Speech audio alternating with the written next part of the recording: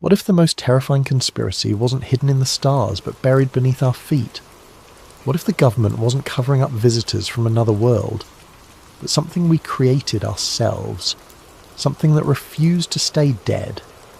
Before we dive into tonight's story, I want to give a thank you to Marker 9410, Jackman and Tyler Bailey, and so many others who suggested this topic. Your ideas keep this channel going, so please keep leaving your suggestions in the comments below. Tonight we're heading to northern New Mexico, to a place where the desert keeps secrets, and where one man's curiosity may have cost him everything. This is the story of the Archuleta Protocol. Part 1. The Forgotten Files. Daniel Reeves had spent 46 years trying to forget Dulce, New Mexico. He'd been largely successful until the morning of March 12, 2025, when the past arrived in his email inbox disguised as a PDF. At 67, Daniel lived alone in a modest ranch house outside Alamogordo, where the desert stretched endlessly, and neighbours were measured in miles rather than feet. Retirement suited him. He'd spent his career as a geotechnical engineer, drilling holes into the earth for the Department of Energy, Los Alamos National Laboratory, and various contractors whose names changed more often than their security clearances. He'd mapped fault lines, assessed geological stability, and kept his mouth shut about things that didn't concern him. The email came from the Veterans History Archive Initiative, a grant program encouraging former military contractors to digitize their old project records for historical preservation. Daniel had applied 6 months earlier, mostly out of boredom. They'd sent him a scanner and simple instructions: catalogue everything, upload what wasn't classified, flag anything that might be. He'd been working through boxes of yellowed documents for weeks: soil composition reports, hand-drawn survey maps, photographs of drilling equipment caked in red desert clay. Most of it was mind-numbingly dull, the kind of technical minutiae that only another engineer could appreciate. But that morning, scanning a stack of Department of Energy environmental cleanup files from a 2025 public records release, his hand stopped moving. The coordinates were unmistakable: 36.9428 degrees north, 106.9931 degrees west. Archuleta Mesa, Dulce, New Mexico. The report was dated February 2025, stamped with multiple agency seals: DOE, Department of Homeland Security, EPA. The language was bureaucratic and vague, designed to bore anyone who bothered reading it. Ground instability due to deep-bore tunneling activities and implementation of biological containment protocols following undisclosed 1979 incident requiring remediation. Daniel read it 3 times, his coffee growing cold in his hand. Biological containment. Archuleta Mesa. He'd been there. He'd been part of whatever this was. Daniel pushed away from his desk and walked to the window. Outside, the morning sun painted the Sacramento mountains in shades of amber and rust. His reflection stared back at him. A lean man with silver hair and sun-weathered skin, eyes still sharp behind wire-rimmed glasses. He looked like someone who'd earned a quiet retirement. He looked like someone who'd successfully buried the past. But memory is a stubborn thing. He returned to his filing cabinets, pulling open drawers he hadn't touched in years. His fingers walked through labelled folders until he found it. A thin accordion file marked LANL, MISC Projects 1978 to 1980. Inside were pay stubs, travel vouchers, equipment requisition forms. But the daily logs from August 1979, the detailed survey notes, the incident reports, the photographs, were gone. He remembered keeping them. He remembered filing them carefully, the way he filed everything. But at some point in some year he couldn't quite recall they'd vanished, or been taken. Daniel sat back down at his computer and opened his blank document.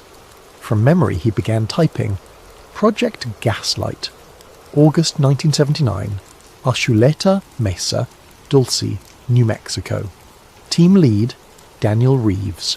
Assignment: Geothermal survey and structural assessment of subsurface cavern system. That was the official story anyway. Part 2. The 1979 operation. The past came back in fragments, sharp and bright against the dark backdrop of forgotten years.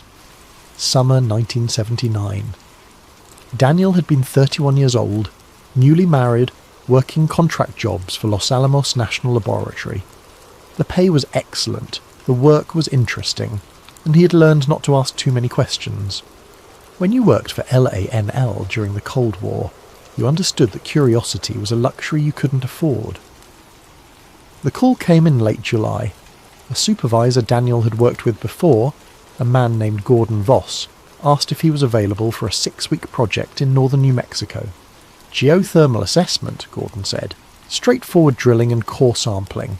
The location was remote, the pay was double his usual rate, and secrecy protocols would apply. Daniel said yes, without hesitation. He arrived in Dulce on August 5th, driving a rental truck loaded with seismic equipment and diamond-tipped drill bits. The town was small, quiet, nestled in high desert country, where the Jicarilla Apache Reservation sprawled across mesas and canyons. Archuleta Mesa rose to the north, a massive table of rock and sparse vegetation that looked like a sleeping giant. The project site wasn't in the town proper. Daniel followed dirt roads for another 40 minutes, past cattle gates and washouts, until he reached a temporary encampment. 3 aluminum trailers, 2 industrial generators, and a drilling rig positioned near the base of the mesa. A chain-link fence had been erected around the perimeter, topped with warning signs about blasting zones and geological testing. Gordon Voss was waiting for him, clipboard in hand, looking exactly as Daniel remembered. Stocky, balding, with the permanent squint of someone who'd spent too many years reading technical specifications in bad light. "Right on time," Gordon said, shaking Daniel's hand.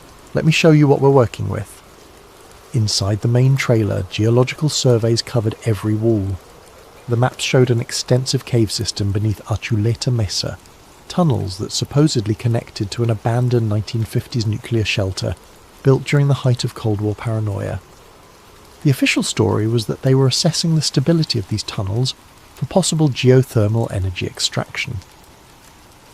Daniel nodded along, examining the depth readings and soil composition reports. Everything looked standard, professional, boring. "Any problems?" Daniel asked. Gordon hesitated just for a second. "We've had some unusual readings. Temperature fluctuations, minor seismic activity that doesn't match known fault patterns. Probably nothing, but we need someone with your experience to make sense of it." They started drilling on August 8th. The first week was routine. They expanded an existing shaft, pulling up core samples of sandstone, limestone and volcanic rock. Daniel supervised the drilling crews, adjusted their angle and depth, monitored seismic sensors placed throughout the cave system. Everything proceeded according to plan. The second week things changed. On August 23rd at approximately 2:47 p.m, the temperature sensors spiked. Daniel was in the trailer reviewing data when the alarm went off, a shrill electronic beep that made everyone jump. He rushed outside to the drill site. The rig had stopped. The crew stood back, staring at the shaft opening. One of them, a kid named Tommy who couldn't have been more than 22, looked pale. "Something's wrong with the drill," Tommy said. "It hit resistance at 340 meters, but it's not rock. I don't know what it is." Daniel climbed onto the rig platform and checked the readouts. The drill bit had stopped advancing, but the motor was still pulling full torque. The temperature sensor attached to the bit read 127 degrees Fahrenheit, which was at least 40 degrees hotter than it should have been at that depth.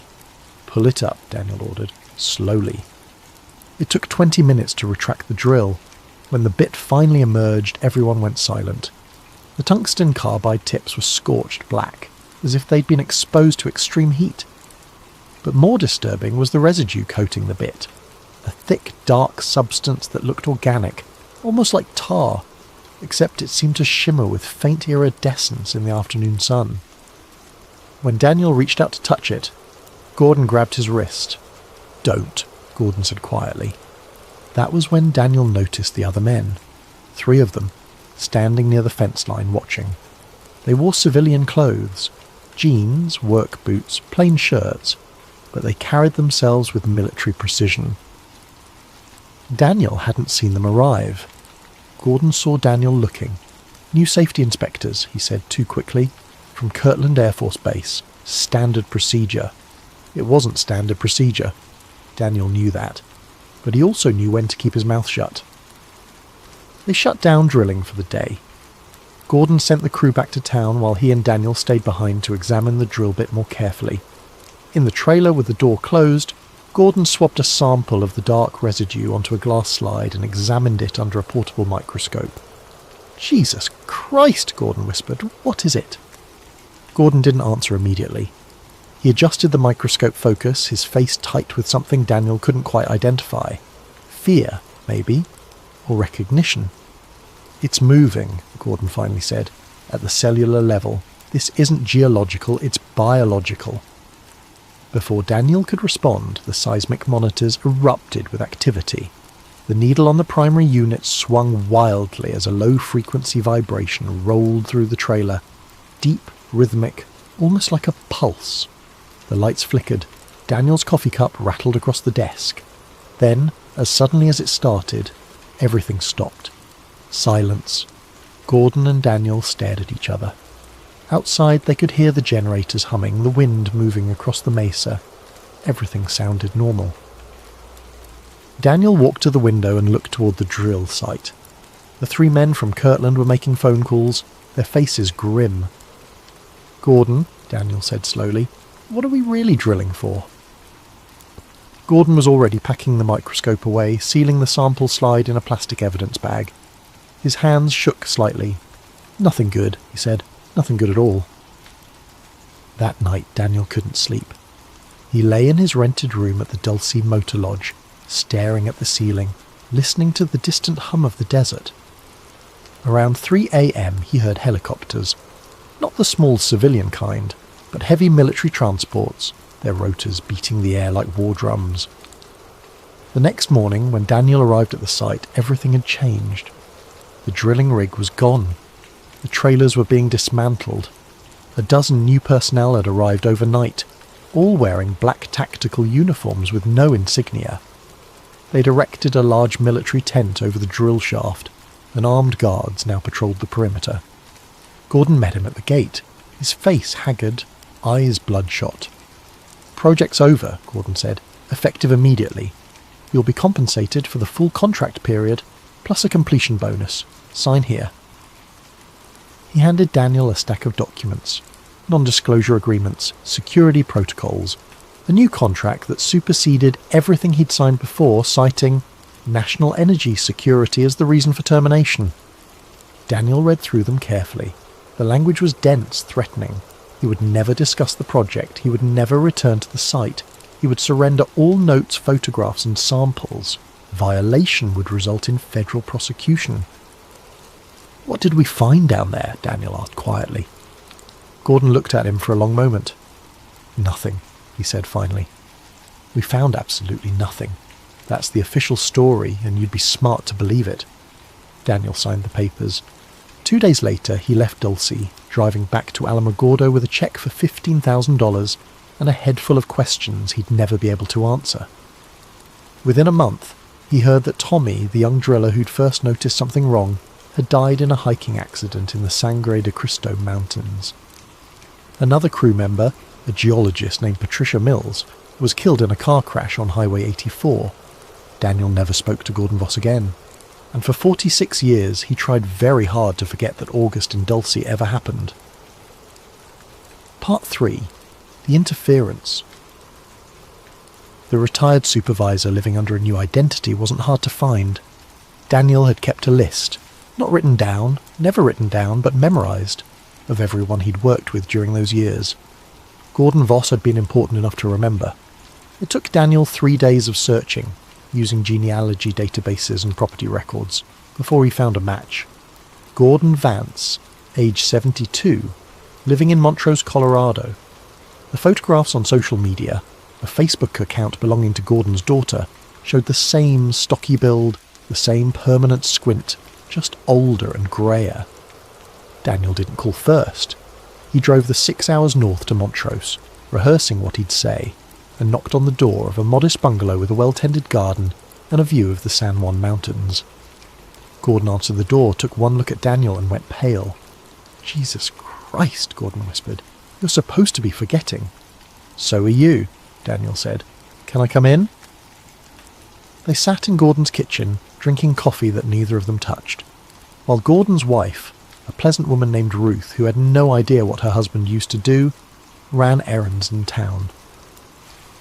The house was quiet, filled with the comfortable clutter of a long retirement, travel photographs, grandchildren's drawings, a half-finished puzzle on the dining room table. "Why now?" Gordon asked finally. "After all these years, why now?"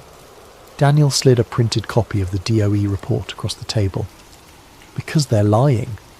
They say it was contained in 1979, but this report mentions ongoing biological containment protocols. Something's still there, Gordon. Something's still active."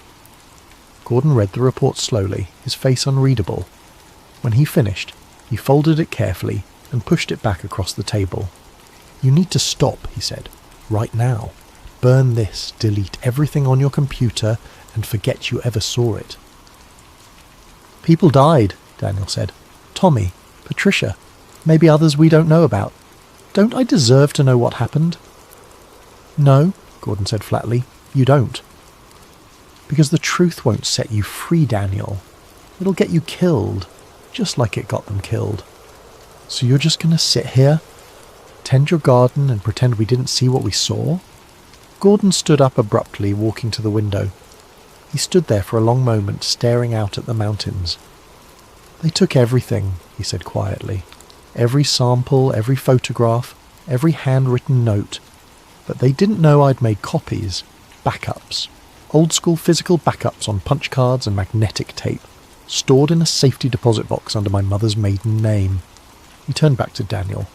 "In 1983 I was diagnosed with a brain tumour, stage 3 glioblastoma.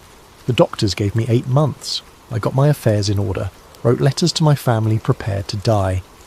Then 3 days before my first chemotherapy session, the tumour disappeared. Completely. The doctors called it spontaneous remission. A miracle. I called it a message." "From who?" "From whoever wanted to make sure I understood the cost of talking." Daniel felt a chill despite the warmth of the kitchen. "You think they did that to you? Gave you cancer and then took it away?" "I think," Gordon said carefully, "that what we found under Archuleta Mesa was technology we don't understand, biology we didn't create, and I think the people protecting it will do absolutely anything to keep it secret." He walked to a drawer, pulled out a plastic keycard and set it on the table. It was old, yellowed with age, with a magnetic stripe on one side, printed across the front in faded letters, MARE 12. "There's an old Los Alamos data server farm outside Santa Fe. Decommissioned in 1992, but the building's still there, still powered, still mirroring archives from the 1970s and 80s. Nobody remembers it exists. This card will get you inside." "Why are you giving this to me?" Gordon sat back down, and for the first time Daniel saw real fear in his old supervisor's eyes. "Because I'm 72 years old, Daniel. I've had 50 years to make peace with my cowardice, but you still have time to be brave, or stupid. I honestly can't tell which." Daniel took the key card. "One more thing," Gordon said as Daniel stood to leave. "When you find out what Mare 12 means, when you see what they were really doing down there, don't try to stop it. Don't try to expose it. Just document it and run. Because whatever's growing under that mesa, it's been there longer than both of us, and it'll be there long after we're gone." Part 4, the official story cracks. The Los Alamos data server facility was exactly where Gordon said it would be. A nondescript concrete building off Highway 502, hidden behind a stand of ponderosa pines, and marked only with a faded sign reading LANL Auxiliary Facility 7. The parking lot was empty, the windows dark. According to public records, the building had been sold to a private data storage company in 1998, which had gone bankrupt in 2003. Since then, it had existed in bureaucratic limbo, owned by the government but forgotten by everyone who mattered. Daniel parked his truck at 11 p.m. on a Thursday, when the highway traffic was minimal and the spring night was cold enough to see his breath.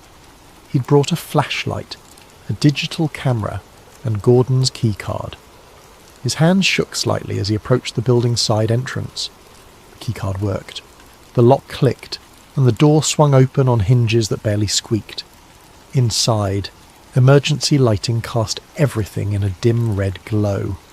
The facility was larger than it looked from outside. A warren of corridors lined with server racks, many of them still humming with power. The air smelled like dust and ozone.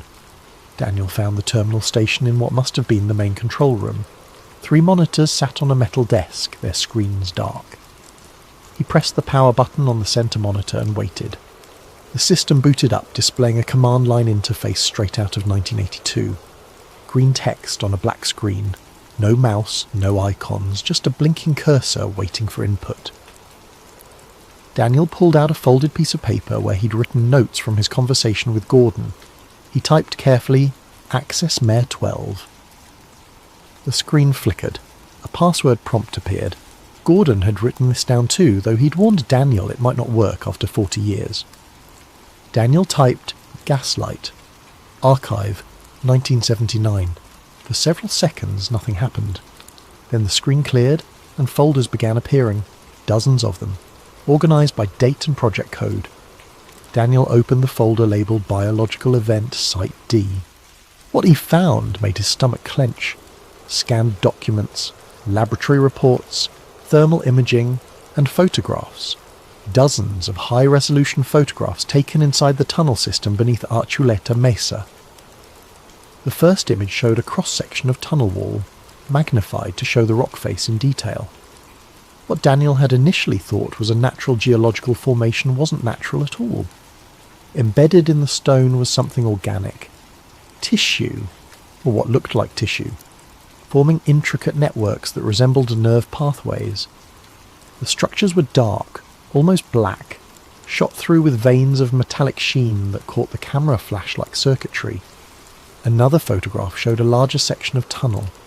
Here the growth was more extensive, covering entire wall sections in sprawling patterns that looked almost deliberate, intentional, as if the material was following some internal blueprint. Daniel scrolled through more images, his sense of unreality growing with each one. Core samples showing biological material fused directly to silicon and metal. Microscope slides revealing cellular structures that seemed to combine organic and inorganic elements. Temperature readings showing localized heat signatures that didn't correspond to any known geological process. Then he found the video file. It was short, less than 3 minutes, and the quality was poor, recorded on what must have been an early digital camera. The footage showed the interior of a tunnel, illuminated by portable work lights. A voice off camera, Daniel thought it might be Gordon's, 40 years younger, provided narration. August 24th, 1979, primary shaft, level 3. We've isolated a section approximately 12 metres into the western branch. You can see the material coating the walls. Initial analysis suggests a form of biofilm, but the structure is far more complex. Notice the metallic striations. Those aren't mineral deposits. They appear to be conducting electrical current. The camera moved closer to the wall. In the harsh light, the tissue-metal hybrid material seemed to pulse faintly, as if responding to the nearby humans. Temperature reading is 112 degrees Fahrenheit, 20 degrees above baseline. The material appears to be generating its own heat. We're also detecting low-frequency electromagnetic emissions. The pattern is unusual. The camera operator zoomed in on a particularly dense cluster of the growth. For just a moment, Daniel thought he saw something beneath the surface. Shapes that might have been cellular structures, or might have been something else, something that looked almost like letters, or numbers, or code. Then the video cut to black. An audio file began playing automatically, a man's voice, official and clipped. Containment breach forecast in 44 years. Recommend implementation of long-term monitoring protocols and preparedness for large-scale quarantine measures. Material demonstrates adaptive properties. Continued growth trajectory suggests surface exposure event by 2023. The file ended. Daniel sat back, his heart pounding. 2023, 2 years ago. He opened another folder, this one labelled Personnel Notes. Inside were psychological evaluations, medical records, security clearance reviews. He found his own file, a single page noting that Daniel Reeves had performed adequately under pressure and posed minimal security risk. But there were other files, thicker ones. Files for people Daniel didn't recognise, marked with red stamps. Compromised, discontinued, neutralised. He was about to close the folder when a new window appeared on the screen, unbidden. Text began scrolling across the display. Unauthorised access detected. Security protocol Mayor 12 activated. This terminal has been logged. Please remain where you are. Daniel didn't remain where he was. He grabbed his camera, ejected the storage device from the terminal and ran. Behind him, he heard the building's security system come alive. Locks engaging, alarms beginning to sound. He hit the exit door at full speed, crashed through into the cold night and sprinted to his truck. He was 3 miles down Highway 502 before he allowed himself to breathe. Part 5. The Descent. Daniel drove straight to Dulce, arriving just after dawn. The town looked exactly as he remembered it. Small, quiet, suspended in time. He checked into the same motor lodge where he'd stayed in 1979, requesting a room in the back where his truck wouldn't be visible from the road. He needed help. He needed someone who wouldn't dismiss what he'd found. Someone with the resources and credibility to investigate further. Someone with nothing to lose. He found that person at the Dulce family restaurant eating breakfast alone at a corner booth. Erin Blevins was 34 years old, a freelance investigative reporter who'd made a name for herself, exposing environmental violations and government corruption throughout the Southwest. Daniel had found her articles online during his drive, pieces about contaminated water supplies near Los Alamos, unexplained increases in cancer rates downwind from White Sands Missile Range, mysterious land purchases by shell corporations linked to defence contractors. She had short dark hair, sharp eyes, and the wary demeanour of someone who had been threatened enough times to take threats seriously. Daniel sat down across from her without asking. "Miss Blevins," he said quietly, "my name is Daniel Reeves, and I have evidence of an ongoing biological contamination event under Archuleta Mesa that the government has been covering up for 46 years. I'm either crazy, or you're about to break the biggest story of your career." To her credit, Erin didn't call security. She studied Daniel for a long moment, then set down her fork. "Show me," she said. They spent the next 2 hours in Daniel's motel room, reviewing everything. The DOE report, Gordon's keycard, the photographs Daniel had taken of the Los Alamos service screen. Daniel told her about 1979, about the drilling operation, about Tommy and Patricia and everyone else who died or disappeared. Erin listened without interrupting, taking notes in a worn leather journal. When Daniel finished, she sat back and exhaled slowly. "I've been tracking unexplained Department of Energy spending in this region for 3 years, she said. Budget line items that don't match any official projects. Equipment purchases that disappear into classified programs. In 2019, Homeland Security authorized construction of what they called a seismic monitoring station, built directly into Archuleta Mesa. The contract went to a private military contractor called Helix Solutions. The project budget was $47 million for a monitoring station." "That's a lot for seismographs," Daniel said. "Exactly. And here's the interesting part. Helix Solutions was founded in 2017 by former DARPA scientists specializing in biotechnology and materials science. Why would a biotech company be building earthquake monitors?" She opened her laptop and showed Daniel satellite imagery of Archuleta Mesa, dated from various years. The most recent, from 2024, showed a cluster of new buildings on the northern slope, white prefab structures arranged in a defensive perimeter, with a large ventilation array visible near the mesa's summit. "I tried to visit last year," Erin continued, "got stopped at a checkpoint 2 miles out. Federal agents, not local police. They were polite but very clear.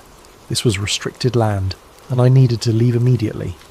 When I filed a Freedom of Information Act request, they sent me a 3-page document that was 90% redacted. Daniel leaned forward. Can you get us in there? Maybe. I still have valid press credentials, and technically the access road is on Jicarilla Apache land, which means tribal law applies. I have a contact who might help. She paused. But if we do this, you understand we're committing multiple federal crimes? I'm 67 years old, Daniel said. I've spent 46 years being careful. I'm tired of being careful. Erin smiled for the first time. Good. Let me make some calls. The contact was a Jicarilla Apache rancher named Joseph Quintana, a man in his late 50s with weathered hands and eyes that missed nothing. He met them that evening at his ranch, 10 miles southwest of town, where the mesa rose against the darkening sky like a monument to secrets. My grandfather worked on the original shelter project in the 1950s, Joseph said, pouring coffee in his kitchen. He never talked about what he saw down there, but he warned us to stay away from the mesa. Said the earth underneath wasn't right, wasn't clean. Have you noticed anything unusual? Erin asked. Recently, I mean. Joseph nodded. Helicopters, 2-3 times a week, flying in after midnight, heavy transports military grade, and the cattle. He walked to the window, gesturing toward his pastures. I've lost 23 head in the last 4 years. Found them in the morning, just lying dead in the field. No wounds, no signs of predators, but they were different, drained, like something had taken all the water out of them. The vet couldn't explain it. Said maybe it was a virus, but he'd never seen anything like it. And the ground hums, Daniel said, remembering what he'd read online.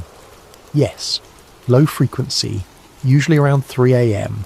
It stops during electrical blackouts, which doesn't make sense if it's geological. Something powered is making that sound. Something big. Joseph agreed to show them the access road that night. They drove in his truck, lights off, navigating by moonlight along dirt roads that wound through pinyon forest and high desert scrub. Eventually, they reached a ridge overlooking the northern approach to the mesa. Below them, Daniel could see the facility, a cluster of illuminated buildings surrounded by chain-link fence topped with razor wire. Guard towers, patrol vehicles. What Erin had called a seismic monitoring station looked more like a military forward operating base. There's a service entrance on the east side, Joseph said, handing Erin a hand-drawn map. Old access tunnel from the 1950s shelter project. Most people don't know it exists, but it's still passable. The gate has a keypad lock, 0726. They haven't changed it in 20 years because they think nobody knows about it. Why are you helping us? Daniel asked. Joseph was quiet for a moment. Because my grandson is sick. Leukemia. He's 8 years old. 3 other children in Dulce have the same diagnosis, all in the last 2 years. The government says it's coincidence. I think it's poison. I think something is leaking out of that mesa, and they know it, and they're letting it happen anyway. He looked at Daniel directly. So you go down there, and you find out what they're hiding, and then you tell everyone. You make sure the whole world knows. Part 6. The Erasure. They went in at 2 a.m. when the guard rotations changed and the night was darkest. Erin drove, her car a nondescript sedan that wouldn't draw attention. Daniel navigated using Joseph's map and his own memories of the terrain from 46 years ago. The service entrance was exactly where Joseph had indicated. A rusted metal door built into the mesa's rock face, camouflaged by scrub brush and decades of neglect. The keypad was ancient, its numbers worn smooth by weather and time. Daniel entered the code, 0-7-2-6. The lock clicked. Inside, the tunnel smelled like damp earth and electricity. They used headlamps to navigate, following a descending passageway that had been carved through solid rock. The walls showed tool marks from the 1950s, pickaxes and jackhammers, long before modern excavation equipment. Every 50 feet, bare bulbs hung from the ceiling, providing minimal light. After 10 minutes of walking, they reached a newer section. The rough-hewn tunnel gave way to smooth concrete walls, fluorescent lighting, and steel doors marked with modern security placards. "This is recent construction," Erin whispered. "Within the last few years." They passed through 2 more security doors, both unlocked. either through negligence or because the facility staff didn't expect anyone to use this entrance. Eventually they found what they were looking for. A freight elevator with a control panel showing buttons for levels descending far deeper than any geological survey should require. Sub-level 1, sub-level 2, sub-level 3, down to sub-level 12. Mare 12, Daniel said quietly. They descended. The elevator took nearly 3 minutes to reach the bottom, the cables creaking and groaning. When the doors finally opened, they stepped out into a world that shouldn't exist. The chamber was enormous, easily the size of an aircraft hangar carved from living rock. But the walls weren't bare stone anymore. They were covered, floor to ceiling, with the same material Daniel had seen in those 1979 photographs, organic tissue fused with metal, spreading in vast networks that pulsed with faint bioluminescence. Blues and greens and deep purples, like deep-sea creatures adapted to permanent darkness. The material was everywhere, growing across the walls, the ceiling, the floor. In some places it had formed thick cables that resembled nerve bundles or power conduits, impossible to tell which. The air was warm, humid, and smelled faintly of copper, and something else Daniel couldn't identify. Something organic. "My God," Erin breathed. They walked carefully across the chamber, following what looked like a maintenance corridor. Abandoned equipment lay scattered around, drilling rigs, excavation tools, scientific instruments, all of them partially consumed by the growth. In places, the metal had fused directly to the biological material, creating hybrid structures that seemed both technological and alive. Daniel touched one of the wall growth gently. It was warm, and it responded to his touch, brightening slightly, as if acknowledging his presence. "It's aware," he whispered. They found the maintenance bay in a side chamber, a sealed room with thick plastic sheeting hanging in strips across the entrance. A faded hazard placard hung on the door, property of United States Air Force. Project Mare 12, Biotech Containment Zone, authorized personnel only. Inside, the room had been converted into a laboratory, or perhaps a morgue. Stainless steel tables, medical equipment, containment pods lined against the far wall, each one approximately the size of a human being. Most of the pods were empty, but one, in the corner, was not. Daniel approached slowly, his heart hammering. Through the transparent upper section of the pod, he could see what was inside. It had been human once, perhaps in 1979, perhaps earlier. Now it was something else, a body that had been partially transformed, consumed, integrated into the same material that covered the walls, bones visible through translucent tissue, metallic structures growing through the skeleton like circuit boards through flesh. The face was still recognizable, preserved in a rictus of frozen agony or ecstasy. Impossible to tell which. The eyes were open, and they were watching. "Jesus Christ," Erin said. She'd raised her phone, recording video. "Daniel, this is what we found in 1979, Daniel finished. This is what they've been protecting. Not alien technology, not foreign weapons. US, our own creation. Synthetic biology that learned to think, to grow, to consume." He moved to another table where documents lay in plastic sleeves, research notes, experimental protocols. He scanned them quickly, his engineering background making sense of the technical language. Project Mare 12 had begun in 1967, according to the dates on the earliest documents. A joint venture between DARPA and the Air Force, attempting to create self-repairing materials for deep space construction. Biological compounds that could survive extreme environments, grow and adapt without human intervention, merge with existing structures to create hybrid systems stronger than anything humanity could engineer alone. The experiments had been conducted here in secret, in tunnels that already existed beneath Archuleta Mesa. And they had worked.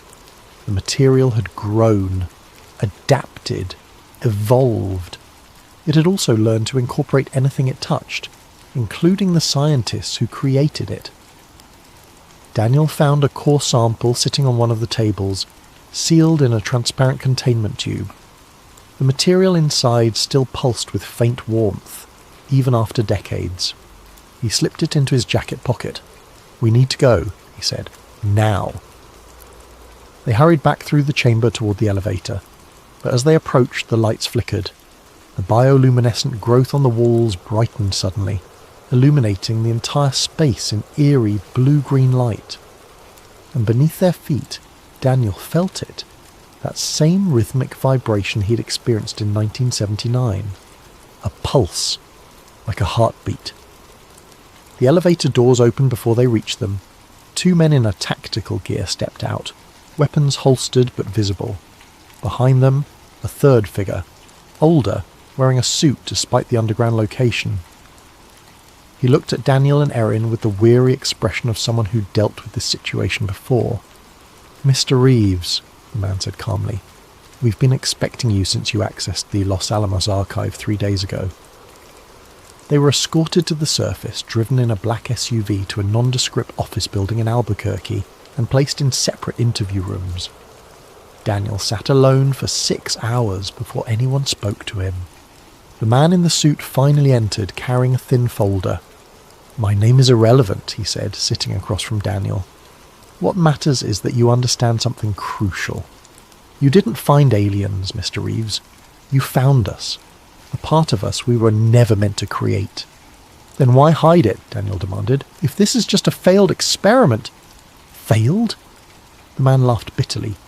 "Mare 12 is the most successful experiment in human history. That material down there is smarter than we are. It's been growing, learning, evolving for 50 years. It understands physics we haven't discovered yet. It's rewriting its own genetic code. It's dreaming, Mr. Reeves, and we have no idea what it's dreaming about." He opened the folder, showing Daniel satellite thermal images of Archuleta Mesa. The entire underground system glowed with heat signatures forming patterns too complex to be random. "We can't stop it. We can only slow it down, contain it, study it. Because one day, maybe in 10 years, maybe in 50, it's going to reach the surface. And when it does, it will change everything. The question isn't whether humanity survives. It's whether we deserve to." The man stood. "You'll be released in 48 hours with no record of this conversation. Your friend Miss Blevins has already been released. Her footage was corrupted during the upload. A tragic technical failure. You're both free to live your lives. We recommend you do so quietly." Daniel was driven back to Dulce 2 days later and dropped at his truck. Erin was gone. Her phone went straight to voicemail. Her social media accounts went dark. Her apartment in Santa Fe was empty, lease terminated. 1 month later, a sealed envelope arrived at Daniel's house with no return address. Inside was a single printed photograph, a frame from Erin's deleted footage. It showed the containment pod clearly, the hybrid human thing suspended inside. But this version of the image was closer, more detailed. And in the reflection of the pod's transparent surface, visible in perfect clarity, was another figure, standing behind the pod, watching the camera, watching Daniel and Erin. It was vaguely humanoid, but wrong in ways Daniel's brain struggled to process. Tall and thin, with too many joints. Its surface seemed to shift between organic tissue and metallic structure, never settling on either. And its eyes, if they were eyes, glowed with the same bioluminescent blue-green as the walls.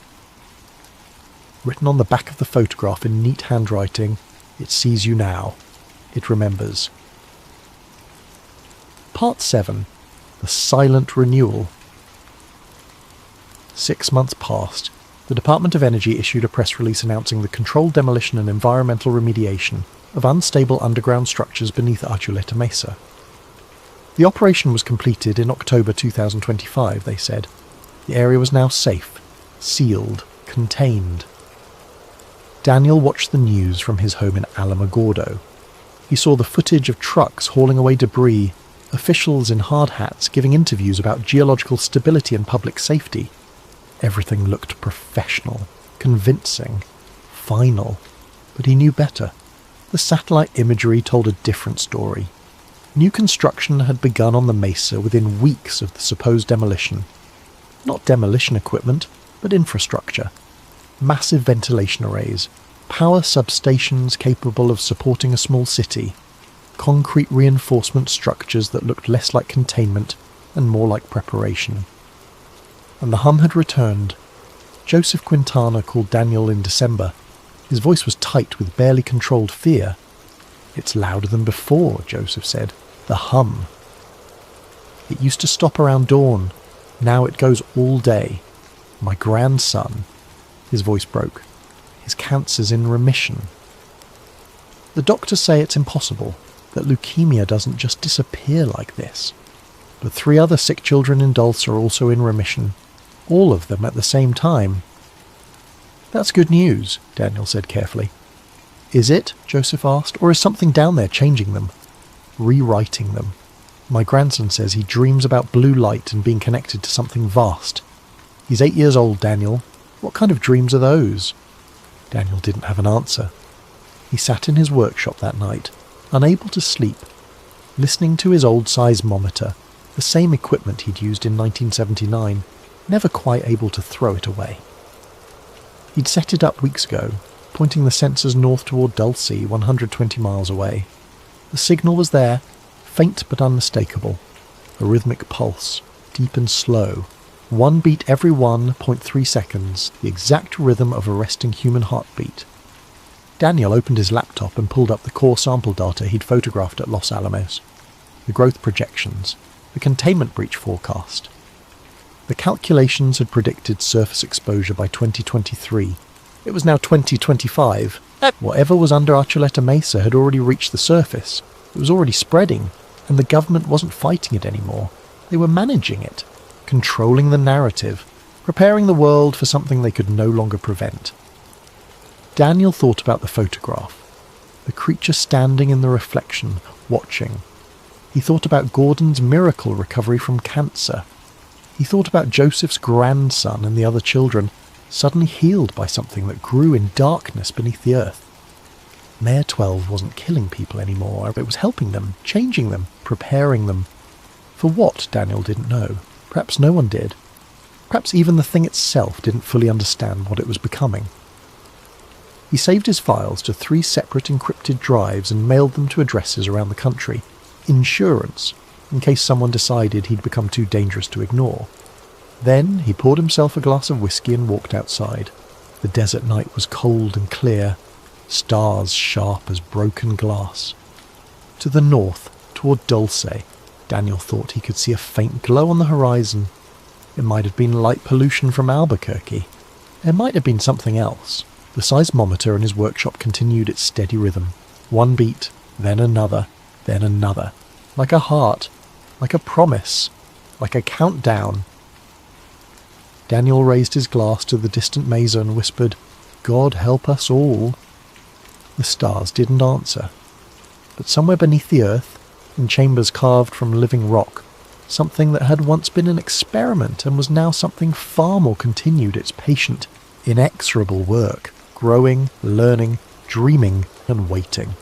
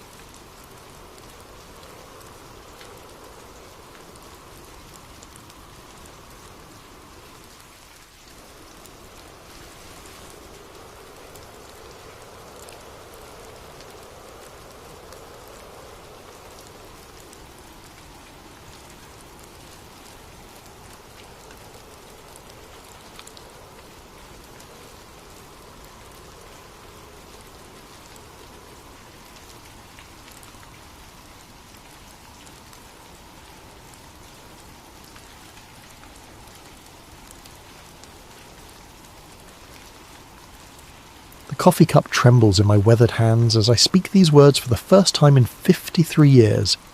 My name is Detective Raymond Kowalski, retired SFPD, and I'm dying. The doctors give me 3 months, maybe 4 if I'm lucky.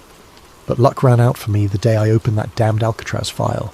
They said Frank Morris and the Anglin brothers drowned in the frigid waters of San Francisco Bay on June 11th, 1962. The FBI closed the case. The warden slept easy. America's most infamous prison maintained its perfect record. But I found things I was never meant to see. Things that made me understand why some truths are buried deeper than bodies. This is my confession. Not of crimes I committed, but of the crime I witnessed. The systematic erasure of 3 men who may have pulled off the impossible, only to disappear into something far worse than death. If you're listening to this recording, it means I'm gone, and maybe, just maybe, the truth can finally surface from the depths where it's been drowning all these years. It was October 1968 when Lieutenant Carson dropped the manila folder on my desk like it was radioactive. 6 years had passed since the escape, and the case was supposedly closed, filed away with all the other solved mysteries that kept the bureaucrats sleeping soundly. "Formality, Kowalski," Carson said, not meeting my eyes. "Washington wants a final review of the Alcatraz evidence. Dot the I's, cross the T's, confirm what we already know. They're fish food at the bottom of the bay." I should have known something was wrong by the way he said it. Carson was a straight shooter, the kind of cop who looked you in the eye when he talked. But that day, he stared at the wall behind me like the words might crawl off it and bite him. The file was thinner than I expected for the most famous prison break in American history. Basic escape details, witness statements from guards, the makeshift raft materials found on Angel Island. Nothing I hadn't read in the newspapers. Too clean, too neat. "Why me?" I asked. Carson finally looked at me then, and I saw something in his eyes I'd never seen before. Fear. "Because you're thorough, maybe too thorough. They want this done right." He left me with those cryptic words and a growing certainty that this formality was anything but routine. I started with the obvious inconsistencies. The first was a car theft report from Marina District, filed 3 days after the escape. A 1959 Chevrolet, stolen from outside a boarding house. The owner, Mrs. Eleanor Hutchins, told police she saw 3 men walking away from the vehicle, heading toward the waterfront. When she called out to them, one turned and tipped his hat. "Polite as you please." "They had manners," she told the responding officer. "Real gentlemen. You don't expect that from criminals." The report was buried on page 47 of miscellaneous incident files. No follow-up, no investigation, no mention in the official Alcatraz case summary. Then there was the paddle, a crude wooden oar carved from driftwood, found by a fisherman near Richmond Bridge, 20 miles upriver from where the currents should have carried any debris. The fisherman, Miguel Santos, reported it to park rangers, who logged it as miscellaneous beach debris. No connection made to the escape, despite the timing and craftsmanship that clearly showed prison workshop techniques. But it was the witness statement that made my blood run cold. A night security guard at Fisherman's Wharf reported seeing 3 men in work clothes boarding a small fishing boat around 4 a.m. on June 12th. One of them had distinctive ears, prominent, almost pointed, just like John Anglin's mugshot description. The guard's statement was taken, filed, and apparently forgotten. When I tried to interview him, I learned he'd quit his job 2 weeks after the incident and moved back to Oregon. No forwarding address. "Don't dig too deep on this one, Ray," Carson warned me when I briefed him on my preliminary findings. "Some stones are better left unturned." That's when I knew I was onto something bigger than a prison break. The Anglin family farm in Ruskin, Florida felt like stepping into a different century. Spanish moss hung from ancient oaks, and the humid air carried the scent of orange blossoms and old secrets. Robert Anglin, the surviving brother, met me on the front porch with the wary eyes of a man who'd been expecting bad news for 6 years. "Federal agents been by here 4 times, he said without preamble, each time asking the same questions, getting the same answers. "My brother's drowned. That's what you want to hear, ain't it?" But his wife, Marie, had different ideas. After Robert went to tend the cattle, she pulled me aside in her kitchen, glancing nervously at the windows. "Christmas cards," she whispered. her voice barely audible above the ticking grandfather clock. Every year since '63, no return address, just signed J&C in handwriting that looks mighty familiar. She showed me a shoebox filled with holiday cards, generic drugstore variety, postmarked from different cities: San Francisco, Los Angeles, Phoenix, Mexico City. The handwriting was careful, disguised, but there were telltale loops and slants that matched samples I'd obtained from the prison records. "Why haven't you told the FBI?" I asked. Marie's laugh was bitter. "You think we haven't tried? First agent said they were hoaxes. Second one confiscated them as evidence. Third one threatened to charge us with obstruction if we kept spreading false hope. These here are copies I made before they took the originals." Photographs came out next. 3 pictures, slightly blurry, showing 2 men in work shirts standing outside what appeared to be a South American cantina. The faces were partially obscured by shadows and hat brims, but the bone structure, the posture, the way one man favoured his left leg, it all matched the Anglin brothers' physical profiles. Woman from church. Her daughter married a missionary, sent these from Brazil in '65, Marie explained. Said these 2 Americans worked construction jobs, paid cash, kept to themselves, spoke English with Florida accents. I studied the photos with a magnifying glass. The man on the left had a distinctive scar on his forearm, a scar I remembered from Clarence Anglin's prison medical records, sustained in a workshop accident at Atlanta Federal Penitentiary. "FBI says they're look-alikes," Marie continued. "Coincidence, but a mother knows her son's detective. Even in shadows, even across oceans, those are my boys." The fear in her eyes wasn't the fear of grief or false hope. It was the fear of someone who knew more than she was saying, someone who'd been warned to keep quiet. As I left the farm that evening, I noticed a dark sedan parked down the country road, 2 figures visible in the front seats. When I drove past, they turned away, but not before I caught a glimpse of federal license plates. The Anglins were being watched. After 6 years, the dead men's family was still under surveillance. That night in my motel room, I spread out everything I'd gathered so far. The car theft, the paddle, the witness statements, the cards and photographs. Individually, they could be dismissed as coincidence or wishful thinking. Together, they painted a picture that made my hands shake as I wrote my preliminary report. Frank Morris and the Anglin brothers hadn't drowned in San Francisco Bay. They'd made it to shore, stolen transportation, and somehow managed to disappear into the wind. The question that kept me awake until dawn wasn't whether they'd survived the escape. It was why the government was so determined to pretend they hadn't. The National Archives building in Washington, D.C. has the kind of institutional grandeur designed to make visitors feel small and insignificant. As I walked through its marble corridors in November 1968, carrying my credentials and a growing list of questions, I felt exactly as intended. The records clerk, a thin man with wire-rimmed glasses and the pallor of someone who spent his days in basement filing rooms, greeted my request with practiced bureaucratic indifference. "Alcatraz escape files? Let me check the catalogue." He disappeared into the labyrinthine storage system, returning 20 minutes later with a puzzled frown. "That's odd. The primary files show as transferred to federal custody in 1964, no longer available for review." "Transferred where?" "Doesn't say. Just lists the authorization code. Project Paperclip Archive classified." Project Paperclip. Even a street cop from San Francisco knew that designation. The program that brought Nazi scientists to America after World War II. Why would an escape case be filed under intelligence classifications? What about the secondary files, witness statements, evidence logs? Another search, another apologetic shrug. Also transferred, same authorization. I spent 3 days in Washington, following leads that turned to smoke and asking questions that generated only nervous silence. At FBI headquarters, my request for case consultation was politely denied. At the Bureau of Prisons, I was told the relevant personnel were unavailable for comment. Even my police credentials and Lieutenant Carson's authorization letters seemed to carry no weight. It was Agent Patricia Hendricks, a bureau analyst I'd worked with on a previous case, who finally gave me the truth over drinks in a Georgetown bar. She waited until we were alone, until the other patrons had cleared out, until even the bartender was busy with inventory in the back room. "Ray, you need to drop this," she said quietly, her usual professional demeanour replaced by genuine concern. "The Alcatraz case isn't cold. It's radioactive." "What does that mean?" Patricia glanced around the empty bar before continuing.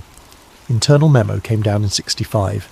Any agent pursuing Alcatraz leads beyond the official drowning conclusion would be transferred to Alaska or worse. 3 agents have been quietly reassigned since then. Good agents, career agents, all because they asked too many questions about 3 supposedly dead men. Why? If they drowned like the report says, what's the threat? Her laugh was hollow. That's the million-dollar question, isn't it? All I know is that certain people in very high places want Frank Morris and the Anglin brothers to stay dead, and they're willing to destroy careers to keep it that way. She slid an envelope across the table. "I couldn't get you the files, but I managed to copy some of the index pages before they were sealed. Names, dates, reference numbers. Maybe you can piece together what we're not supposed to know." The documents were fragmentary, frustratingly incomplete, but they told a story that made my blood run cold. Cross-references to CIA front companies, mentions of asset recovery protocol, transfer authorization signed by officials whose names I recognised from the intelligence community. Most disturbing was a memo dated July 1962, just 1 month after the escape. "Subjects may possess operational value. Recommend immediate field assessment rather than standard fugitive protocols." Operational value, not the language you'd use for bank robbers and car thieves. That night, in my Washington hotel room, I called Lieutenant Carson to report my findings. The conversation was brief and cryptic. "Ray, you need to come home. Now. I've got leads here, Lieutenant.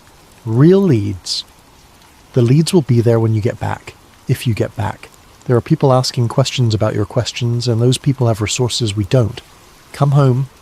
The line went dead. I packed quickly, checking the hallway twice before leaving my room.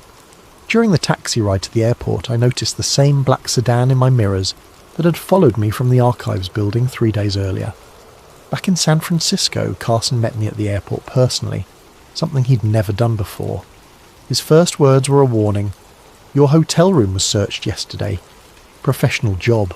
Nothing taken, nothing damaged, but they wanted you to know they'd been there." As we drove through the city, he filled me in on developments from my end. Miguel Santos, the fisherman who found the paddle, died in a car accident outside Portland last week. Single vehicle collision on a straight road, clear weather, and Mrs. Hutchins, the lady who saw the car theft, moved to Phoenix, left no forwarding address. Her old neighbours say federal agents visited her the day before she left. The pattern was becoming clear. Anyone connected to evidence contradicting the official narrative was disappearing, voluntarily or otherwise. The Alcatraz case wasn't just closed, it was being actively suppressed by people with resources and authority I couldn't match. "What do I do, Lieutenant?" Carson pulled over and turned to face me. In 30 years of police work, I'd never seen him look so serious. "You write a report confirming the drowning theory. You file it properly. You forget everything you've learned, and you pray that's enough to keep you breathing." But I couldn't forget. The faces in those photographs. The fear in Mary Anglin's eyes. The systematic elimination of evidence and witnesses.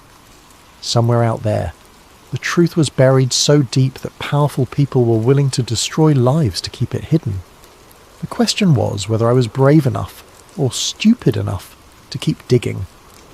Tony the Fish Marconi wasn't the kind of informant you'd find in a police procedural manual. A small-time smuggler with ties to both San Francisco's waterfront and various federal agencies that preferred not to be named, Tony survived by knowing when to talk and when to disappear. When he agreed to meet me at a dive bar in North Beach, I knew the information would be worth the risk. "You're playing with fire, detective," he said, stirring his whiskey with a nicotine-stained finger. "The Alcatraz thing? That ain't just a prison break, that's connected to some heavy government business." "What kind of business?" Tony glanced around the dim bar, noting the exits, the other patrons, the bartender's attention. Old habits from a life lived in the shadows. "You ever hear of something called the Prometheus Group?" I shook my head. "Private contractors, black budget operations, the kind of people who make problems disappear for Uncle Sam. Word on the street is they were running recruitment out of the Bay Area in the early 60s. looking for specific types, intelligent, adaptable, morally flexible, men who'd already proven they could operate outside the law. The implications hit me like a physical blow. You're saying Morris and the Anglins were recruited? I'm saying Morris had an IQ of 133 and a talent for planning that impressed even the prison psychologists. The Anglin brothers were mechanical geniuses who could improvise solutions from scrap metal and determination. During the Cold War, those were valuable skills. Tony drained his whiskey and signalled for another. Think about it. 3 men plan the perfect escape from America's most secure prison. They disappear without a trace, despite the biggest manhunt in federal history. Either they're criminal masterminds beyond anything we've seen, or they had help. Professional help. What kind of help? The kind that comes with new identities, transportation, and assignments in places where questions aren't asked. South America was crawling with intelligence operations in the 60s. Cuba, Chile, Brazil, all potential flashpoints that needed experienced operators who couldn't be traced back to Washington. The theory was insane, but it explained the evidence I'd uncovered. The systematic suppression of information, the classified file transfers, the fear I'd encountered at every level of government. If the Alcatraz escape had been a recruitment operation disguised as a prison break, then admitting the men survived would expose a covert program that violated everything America claimed to stand for. There's another possibility, Tony continued, his voice dropping to barely above a whisper. Maybe they weren't recruited. Maybe they stumbled onto something they weren't supposed to see. Such as... Alcatraz was more than a prison detective. It was a research facility, mind control experiments, interrogation techniques, pharmaceutical trials, the kind of work that required subjects who couldn't complain to their congressman. What if Morris and the Anglins saw something during their time there? What if their escape wasn't about freedom, it was about exposure? My mind reeled with the implications. If the escapees had witnessed classified experiments, their capture wouldn't result in a return to prison. It would result in permanent silence. I've heard whispers, Tony continued. Black sites in Nevada, facilities that don't appear on any government maps, places where inconvenient people go to be forgotten, the kind of places where 3 escaped prisoners might end up if they knew too much. He finished his second whiskey and stood to leave. One more thing, Detective. You know why they call it the Prometheus Group? I shook my head. Prometheus stole fire from the gods and gave it to humanity. The gods punished him by chaining him to a rock where eagles ate his liver for eternity. Some gifts come with a price that never stops being paid. After Tony left, I sat in that dim bar for another hour, trying to process what he'd told me. 3 theories, each more disturbing than the last. Theory 1. Cold War recruitment. The escape was facilitated by intelligence agencies looking for deniable assets. Morris and the Anglins were extracted, given new identities, and deployed to international hotspots where their criminal skills could serve national interests. Theory 2. Witness protection in reverse. The men had seen classified activities at Alcatraz and escaped to avoid being silenced. Their continued existence threatened to expose government programs that officially didn't exist. Theory 3. The darkest possibility. They were captured alive after the escape and disappeared into the black site system, spending the rest of their lives as test subjects or interrogation practice for intelligence agencies that viewed them as expendable assets. Each theory explained the evidence I'd gathered. Each theory justified the extreme measures taken to suppress the truth. And each theory meant that Frank Morris and the Anglin brothers faced something far worse than drowning in San Francisco Bay. They faced erasure from history itself. 6 months later, against direct orders from Lieutenant Carson and my own better judgment, I found myself on a flight to Rio de Janeiro.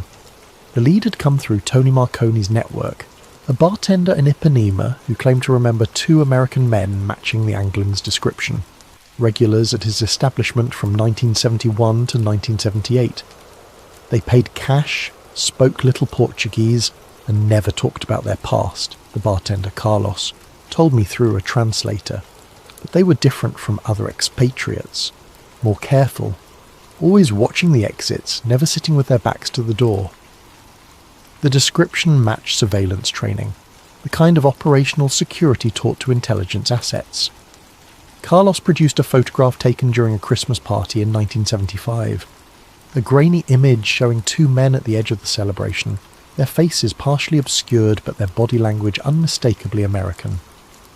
My hands trembled as I studied the picture.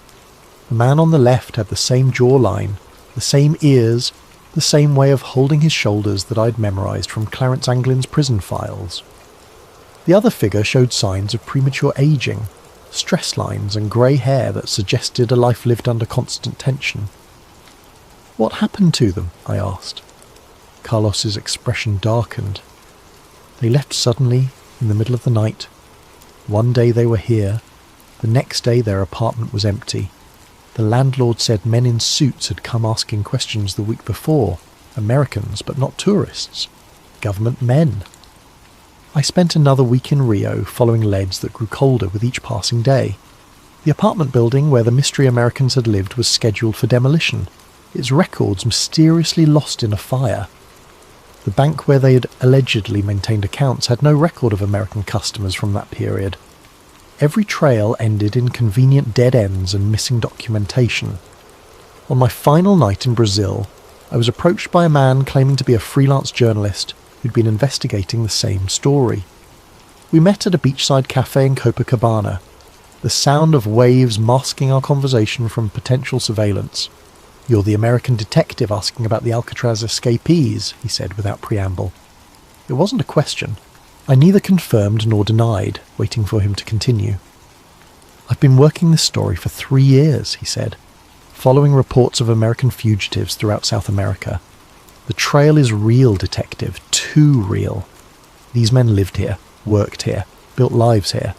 But every time I get close to proof, the sources disappear, witnesses relocate, documents vanish.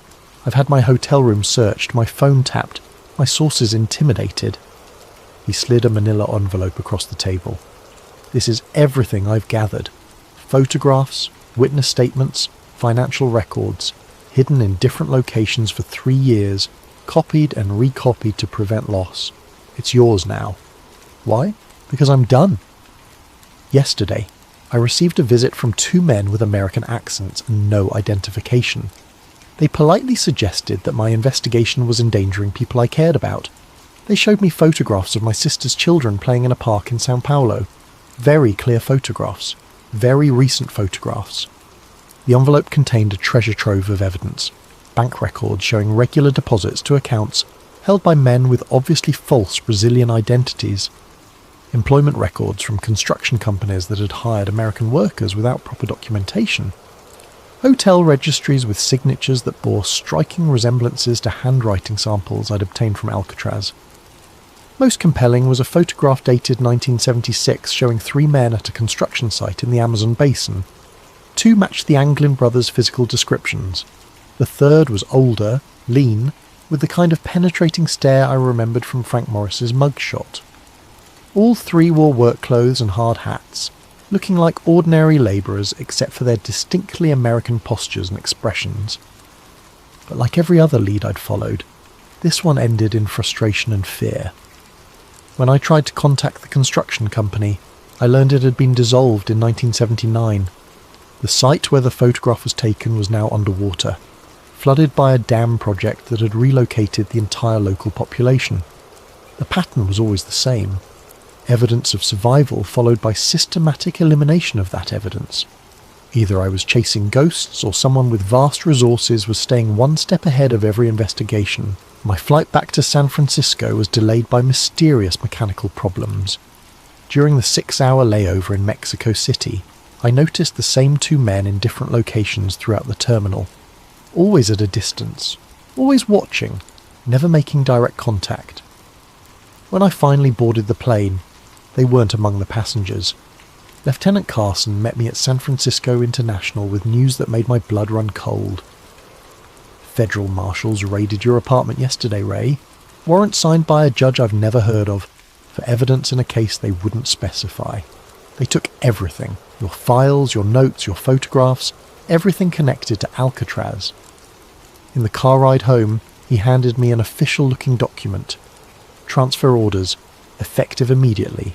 You're being reassigned to the robbery division. Your Alcatraz investigation is officially terminated. On whose authority?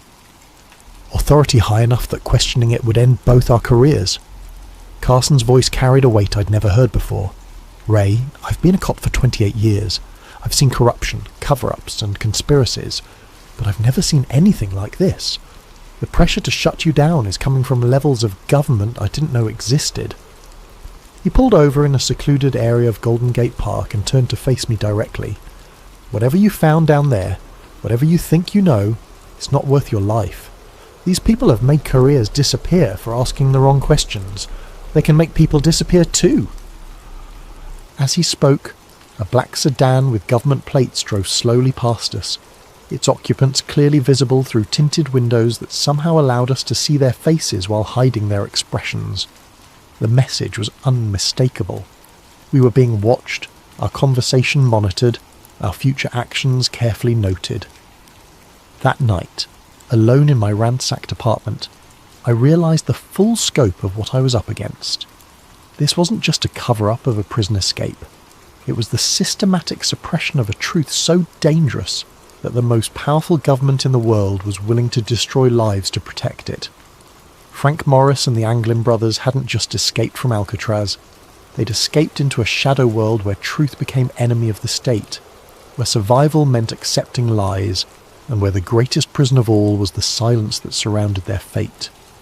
But silence, I was beginning to understand, has its own way of speaking to those willing to listen. 25 years passed like pages torn from a calendar and scattered by the wind.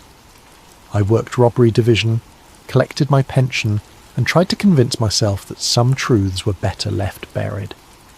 The Alcatraz case became a ghost that haunted my dreams, 3 faces staring at me from the depths of San Francisco Bay, asking why I'd abandoned the search for their story.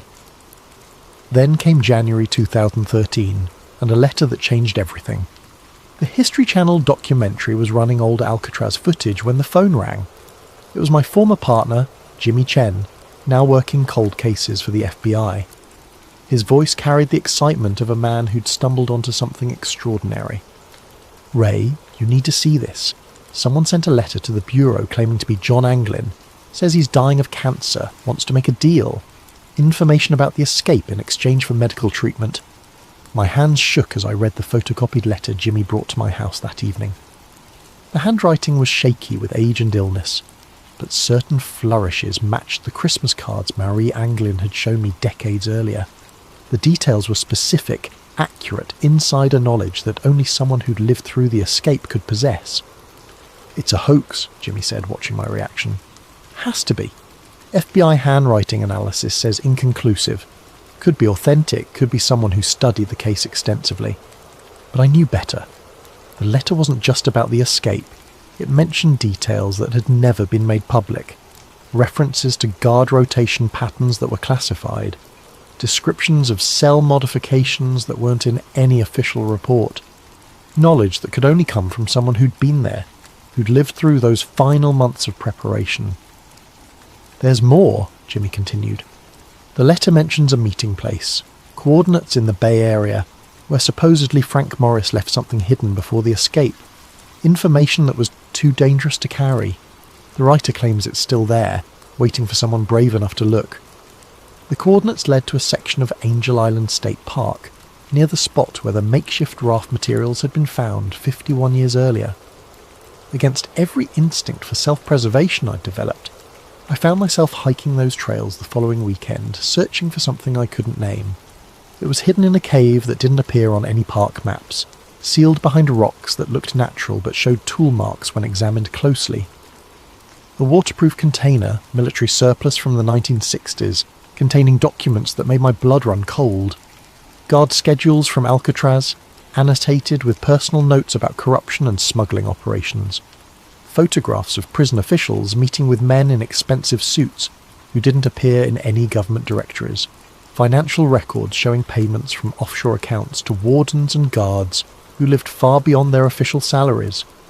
Most damning was a handwritten journal in Frank Morris's distinctive script, documenting what he'd witnessed during his time at Alcatraz.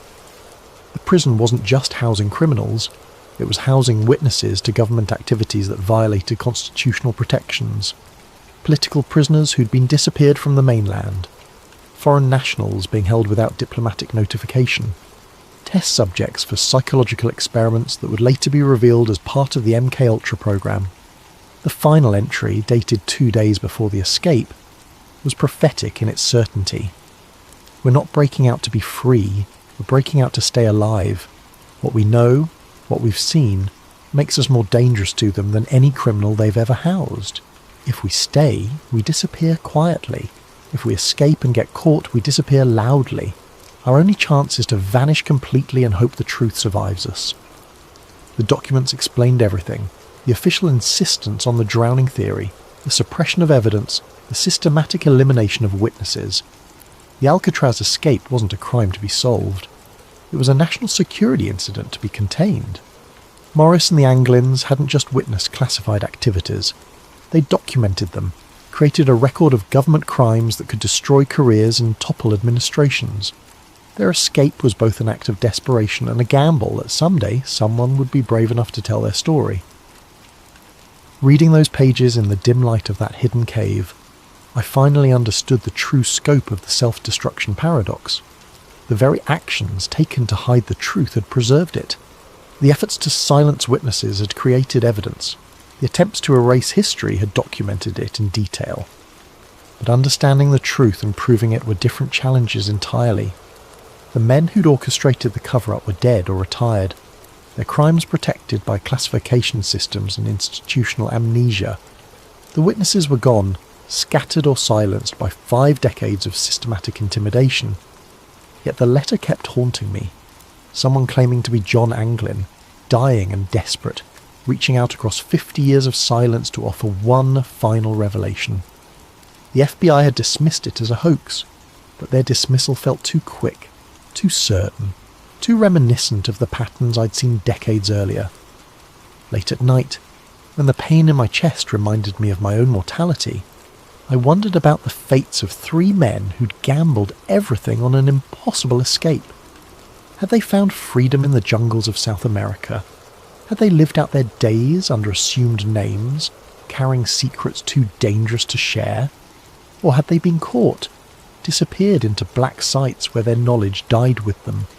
The letter writer claimed John Anglin had survived into the 21st century, living with the weight of knowledge that could never be shared, watching as history branded him a criminal, while the real criminals wore badges and held office. If true, it was a torture more cruel than any prison cell, to know the truth and be unable to speak it, to carry justice in your heart while injustice wore your name. I kept the documents for 6 months before making my decision. They couldn't stay hidden. Too many people had died to protect these secrets, and too many others deserved to know the truth. But releasing them publicly would accomplish nothing except getting me killed and the evidence destroyed. Instead, I chose a different path. I copied everything, hid the copies in locations scattered across the country, and left instructions for their release upon my death. If the government wanted to suppress the truth, they'd have to do it posthumously, when I could no longer be intimidated or eliminated. The original documents I returned to their hiding place on Angel Island, along with my own written account of the investigation. Future generations might find them, might understand what they represented, might finally give Frank Morris and the Anglin brothers the justice they'd been denied for over half a century. But justice, I was learning, was a luxury the living could rarely afford.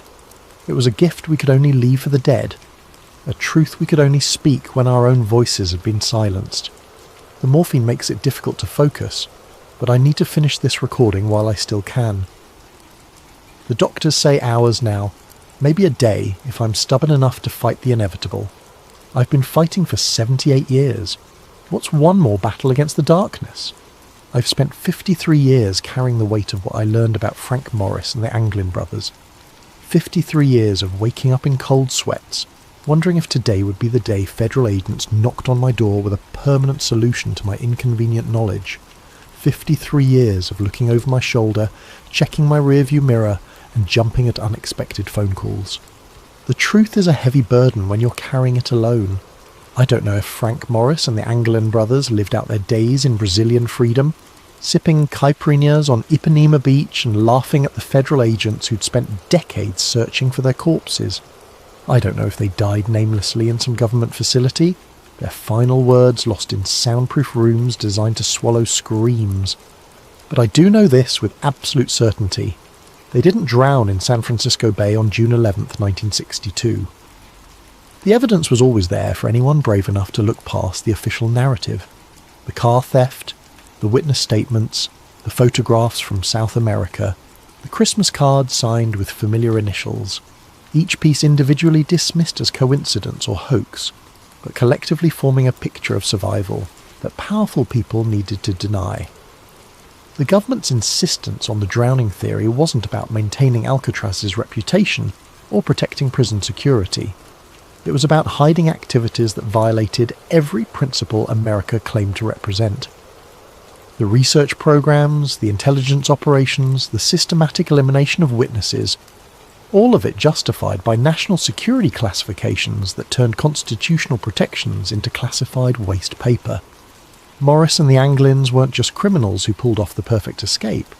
They were inconvenient witnesses to state-sanctioned crimes, men whose continued existence threatened to expose a shadow government that operated beyond law, beyond oversight, beyond accountability. Their escape became their crime, their knowledge became their death sentence, their survival became a national security threat that required decades of cover-ups, intimidation, and murder to contain. I've left evidence of everything I'd discovered, hidden in multiple locations protected by legal arrangements that will trigger automatic release upon my death. Some truths are too important to die with the men who discover them. The morphine is winning now, and the room is getting darker. But before I fade away, I want to leave you with this final thought. Alcatraz was never escape-proof because its walls were too high or its waters too cold. It was escape-proof because the government made survival more dangerous than imprisonment, freedom more terrifying than captivity. The greatest prison isn't built with stone and steel. It's built with silence and fear, with official denials and convenient accidents, with careers destroyed and witnesses disappeared. Frank Morris and the Anglin brothers didn't die in San Francisco Bay. The Bay didn't kill them. The silence did. And silence. Silence is the strongest prison of all. But even silence eventually comes to an end. Recording ends with the sound of steady breathing that gradually grows fainter, until only the mechanical hum of hospital equipment remains. Found among Detective Raymond Kowalski's personal effects, along with detailed instructions for the release of sealed documents and recordings. To whoever finds this recording and follows the trail I've left behind, my name was Detective Raymond Kowalski, badge number 2847, San Francisco Police Department. I died on December 20th, 2021, at 3:17 a.m, alone except for the ghosts of 3 men whose story I spent a lifetime trying to tell. If you're reading this, it means the legal mechanisms I put in place have been triggered. Safety deposit boxes in 7 different states will have been opened. Law offices in 4 different cities will have released sealed documents. Digital files stored in multiple secure locations will have been automatically transmitted to journalists, historians, and government oversight committees. I've spent 53 years preparing for this moment, the moment when my voice could finally break the silence that has protected one of the greatest cover-ups in American history. The documents you now have access to represent only a fraction of what was hidden. For every piece of evidence I managed to preserve, dozens more were destroyed by people who understood that truth was their greatest enemy. But what remains is enough. Enough to prove that Frank Morris and the Anglin brothers survived their escape from Alcatraz. Enough to demonstrate the systematic suppression of evidence by multiple government agencies. Enough to show that the official narrative was a carefully constructed lie designed to protect state secrets more valuable than human lives. I need you to understand something. The men who orchestrated this cover-up weren't comic book villains twirling their mustaches in shadowy rooms. They were patriots in their own minds. They believed that protecting classified operations was more important than acknowledging 3 escaped prisoners. They convinced themselves that national security justified any level of deception, any amount of witness intimidation, any degree of evidence suppression. They were wrong. In a democracy, truth cannot be classified indefinitely. justice cannot be postponed forever. The families of Frank Morris and the Anglin brothers deserve to know their fates. The American people deserve to know what their government did in their name. History deserved an accurate record, not a convenient fiction. I've carried this burden alone because I was afraid of losing my pension, my reputation, my life, afraid of being dismissed as a conspiracy theorist or a disgruntled cop, afraid that speaking the truth would accomplish nothing except getting me killed. But fear, I've learned, is just another form of prison, and like Alcatraz itself, it's only escape-proof as long as you believe the walls are stronger than your determination to break free. To the families of Frank Morris and the Anglin brothers, your loved ones were not the criminals history has made them out to be. They were witnesses to government crimes who paid the ultimate price for their knowledge. Whether they found freedom in South America or died in government custody, they deserved better than 50 years of official denial and systematic character assassination. To the government officials who will undoubtedly attempt to discredit these revelations, your time is over. The men who created this cover-up are dead. The operations they were protecting have been declassified or exposed through other channels. The only thing your continued denials accomplish is further damage to public trust in institutions that have already lost too much credibility. To the historians and journalists who will investigate these claims, be careful, be thorough, be brave. The people who killed witnesses and destroyed evidence may be gone, but the systems they created to protect state secrets remain in place. Truth-telling is still a dangerous profession in America. To Frank Morris, John Anglin, and Clarence Anglin, wherever your final resting places may be, your story is finally being told.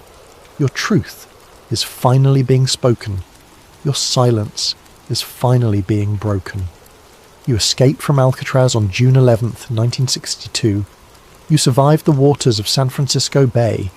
You lived beyond that night, whatever your ultimate fates may have been. History will remember you not as the criminals who failed to escape, but as the men who succeeded too well for the government's comfort. Your greatest escape wasn't from prison. It was from the official narrative that tried to erase you from history. That escape, at least, was permanent. Final statement for the record. I, Detective Raymond Kowalski, being of sound mind and facing imminent death, do hereby swear under oath that every statement in this recording and its accompanying documents represents the truth as I discovered it through my official investigation into the Alcatraz escape of 1962. I have knowingly risked my career, my safety, and my life to preserve this information. I have done so not for personal gain or professional advancement, but because I believe that in a democracy, truth belongs to the people, not to the bureaucrats who find it inconvenient. If my death occurs under suspicious circumstances, if these documents are somehow suppressed or discredited, if this recording mysteriously disappears, let it stand as evidence that the cover-up I've documented continues to claim lives.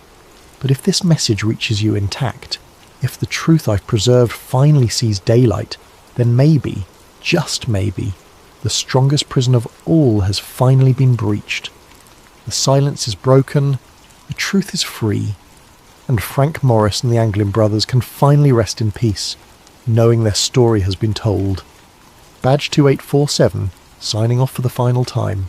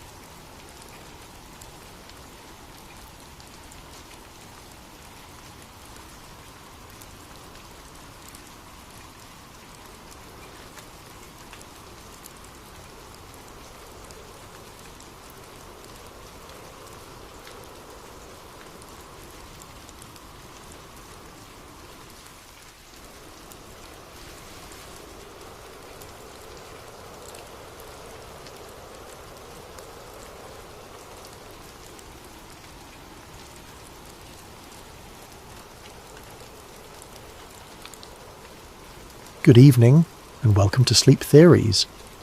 Before we dive into tonight's story, I'm curious about you, our listeners. How has your day been treating you? Are you winding down after a long day? Or perhaps you're on the other side of the world, just beginning your morning routine. What time is it where you are right now? And what corner of our vast planet are you calling home tonight? Whether you're listening from a bustling city apartment, a quiet countryside home, or somewhere in between, you're part of our global community of truth seekers and story lovers. If you're new to Sleep Theories, welcome aboard. And if you're a returning listener, thank you for coming back. Don't forget to subscribe if you haven't already. We have so many more mysteries to uncover together, and your subscription helps us bring these stories to light. Now, settle in, get comfortable, and prepare yourself for a tale that will make you question everything you thought you knew about one of history's most famous disasters. Tonight, we're going beneath the surface of the North Atlantic, not just to explore the wreckage of a legendary ship, but to uncover a conspiracy so massive, so carefully orchestrated, that it may have shaped the course of world history. This is the story of the Titanic switch, the theory that suggests the ship that sank on that fateful April night in 1912 was never the Titanic at all. April 14th, 1912. Picture this night in your mind. The North Atlantic stretches endlessly in every direction, a black mirror reflecting nothing but stars. There is no moon to illuminate the waters, leaving the ocean in an almost supernatural darkness. The temperature has dropped to just below freezing, and the sea is unusually calm, so still that veterans of these waters would later describe it as eerily unnatural. Cutting through this obsidian expanse is the largest moving object ever created by human hands. The RMS Titanic, all 882 feet of her, pushes through the water at nearly 23 knots. Her 4 massive smokestacks pierce the star-filled sky, sending columns of smoke and sparks into the night. From her decks, the warm glow of electric light spills out onto the water, creating the only source of illumination for miles in any direction. Inside this floating palace, over 2,000 souls are living what many believe to be their final hours, though they don't know it yet. In the first-class dining saloon, passengers in evening wear are finishing their 10-course dinner, completely unaware that they are dining aboard what will become history's most famous maritime disaster. The ship's orchestra plays ragtime melodies that drift through the corridors, mixing with the sound of laughter, conversation, and the ever-present thrumming of the engines deep below. Captain Edward Smith stands on the bridge, a veteran of the seas with 40 years of experience behind him. This is meant to be his final voyage before retirement, a triumphant capstone to a distinguished career. He has commanded ships for the White Star Line for decades, earning the nickname Millionaire's Captain for his skill in handling the luxury vessels that carry the world's elite across the Atlantic. Tonight he commands not just any ship, but the crown jewel of the White Star Line fleet, the unsinkable Titanic. But at 11:39 p.m. ship's time, everything changes in an instant. Frederick Fleet, the lookout stationed in the crow's nest, spots something emerging from the darkness ahead. Without the aid of binoculars, which, mysteriously, are locked away and unavailable to the lookouts that night, he strains his eyes against the blackness. What he sees sends ice through his veins. A massive iceberg, dark and silent, looms directly in the ship's path. "Iceberg right ahead," Fleet shouts into the telephone that connects him to the bridge. First Officer William Murdoch receives the warning and immediately orders hard a starboard and full astern. The helmsman spins the wheel, and the engine room receives the telegraph signal to reverse engines.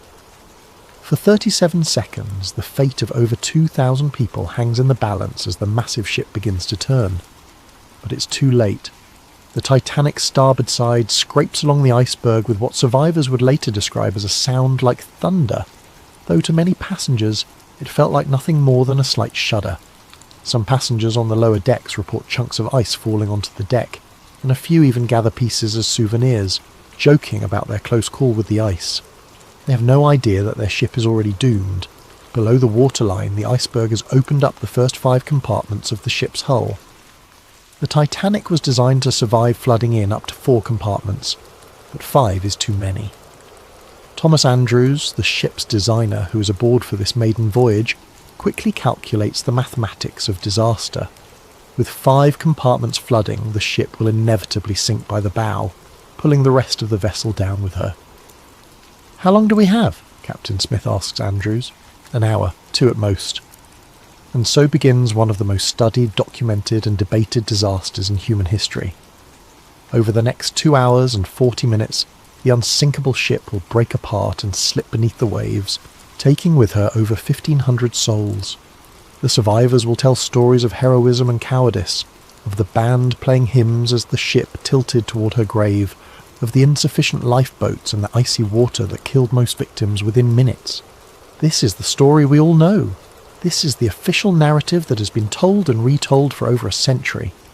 But what if everything we think we know about that night is wrong? What if the ship that struck the iceberg and sank in the North Atlantic was never the Titanic at all? What if the real conspiracy began not in the aftermath of the disaster, but months before, in the shipyards of Belfast, where 2 sister ships sat side by side, and where a desperate plan was hatched to save a failing company from financial ruin? What if the disaster that shocked the world was not an accident, but the culmination of the most audacious insurance fraud ever attempted?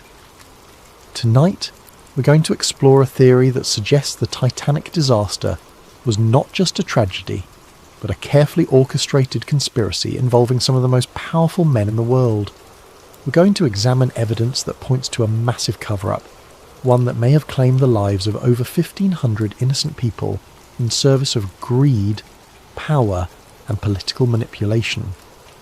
This is the story of the Titanic switch, and by the end of our journey together, you may never look at this famous disaster the same way again. To understand the theory of the Titanic switch, we must first travel back to the shipyards of Belfast, Ireland, where 2 virtually identical ships were taking shape side by side. The story begins not with disaster, but with dreams of maritime supremacy and the fierce competition between the great shipping lines of the early 20th century. Harland and Wolff shipyard in Belfast was, at the time, one of the premier shipbuilding facilities in the world. The massive facility sprawled along the banks of the River Lagan, its enormous gantry cranes towering over the landscape like steel monuments to industrial ambition.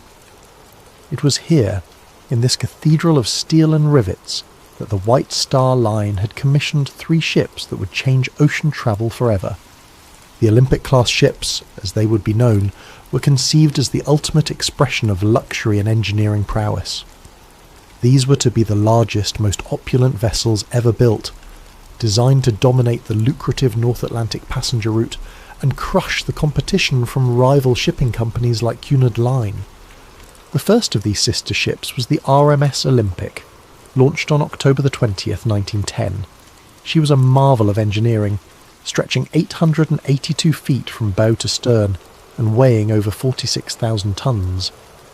Her 9 decks could accommodate over 2,000 passengers in unprecedented luxury, with amenities that included a swimming pool, a gymnasium, a Turkish bath, and dining rooms that rivaled the finest restaurants in London or New York. The Olympic was not just a ship. She was a floating city, a testament to British engineering and a symbol of the White Star Line's dominance of the seas. When she departed Southampton on her maiden voyage in June 1911, she carried with her the hopes and reputation of her builders. But less than 4 months after her maiden voyage, disaster struck. On September the 20th, 1911, the Olympic was departing Southampton when she collided with HMS Hawke, a Royal Navy cruiser. The impact was devastating. The Hawke's reinforced bow, designed to ram enemy vessels, punched a massive hole in the Olympic's starboard side, flooding 2 of her compartments and severely damaging her propeller shaft. The Olympic limped back to port, her maiden voyage season cut dramatically short. But the damage was far more extensive than initially apparent. When she was dry docked for inspection, the full extent of the catastrophe became clear. The collision had not only opened up her hull and damaged her propeller, but it had also twisted her keel, the backbone of the ship, potentially compromising her structural integrity for the remainder of her operational life. For the White Star Line, this was nothing short of a financial disaster. The Olympic had cost over $7.5 million to build, an astronomical sum in 1911. Now she faced months of expensive repairs, and even after those repairs, questions would remain about her seaworthiness and insurability. But the problems went deeper than just the cost of repairs. The collision with HMS Hawke had occurred under circumstances that placed the Olympic at fault. Captain Edward Smith, yes, the same Captain Smith who would later command the Titanic on her fatal voyage, had been in charge of the Olympic when the accident occurred. The subsequent Admiralty Court inquiry found the Olympic to blame for the collision, meaning that the White Star Line would receive no insurance compensation for the damage. This left the company facing a nightmare scenario. They had an expensive ship that needed costly repairs, no insurance money to pay for those repairs, and serious questions about whether insurance companies would be willing to fully cover the vessel in the future. The Olympic had gone from being the crown jewel of the White Star Line fleet to a massive financial liability virtually overnight. Meanwhile, in the same Belfast shipyard where the Olympic was undergoing her repairs, work was proceeding on her sister ship, the RMS Titanic. The Titanic was planned to be virtually identical to her older sister, with only minor modifications and improvements. From a distance, even expert ship observers would have difficulty telling the two vessels apart. They shared the same basic dimensions, the same general layout, the same distinctive four-funnel silhouette that had become the signature of the White Star Line's premium vessels. This similarity, according to the switch theory, was not coincidental. It was the key to a plan that would solve the White Star Line's financial crisis, while simultaneously eliminating a massive liability. The theory suggests that sometime in late 1911 or early 1912, a decision was made at the highest levels of the White Star Line's ownership. Rather than spend millions repairing the Olympic and then operating her under a cloud of doubt about her structural integrity and insurability, they would swap the identities of the two ships. The damaged Olympic would be given the identity of the Titanic and sent out on what was ostensibly the new ship's maiden voyage. But this voyage would not be intended to reach New York. Instead, the disguised Olympic would be deliberately sunk, allowing the White Star Line to collect the full insurance value of a new undamaged vessel while simultaneously eliminating the financial burden of the real Titanic's damaged sister. Meanwhile, the real Titanic, now disguised as the Olympic, would quietly slip into service, her true identity hidden from the world. To understand why such a plan might have been attractive, we must consider the financial pressures facing the White Star Line in 1912. The company was owned by the International Mercantile Marine Company, a shipping trust controlled by American financier J.P. Morgan. Morgan had invested enormous sums in his shipping empire, but the business was facing increasing competition and declining profitability. The White Star Line needed the Titanic to be a success. They needed her to capture public imagination, dominate the headlines, and establish the company's supremacy on the North Atlantic route. But they also needed to resolve the Olympic problem before it bankrupted the entire operation. According to the switch theory, the solution was as elegant as it was terrible. Switch the ships, sink the damaged one while pretending it was the new one, collect the insurance money, and use the real new ship to rebuild the company's reputation and finances. The theory suggests that the work done on both ships during the winter of 1911 and 1912 was not routine maintenance and completion, but rather an elaborate process of swapping their identities. Features that differed between the ships would need to be altered. Documentation would need to be changed or destroyed. Most importantly, the workers involved would need to be either brought into the conspiracy or kept unaware of what they were truly doing. Harland and Wolff employed thousands of workers, and the shipyard was a maze of activity with multiple vessels under construction and repair simultaneously. In such an environment, it would be possible to make alterations to both ships without arousing suspicion, especially if the changes were explained as routine modifications or improvements. The workers who might notice discrepancies could be told they were simply upgrading the Olympic to match improvements made to the Titanic design, or vice versa. Only a handful of people at the very top of the hierarchy would need to know the true purpose of the work being done. But for such a plan to succeed, it would require more than just physical alterations to the ships. It would require careful planning of the disaster itself, ensuring that the right people were aboard and the right people were not, and that the sinking would occur in circumstances that would prevent too close an examination of the evidence. The switch theory suggests that every detail of the Titanic's maiden voyage was planned not to showcase a magnificent new ship, but to destroy an old damaged one while making it appear to be an accident.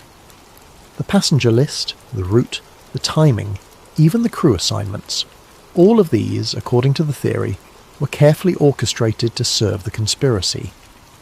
As we'll see, the evidence for this incredible claim goes far beyond simple speculation. There are photographs that seem to show differences between the ship that left Belfast and the ship that left Southampton. There are testimony from shipyard workers who noticed unusual modifications being made. There are suspicious cancellations by wealthy passengers who had every reason to want to be aboard the maiden voyage of the most famous ship ever built. Most tellingly, there are the financial motivations of the men who controlled the White Star Line.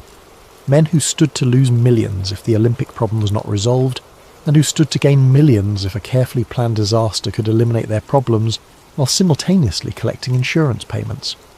But before we examine that evidence, we need to understand exactly who these men were and just how much money was at stake in 1912. We need to understand the insurance motive that may have driven over 1,500 people to their deaths in the icy waters of the North Atlantic. Money. In the end, according to the switch theory, that's what the Titanic disaster was really about. Not the romance of the sea, not the hubris of calling a ship unsinkable, not even the class divisions that the disaster seemed to highlight. It was about money, enormous amounts of money that stood to be lost or gained depending on the fate of two ships, and the decisions of a few powerful men.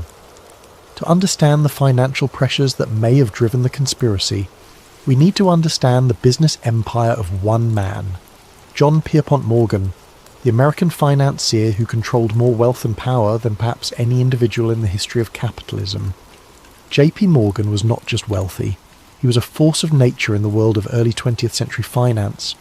His banking house, J.P. Morgan and Company, had financed railroads, steel companies, and industrial empires.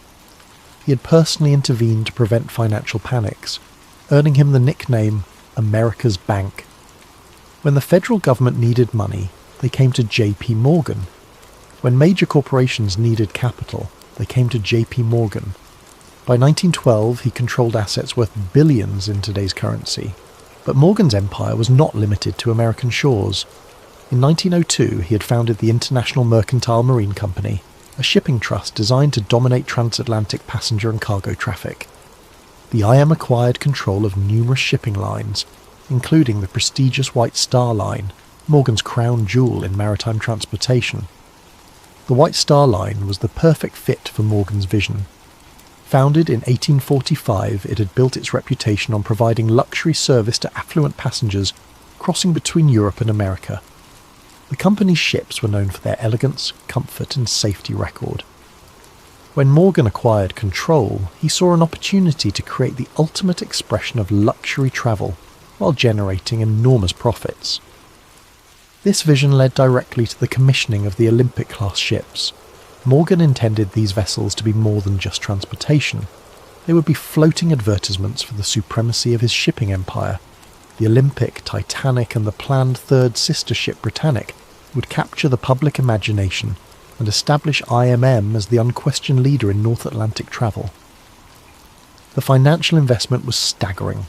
Each ship cost approximately $7.5 million to build, roughly $200 million in today's currency. The Olympic alone represented an investment larger than the annual budget of many small nations. For the three ships combined, Morgan was risking an amount of money that could have funded a small war. But the potential profits were equally enormous. The North Atlantic passenger route was one of the most lucrative transportation businesses in the world. Wealthy Americans travelling to Europe for business or pleasure were willing to pay premium prices for luxury accommodations. European aristocrats and businessmen crossing to America represented another steady stream of high-paying customers. Immigrants seeking new lives in America provided volume traffic that, while individually less profitable, generated substantial revenue in aggregate. Morgan calculated that the Olympic-class ships would not only dominate this market but expand it. By offering unprecedented luxury and reliability, he could charge premium prices while attracting new customers who had never before considered ocean travel. The ships would pay for themselves within a few years, and then generate enormous profits for decades to come. This was the dream. The reality, as we've seen, was somewhat different. When the Olympic collided with HMS Hawke in September 1911, Morgan's carefully calculated investment began to unravel. The ship that was supposed to be generating revenue was instead sitting in dry dock, requiring expensive repairs. Worse, the legal finding that the Olympic was at fault for the collision meant that insurance would not cover the costs of those repairs. But the problems went beyond just the immediate cost of fixing the damage. The Olympic's accident raised serious questions about the ship's design and safety. If one of these supposedly superior vessels could be so easily damaged in a collision with a smaller ship, what did that say about their construction? More importantly for Morgan's business model, what did it say about their insurability? Insurance was critical to the economics of ship operation.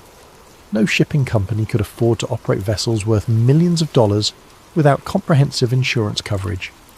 But insurance companies were in the business of managing risk, and a ship that had already demonstrated vulnerability might be difficult to insure at reasonable rates. The switch theory suggests that by late 1911, Morgan and his associates realised they faced a potential disaster that went far beyond the cost of repairing one ship. If insurance companies began to question the safety and reliability of the Olympic-class design, it could affect the insurability and profitability of the entire fleet. The Titanic, still under construction, might face higher insurance premiums or coverage limitations based on her sister ship's problems. Even worse, if the Olympic's structural damage was more extensive than initially apparent, the ship might prove to be uneconomical to operate even after repairs. A ship with a damaged keel might suffer from ongoing problems with stability, fuel efficiency, or structural integrity. She might require more frequent and expensive maintenance, reducing her profitability and potentially shortening her operational life. In this context, the switch theory proposes the idea of swapping the ship's identities became attractive, not just as a way to collect insurance money, but as a way to solve multiple problems simultaneously. By sinking the damaged Olympic while disguised as the Titanic, the conspiracy would eliminate the problematic vessel while collecting insurance payments based on the value of a new, undamaged ship. The insurance money would not only compensate for the Olympic's construction costs, but would also provide capital to complete the real Titanic and put her into profitable service. Meanwhile, the real Titanic, now operating under the Olympic's identity, would begin generating revenue immediately. Any questions about the Olympic's performance could be explained away as improvements made during her repair period. The beauty of the plan, from a financial standpoint, was that it transformed a major liability into a substantial asset. Instead of losing money on repairs and operating a damaged ship of questionable profitability, the conspiracy would collect full insurance value for a total loss, while simultaneously putting an undamaged vessel into service. But for such a plan to work, the insurance aspects would need to be carefully managed. The Titanic was insured for £650,000, approximately $75 million in today's currency. This was a substantial amount, but it was less than the ship's actual construction cost, partly because insurance values were typically set below replacement cost to discourage fraudulent claims. However, the insurance money would still represent a significant recovery of Morgan's investment. Combined with the revenues that the real Titanic could generate while operating as the Olympic, the financial benefits of the switch could potentially exceed the total cost of both ships. The theory also suggests that the conspiracy would have additional financial benefits beyond the immediate insurance recovery. By eliminating the Olympic's problems, Morgan could proceed with his plans for the third sister ship, Britannic, without the cloud of questions about the class's design and safety. The successful maiden voyage of the Titanic would generate publicity and confidence that would benefit the entire White Star Line fleet. But perhaps most intriguingly, the switch theory proposes that the financial motive may have extended beyond simple insurance fraud. Some versions of the theory suggest that the disaster was timed to coincide with other events that would benefit Morgan's broader financial interests. In 1913, just 1 year after the Titanic disaster, the United States Federal Reserve System was established. This new central banking system fundamentally changed how American finance operated, and J.P. Morgan was one of its strongest supporters. The Federal Reserve centralized control of American monetary policy and created new opportunities for the kind of large-scale financial manipulation that Morgan specialized in. However, Morgan faced opposition to the Federal Reserve from some quarters, including wealthy Americans who preferred the existing decentralized system. Some of these opponents happened to be aboard the Titanic when she sank. Benjamin Guggenheim, heir to a mining fortune and a vocal critic of centralized banking, went down with the ship. Isidor Straus, co-owner of Macy's department store and another Federal Reserve opponent, died along with his wife. John Jacob Astor IV, one of the wealthiest Americans and a skeptic of Morgan's financial schemes, also perished in the disaster. Meanwhile, J.P. Morgan himself, who had booked passage on the Titanic's maiden voyage, cancelled his trip at the last minute citing illness. Several of Morgan's business associates and political allies also cancelled their bookings while his opponents sailed to their deaths. This aspect of the theory suggests that the Titanic disaster may have served multiple purposes for Morgan. Not only did it solve his immediate problem with the Olympic and provide insurance money, but it also eliminated some of his most powerful opponents in the debate over American financial policy. Whether or not this political dimension was part of the original plan, the financial motive alone would have been sufficient to drive such a conspiracy. Morgan stood to lose millions if the Olympic problem was not resolved, and he stood to gain millions if a carefully orchestrated disaster could eliminate his problems while collecting insurance payments.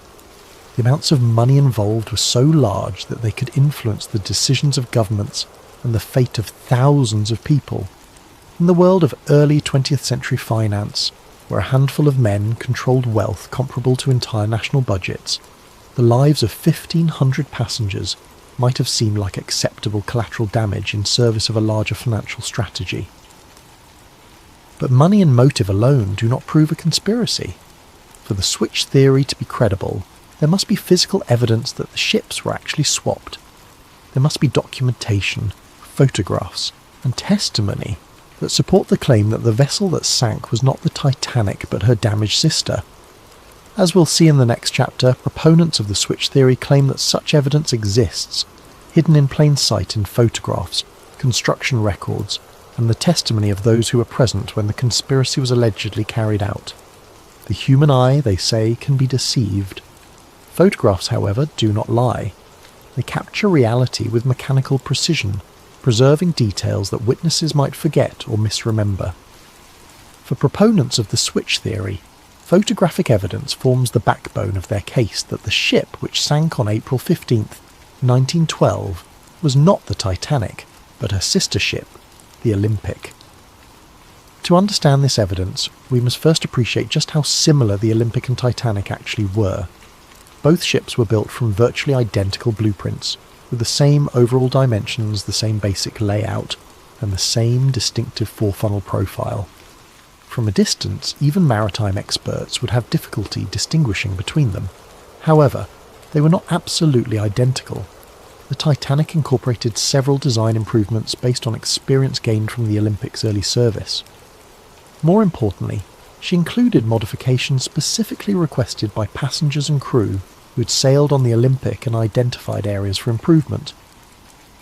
These differences, while minor, were distinctive enough that they could be identified by careful observers. And according to switch theory proponents, photographs of the ship that left Southampton on April 10, 1912, show features that match the Olympic rather than the Titanic. The most frequently cited difference involves the porthole arrangements on a deck, the ship's uppermost passenger deck. The original Titanic plans showed 16 portholes along the forward section of this deck. The Olympic, however, had been built with only 15 portholes in the same area. When the Olympic was being repaired after her collision with HMS Hawke, the damaged area included part of this porthole arrangement. Photographs taken of the Olympic during her repair period show workmen modifying the porthole configuration in this section.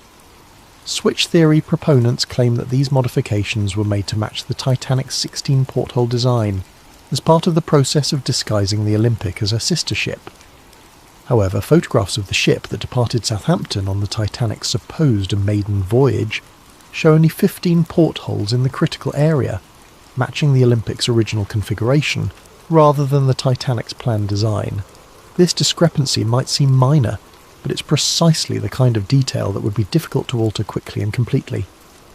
Changing porthole arrangements required cutting through the ship's steel hull and then reinforcing and refinishing the area.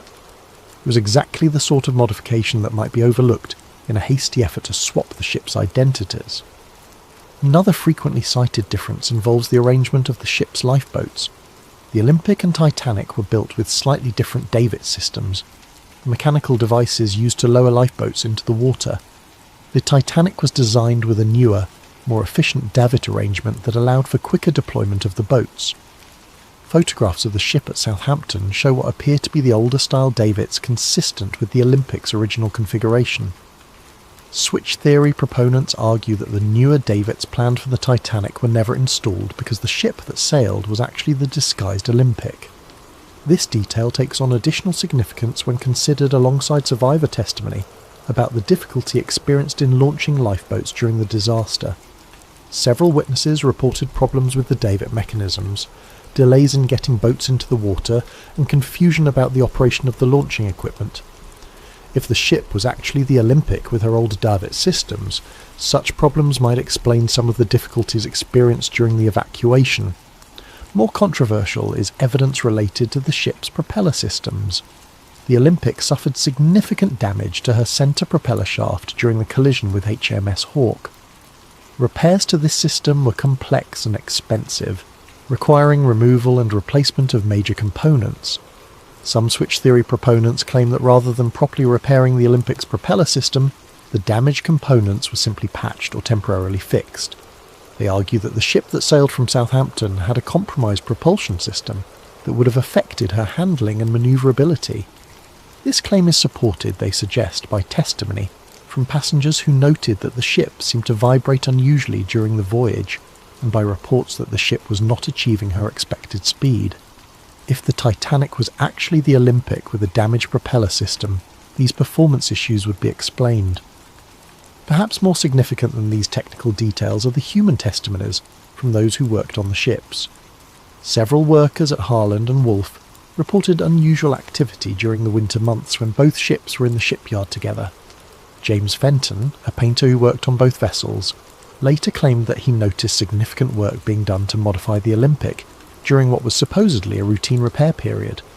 According to Fenton, workers were making changes that seemed to go far beyond fixing collision damage. They were altering features of the ship that had nothing to do with the areas damaged in the Hawke incident. Fenton specifically mentioned work being done on the Olympic's passenger accommodations, including modifications to cabin layouts and public room configurations. He claimed that these changes seemed designed to make the Olympic more closely resemble the Titanic's interior arrangements. Even more intriguingly, Fenton reported that workers were instructed to swap various brass fittings and fixtures between the two ships. Nameplates, cabin numbers, and other identifying features were removed from both vessels and apparently switched. When Fenton asked supervisors about this work, he was told it was part of standardising equipment between the sister ships. Another shipyard worker, Robert Hichens, reported seeing unusual activity in the area where the ships' names were painted on their hulls. According to Hichens, the name plates and hull markings on both ships were removed and replaced during the repair period. He assumed this was routine maintenance, but later wondered whether something more significant was happening. Perhaps most compelling is testimony from John Halpin, a shipfitter who worked on both vessels. Halpin claimed that he was specifically assigned to work on swapping interior fittings between the Olympic and the ship under construction that was supposedly the Titanic. He was told that this was being done to upgrade the Olympic with improvements developed for her sister ship. However, Halpin noticed that the work seemed to go both ways. Features from the Olympic were also being installed on the other ship. When he questioned this, supervisors told him that they were standardising the designs to make maintenance and operation more efficient. Only years later, after the disaster, did Halpin begin to suspect that the work he'd been assigned might have been part of a larger deception. He realised that the extensive swapping of components between the ships could have been part of a process of switching their identities entirely. These worker testimonies are supported by documentary evidence from the shipyard. Harland and Wolff's work records from the winter of 1911 to 1912 show extensive modifications being made to both ships. While much of this work was clearly related to repairing the Olympic's collision damage, some entries describe tasks that seem unrelated to the repairs. For example, records show work being done on both ships' passenger cabin configurations, dining room layouts, and recreational facilities. This work is described in vague terms that make it difficult to determine exactly what was being done, but the volume of interior modification seems excessive for routine maintenance or repair work. More suspicious are gaps in the documentation. Several weeks' worth of work records are missing from the shipyard files, apparently lost or destroyed. The missing records cover precisely the period when the most extensive work was being done on both ships. Additionally, some surviving records contain unusual notations and corrections that suggest original entries were altered or replaced. Work orders that originally specified tasks for the Olympic appear to have been changed to specify the same work for the Titanic and vice versa. Switch theory proponents also point to photographic evidence from inside the ships. Comparison of interior photographs taken during construction with photographs taken aboard the ship that sailed from Southampton reveals several discrepancies. The most notable differences involve the first-class dining room and the grand staircase. The Olympic's dining room was originally designed with a specific pattern of decorative panels and light fixtures. The Titanic was planned to have an improved version of the same space, with subtle but distinctive differences in the decorative scheme. Photographs taken aboard the ship at Southampton show decorative features that match the Olympic's original design, rather than the improvements planned for the Titanic. Similarly, details of the grand staircase appear to match the Olympic's configuration, rather than the Titanic's planned modifications. These interior discrepancies are particularly significant because they would be difficult to fake or alter after the disaster. Unlike exterior features that might be changed by salvage operations or natural deterioration, interior photographs taken before the voyage provide a permanent record of the ship's actual configuration. However, the most dramatic physical evidence cited by switch theory proponents involves the ship's construction numbers. Every vessel built by Harland and Wolff was assigned a unique yard number that was stamped or engraved on various components throughout the ship.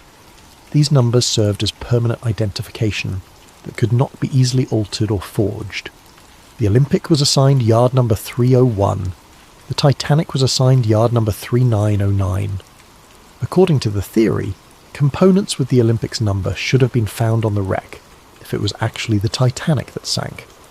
When the Titanic wreck was discovered in 1985, some of the recovered artifacts did indeed show construction numbers. However, examining these numbers has proven difficult due to the condition of the wreck and the limited access to recovered materials. Some switch theory proponents claim that construction numbers found on wreck components match the Olympic rather than the Titanic, but this claim is disputed by maritime historians and wreck researchers. The numbers are often partially obscured or damaged, making definitive identification difficult. More recently, some researchers have used advanced imaging techniques to examine construction details on the wreck itself. These studies have identified several features that appear to match the Olympic's configuration rather than the Titanic's planned design. For example, the propeller arrangement on the wreck appears to show evidence of the repair work done to the Olympic's damaged propulsion system. The centre propeller, which should have been a 3-blade design on the Titanic, appears to be a 4-blade configuration that matches repairs made to the Olympic. Similarly, hull plates in areas that should have been newly constructed for the Titanic show evidence of previous damage and repair that would be consistent with the Olympic's collision damage. However, these findings are highly technical and disputed by many experts. The condition of the wreck after more than a century on the ocean floor makes definitive identification of small details extremely difficult. Corrosion, collapse, and damage from the sinking itself have obscured many of the features that might provide conclusive evidence. The physical evidence for the switch theory remains controversial and disputed. While proponents point to numerous discrepancies between the ship that sailed and the ship that was supposed to sail, skeptics argue that these differences can be explained by changes made during construction, errors in documentation or misinterpretation of photographic evidence. What is not disputed is that significant work was done on both ships during the winter of 1911 to 1912, that modifications were made that went beyond simple repair work, and that there are photographic and documentary discrepancies that have never been fully explained. Whether these discrepancies prove a conspiracy or simply reflect the normal complexities of building and modifying massive ships remains a matter of debate. But for switch theory proponents, the physical evidence forms a compelling case that something was not right about the ship that sailed from Southampton on that April morning in 1912. However, physical evidence is only part of the story.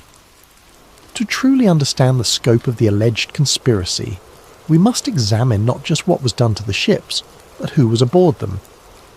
The passenger list of the Titanic's final voyage contains names that would reshape the world of finance and politics, and according to the theory, this was no coincidence. Sometimes the most revealing evidence is not what happened, but who was present when it happened. In the case of the Titanic disaster, the passenger manifest reads like a who's who of early 20th century power and influence. But according to the switch theory, this prestigious passenger list was not assembled by chance. Instead, it was carefully curated to serve the purposes of a conspiracy that extended far beyond simple insurance fraud. To understand the significance of the Titanic's passengers, we must first understand the broader context of American politics and finance in 1912. The United States was on the verge of fundamental changes in how its financial system operated. The country had experienced several financial panics in recent decades, and there was growing pressure to create a more stable and centralized banking system. J.P. Morgan and his allies favored the creation of a central bank that would be controlled by major financial institutions. This system, which would eventually become the Federal Reserve, would give unprecedented power to a small group of bankers and financiers. They would control the nation's money supply, interest rates, and credit availability. However, this plan faced significant opposition from wealthy Americans who preferred the existing decentralized system. These opponents feared that a central bank controlled by Morgan and his associates would concentrate too much financial power in too few hands. They argued for maintaining a system where multiple independent banks could compete and where no single institution could dominate the nation's finances. The debate over banking reform was not merely academic. Billions of dollars in wealth and decades of political power hung in the balance. If Morgan's vision prevailed, he and his allies would control the financial destiny of the United States. If his opponents succeeded in blocking the plan, Morgan's influence would be significantly diminished. Into this high-stakes political battle sailed the Titanic, carrying some of the most influential participants in the banking debate. And remarkably, almost all of the Federal Reserve's most powerful opponents happened to be aboard, while Morgan and his supporters were conspicuously absent. The most prominent opponent aboard was Benjamin Guggenheim, heir to one of America's great mining fortunes. The Guggenheim family controlled vast mineral resources and had accumulated enormous wealth through copper, silver and gold mining operations around the world. Benjamin was not just wealthy but politically influential, serving on the boards of multiple corporations and maintaining extensive connections in Washington. Guggenheim had been a vocal critic of Morgan's banking proposals. He argued that a centralized system would stifle competition and innovation in American finance. He favored maintaining the existing system of independent banks and opposed giving any single institution the power to control the nation's money supply. On the night of April 14th, as the Titanic began to sink, Benjamin Guggenheim reportedly dressed in his finest evening clothes and told fellow passengers, "We are prepared to go down like gentlemen." His body was never recovered. Also aboard was Isidor Straus, co-owner of Macy's department store and another influential voice in American business. Straus had built his retail empire through careful management and conservative financial practices. He distrusted the kind of financial manipulation that Morgan specialized in and opposed the creation of a central bank that would facilitate such practices. Straus was particularly concerned about the impact of centralized banking on smaller businesses.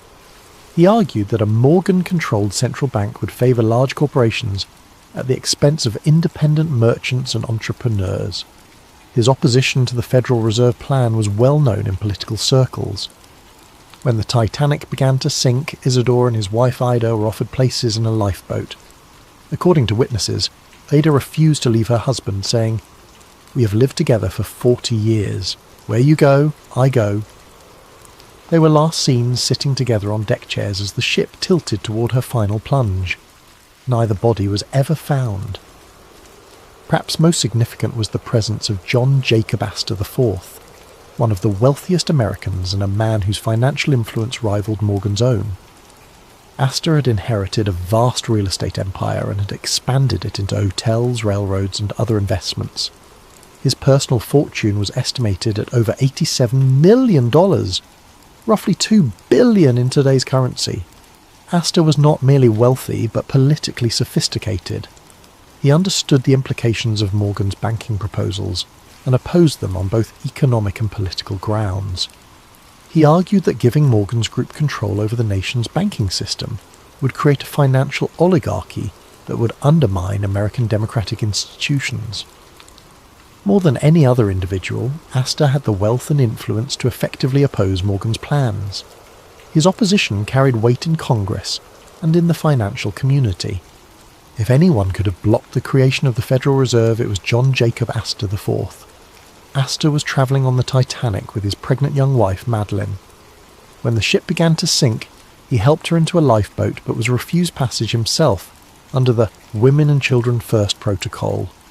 His body was recovered days later, reportedly with his gold watch still in his pocket and over $2,000 in cash. His death eliminated one of the most powerful obstacles to Morgan's banking ambitions.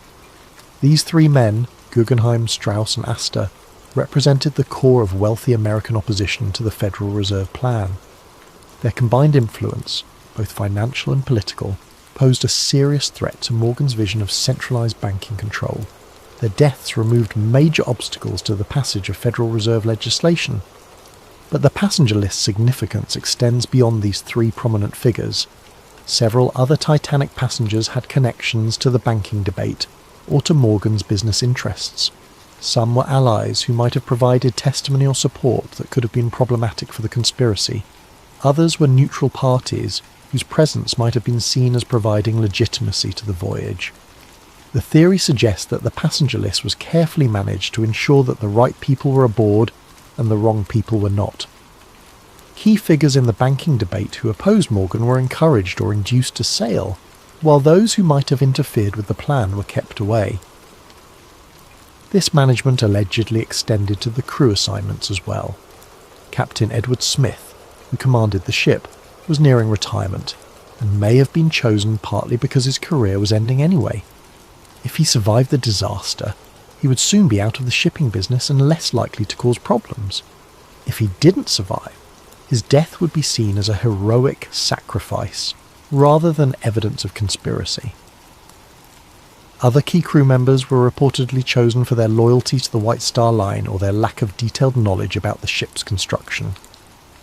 Engineers and officers who might have been able to identify discrepancies between the Olympic and Titanic were either not assigned to the voyage or were placed in positions where they would be unlikely to survive if something went wrong. Perhaps most tellingly, J.P. Morgan himself had originally booked passage on the Titanic's maiden voyage. As the owner of the shipping line and the man whose vision the voyage was meant to showcase, Morgan's presence would have been expected and appropriate. His cabin had been reserved, his passage confirmed, and his attendance at various social events planned. But at the last minute, Morgan cancelled his trip, citing illness. He claimed to be suffering from a minor ailment that prevented him from travelling, and he remained in France where he had been vacationing. Remarkably, several of Morgan's close business associates also cancelled their bookings at the last minute, citing various personal and business reasons. The pattern of cancellations was so notable that it attracted attention even at the time. Several newspapers commented on the unusual number of prominent businessmen who had changed their travel plans. Some observers wondered whether there might have been advance warning of problems with the ship or the voyage. Morgan's cancellation is particularly suspicious, because he was photographed in apparently good health at a French resort just days after the disaster. He showed no signs of the illness that had supposedly prevented him from travelling. and he resumed his normal activities immediately after learning of the Titanic's fate. Even more suspicious were the cancellations by Morgan's business partners. Henry Clay Frick, the steel magnate and longtime Morgan ally, had booked passage but cancelled, citing his wife's health. George Washington Vanderbilt II, another Morgan associate, also cancelled his booking at the last minute. Milton Hershey, the chocolate manufacturer who had business relationships with Morgan's interests, similarly changed his travel plans. The pattern suggests that Morgan and his inner circle knew something that the general passengers did not. Whether they had advanced knowledge of the planned disaster, or simply knew that the ship was not safe due to the identity switch, they took steps to avoid being aboard when the conspiracy was carried out. Meanwhile, Morgan's opponents in the banking debates sailed to their deaths, apparently unaware of the danger they faced. The convenient elimination of the Federal Reserve's most powerful critics cleared the way for the legislation that Morgan had been promoting. Indeed, the Federal Reserve Act was passed by Congress in December 1913, less than 2 years after the Titanic disaster. The legislation created the central banking system that Morgan had long advocated, giving him and his associates unprecedented control over American finance. The deaths of Astor, Guggenheim and Strauss had removed the most influential voices that might have prevented this outcome. Some versions of the switch theory go even further, suggesting that the passenger list was managed not just to eliminate political opponents, but also to provide witnesses who would support the official story of the disaster. Certain passengers and crew members who survived the sinking provided testimony that reinforced the narrative of an accidental collision with an iceberg. These survivors described the impact, the flooding, and the sinking in ways that supported the insurance claims and deflected suspicion from the possibility of sabotage or deliberate destruction. Their accounts helped establish the official version of events that has persisted for over a century. However, other survivors provided testimony that was less helpful to the official narrative. Some reported hearing explosions before the ship began to sink, suggesting possible sabotage. Others described unusual behaviour by crew members or problems with the ship's equipment that might have indicated advanced planning of the disaster. These problematic testimonies were reportedly suppressed or discredited during the official investigations. Survivors who told inconvenient stories found their credibility questioned or their testimony excluded from the final reports. The investigation focused on technical questions about ship design and safety procedures rather than examining the possibility of deliberate destruction. The passenger list evidence is compelling but circumstantial. The coincidence of having so many Federal Reserve opponents aboard while Morgan and his allies stayed away is remarkable, but it could be explained by factors other than conspiracy. The timing of the banking legislation might have been influenced by the victims' deaths, but correlation does not necessarily prove causation. However, when combined with the physical evidence and the financial motives, the passenger list adds another layer to the case for the switch theory. The pattern of who was aboard and who wasn't suggests a level of planning and coordination that goes beyond simple insurance fraud. If the theory is correct, the Titanic disaster was not just about swapping damaged ships or collecting insurance money. It was about reshaping the American financial system and eliminating opposition to a plan that would concentrate enormous power in the hands of a few men. But such an ambitious conspiracy would require more than just manipulating passenger lists and switching ships. It would require control over the disaster itself, ensuring that the sinking occurred under circumstances that would support the official story while achieving the conspiracy's goals. As we'll see in the next chapter, proponents of the switch theory believe that every aspect of the sinking was carefully planned and executed. The final act of any great conspiracy must be the most carefully orchestrated.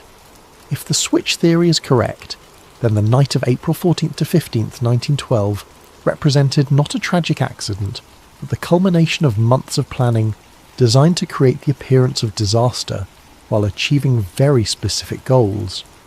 Every detail of how the ship encountered the iceberg, how she sank, and how the rescue efforts unfolded would need to serve the larger purpose of the conspiracy. To understand how the sinking might have been deliberately orchestrated, we must first examine the unusual circumstances that made the disaster possible. The night of April 14th was characterised by conditions that maritime experts describe as extraordinarily rare and dangerous. The sea was unusually calm, so still that there were no waves breaking against icebergs to make them visible from a distance. The night was moonless, creating darkness so complete that lookouts had virtually no natural illumination to aid their watch. Most unusually, the atmosphere was clear and cold, creating temperature inversion conditions that could cause unusual optical effects, making distant objects appear closer or farther than they actually were. These conditions, while natural, were so unusual that many experienced sailors reported they had never encountered anything like them. Captain Smith himself, with 4 decades of experience on the North Atlantic, had never commanded a ship through such treacherous natural circumstances. But according to the switch theory, these conditions were not just unfortunate coincidences. They were anticipated and exploited by conspirators who had carefully planned the ship's route and timing to take advantage of known dangerous conditions. The theory suggests that the ship's course was deliberately set to take her through areas where icebergs were known to be present. Radio warnings about ice had been received throughout the day, but many of these warnings were reportedly not passed to the bridge crew, or were ignored by officers who should have taken precautionary measures. The ship Californian, which belonged to the same parent company as the Titanic, had stopped for the night in the ice field, her captain declaring conditions too dangerous for navigation. Yet the Titanic continued at nearly full speed through the same waters, despite multiple warnings about the presence of ice. Switch theory proponents argue that this dangerous navigation was not the result of overconfidence or poor judgment, but rather deliberate policy designed to ensure that an accident would occur. The ship needed to encounter an iceberg in order to provide a plausible explanation for her sinking, and her officers were instructed to maintain course and speed despite the obvious dangers. The collision itself occurred under circumstances that some witnesses found suspicious. Frederick Fleet, the lookout who first spotted the iceberg, reported that the berg appeared suddenly out of the darkness, giving him only seconds to sound the alarm. However, other witnesses reported seeing the iceberg minutes before the collision, suggesting that it should have been visible to trained lookouts much earlier. Some survivors reported that the ship seemed to turn toward the iceberg rather than away from it in the final moments before impact. While this could be explained by the physics of large ship manoeuvring, it raises questions about whether the collision was truly accidental or was deliberately engineered to ensure maximum damage. More suspicious were reports of explosions aboard the ship shortly after the collision. Multiple witnesses, including passengers and crew members, reported hearing loud bangs and feeling vibrations that seemed separate from the impact with the iceberg. These explosions were officially attributed to boilers bursting as cold water flooded the engine rooms, but some witnesses believed they occurred too soon after the collision to be explained by flooding alone. The switch theory suggests that these explosions may have been caused by deliberately placed charges designed to ensure that the ship would sink quickly and completely. If the collision with the iceberg was not sufficient to guarantee the ship's destruction, additional sabotage might have been necessary to achieve the conspiracy's goals. The pattern of flooding also struck some observers as unusual. While the official investigation concluded that the iceberg had opened 5 compartments to the sea, causing fatal flooding, some witnesses reported that water seemed to be entering the ship from multiple locations, not just the area of the supposed iceberg damage. Crew members working in areas far from the collision reported rapid flooding that seemed inconsistent with damage caused by scraping along an iceberg. Some suggested that the ship's hull might have been weakened in advance, either through the supposed identity switch or through deliberate sabotage, making her more vulnerable to catastrophic damage. The behaviour of some crew members during the disaster also raised questions. While many officers and crew performed heroically, trying to save as many passengers as possible, others seemed strangely unprepared for the emergency or reluctant to take action that might have saved more lives. The ship's wireless operators continued sending routine commercial messages even after the collision, delaying distress calls that might have brought rescue ships more quickly. Some officers seemed confused about the severity of the damage or uncertain about proper emergency procedures, suggesting that they might not have been fully briefed on the ship's actual condition or capabilities. Most suspiciously, the ship's lifeboats were launched with far fewer passengers than their capacity allowed. While this was officially attributed to panic and poor training, Some witnesses reported that crew members actively prevented passengers from entering boats that had space available. The switch theory suggests that this was not incompetence but deliberate policy designed to ensure that specific passengers would not survive. If the conspiracy's goal was to eliminate certain individuals while allowing others to live, controlling access to lifeboats would be an effective method of determining who lived and who died. The nearby ship Californian adds another layer of suspicion to the night's events. This vessel, owned by the same International Mercantile Marine Company that controlled the White Star Line, had stopped for the night approximately 20 miles from the Titanic's position. Her captain, Stanley Lord, claimed that conditions were too dangerous for navigation and that his ship would remain stationary until dawn. However, the Californian's crew reported seeing rockets and distress signals from the direction of the Titanic throughout the night. Despite these obvious signs of a ship in distress, Captain Lord chose not to investigate or offer assistance. He claimed that he believed the signals were routine communications or celebrations, not emergency distress calls. This explanation seems implausible given that the Californian's crew were experienced sailors who should have recognized distress rockets when they saw them. The switch theory suggests that the Californian was positioned deliberately to provide rescue services for the conspiracy's chosen survivors while maintaining plausible deniability about why she didn't help the others. According to this theory, the Californian was meant to arrive at the scene early enough to rescue specific passengers, but late enough to allow the ship to sink and eliminate the unwanted victims. However, a miscommunication or timing error prevented this plan from working properly, leaving the Californian too far away to effectively participate in the rescue. Instead, the rescue was carried out by the Carpathia, a ship belonging to a different company that responded to the Titanic's distress calls and arrived at the scene several hours after the sinking.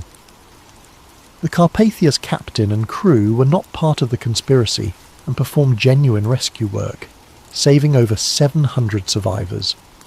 But the delay in rescue efforts, whether planned or accidental, ensured that the ship sank completely and that most of her passengers and crew died in the frigid waters. This served the conspiracy's purposes by eliminating witnesses who might have been able to identify discrepancies between the Olympic and Titanic, while also removing the political opponents whose deaths were part of the larger plan. The sinking itself was remarkably complete and thorough. Unlike many shipwrecks, which settle on the ocean floor largely intact, the Titanic broke apart as she sank, scattering debris over a wide area and making subsequent examination of the wreck extremely difficult. This destruction could have been the result of natural forces acting on a ship not designed to sink at such an angle, but it also served to obscure evidence that might have revealed the ship's true identity.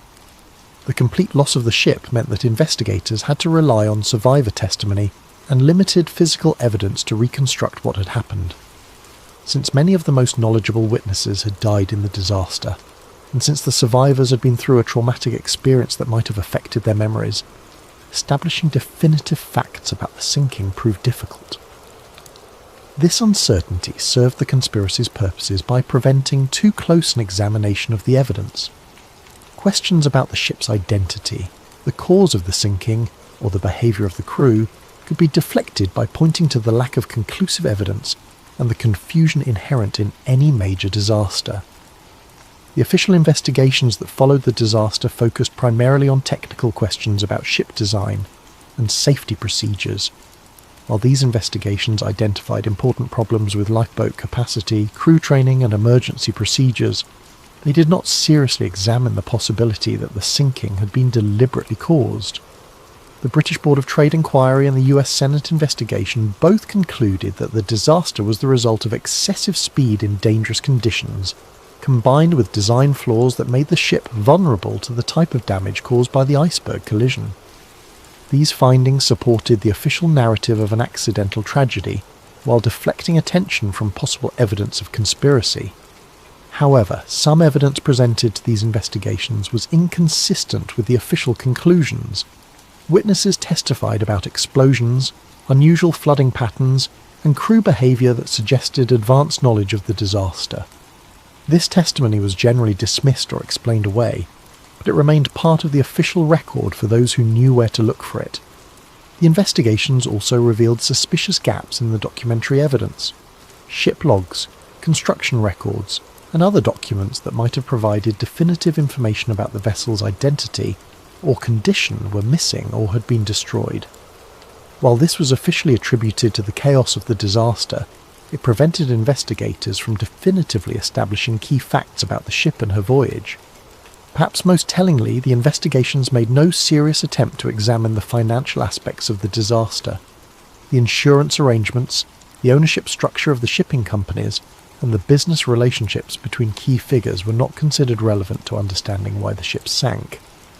This focus on technical rather than financial questions served the conspiracy's purposes by avoiding examination of the motives that might have driven such an elaborate deception. The investigations treated the disaster as a tragic accident rather than a possible crime, and their conclusions reinforced the official narrative that has persisted for over a century.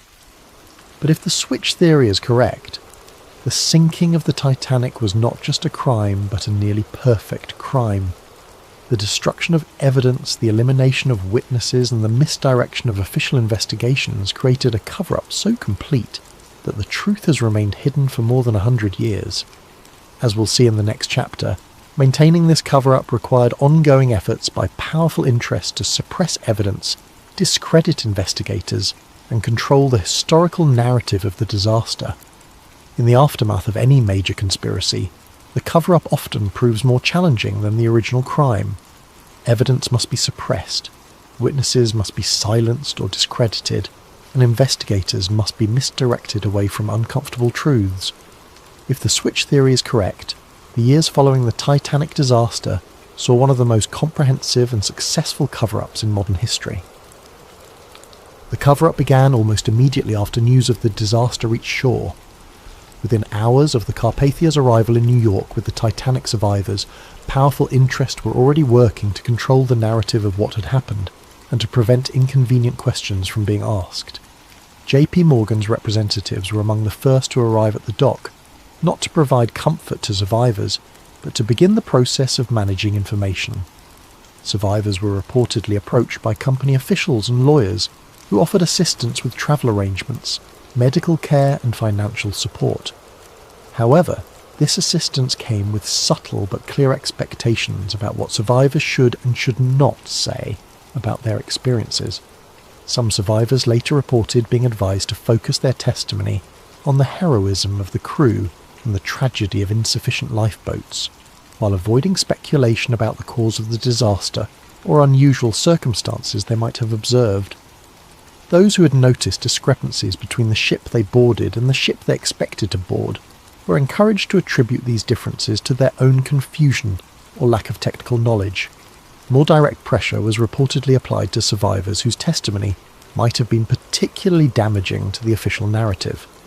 Crew members who had worked on both the Olympic and Titanic and might have been able to identify which ship actually sank were offered generous severance packages and assistance finding new employment, with the understanding that their maritime careers would be over if they spoke publicly about their experiences. The most dangerous witnesses were those who had observed the supposed identity switch taking place in the Belfast shipyard. These workers faced more serious consequences if they chose to speak out. Some reported being visited by company representatives who made it clear that their employment, their safety, and the welfare of their families depended on their discretion. James Fenton, the painter who had noticed unusual modifications being made to the Olympic, later claimed that he was approached by men who warned him that discussing his observations would be considered a breach of his employment contract and potentially a criminal violation of trade secrets laws. He was told that speaking to journalists or investigators could result in prosecution and imprisonment. Other shipyard workers reported similar intimidation. Some were offered money to relocate to distant cities where they would be less likely to encounter investigators or journalists. Others were simply fired from their jobs and found that their names had been blacklisted throughout the shipbuilding industry, making it impossible for them to find similar work. The most comprehensive aspect of the cover-up involved the systematic destruction or alteration of documentary evidence. Harland and Wolff shipyard records that might have revealed the true extent of work done on both ships were reportedly destroyed in a series of accidental fires and floods that occurred in the months following the disaster. Work orders, progress reports, and material requisitions that could have definitively established which ship was which were among the documents lost in these convenient accidents. The missing records covered precisely the time period when the alleged identity switch would have taken place, eliminating the most direct evidence of the conspiracy. More subtly, surviving documents were reportedly altered to remove inconvenient details or to create confusion about the timeline of work done on both ships. Serial numbers were changed, dates were altered, and work descriptions were modified to obscure the true nature of the modifications that had been made. The British Board of Trade investigation, which was the primary official inquiry into the disaster, showed unusual patterns in how it gathered and evaluated evidence. The investigation focused almost exclusively on technical questions about ship design and safety procedures, while avoiding examination of financial motives or business relationships that might have suggested conspiracy. Key witnesses who might have provided inconvenient testimony were not called to testify, or their testimony was limited to narrow technical questions that avoided broader issues about the ship's identity or the circumstances of the voyage.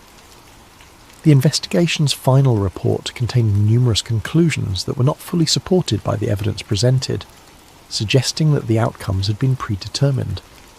Even more suspicious was the speed with which the investigation was concluded, and its findings accepted by government authorities. For a disaster of such magnitude and complexity, the investigation was remarkably brief and superficial. Important questions were left unanswered, and significant discrepancies in witness testimony were ignored or explained away without adequate investigation. The US Senate investigation, led by Senator William Alden Smith, initially appeared more thorough and independent. Senator Smith was known for his skepticism of large corporations and his willingness to challenge powerful interests. His investigation called numerous witnesses and examined many aspects of the disaster that the British inquiry had ignored. However, as the investigation proceeded, it became apparent that Senator Smith was facing pressure from influential sources to limit the scope of his inquiry. Key witnesses were suddenly unavailable or changed their testimony between preliminary interviews and formal hearings. Documentary evidence that had been promised to the investigation failed to materialize or was found to be incomplete. Most tellingly, the investigation avoided examining the financial aspects of the disaster. Despite the enormous insurance claims involved and the clear financial benefits that accrued to certain parties, the investigation treated these as irrelevant side issues rather than potential motives for conspiracy. The final report of the Senate investigation contained strong criticisms of White Star Line's safety procedures and British maritime regulations, but it concluded that the disaster was fundamentally accidental. Like the British inquiry, it avoided any suggestion that the sinking might have been deliberately caused, or that there might have been financial motives behind the tragedy. In the years following the official investigations, efforts to independently examine the disaster faced systematic obstruction. Journalists who attempted to investigate discrepancies in the official story found their sources drying up and their access to information restricted. Maritime historians who raised questions about the disaster's circumstances found their work discredited or their employment threatened. Perhaps most remarkably, several independent investigators who had begun to uncover evidence supporting the switch theory died under suspicious circumstances. Some died in apparent accidents, others from sudden illnesses, and still others simply disappeared while pursuing their research.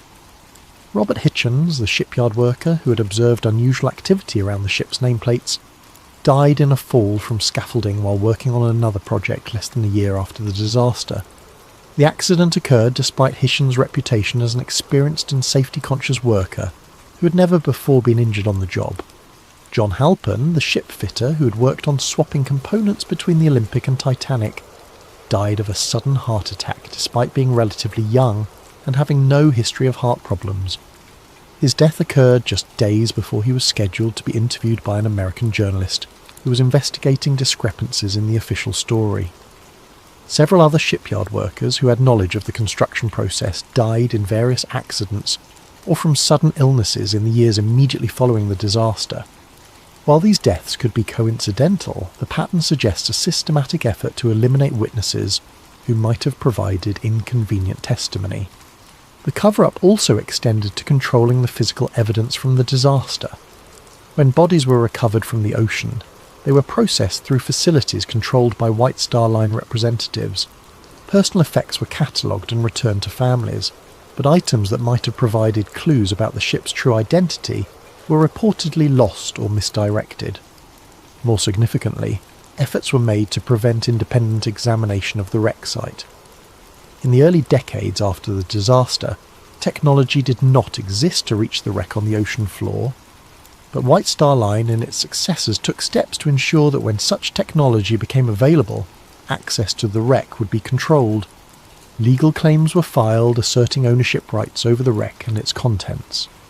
These claims were designed to prevent independent researchers from examining the evidence without permission from the companies that had controlled the ships.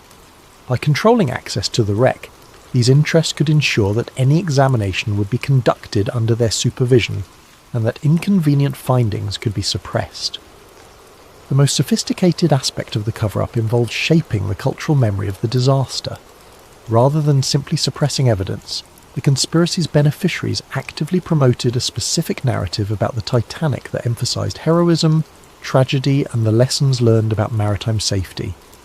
Books, articles, and eventually films about the disaster focused on human interest stories, rather than technical questions about the ship's identity or the circumstances of the sinking.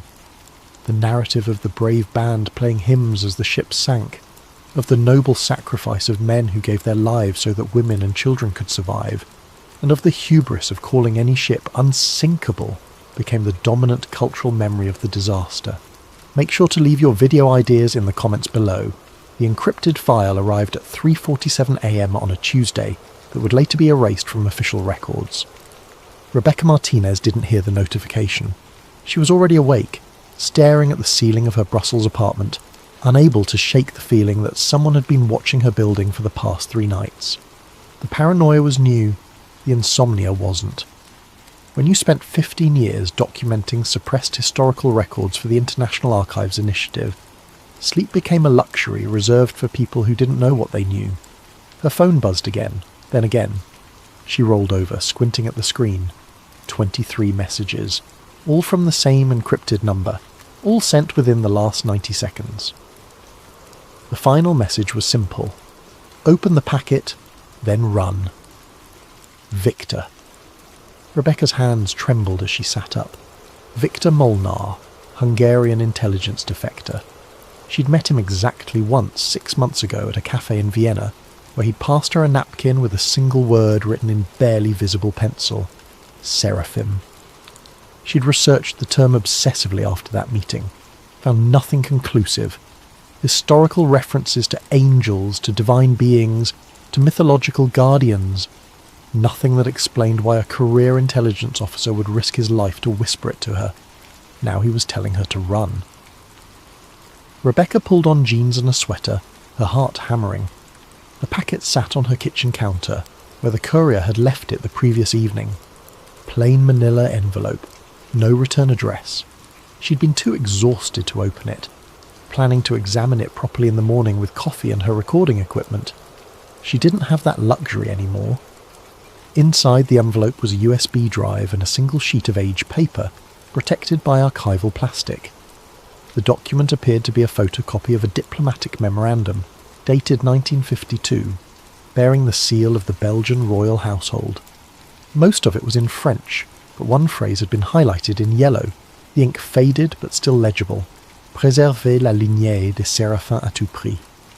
Preserve the Seraphim bloodline at all costs. Beneath it, in Victor's handwriting, it was never about religion, it was about species. Rebecca heard footsteps in the hallway outside her apartment. Slow, deliberate, stopping directly in front of her door. She grabbed her laptop bag, shoved the USB drive into her pocket, and went out the window. The train to Amsterdam gave Rebecca 4 hours to examine the contents of Victor's USB drive, without worrying about being cornered in a confined space. She'd chosen a middle car, positioned herself where she could watch both entrances, and created 3 separate cloud backups before the train even left Brussels.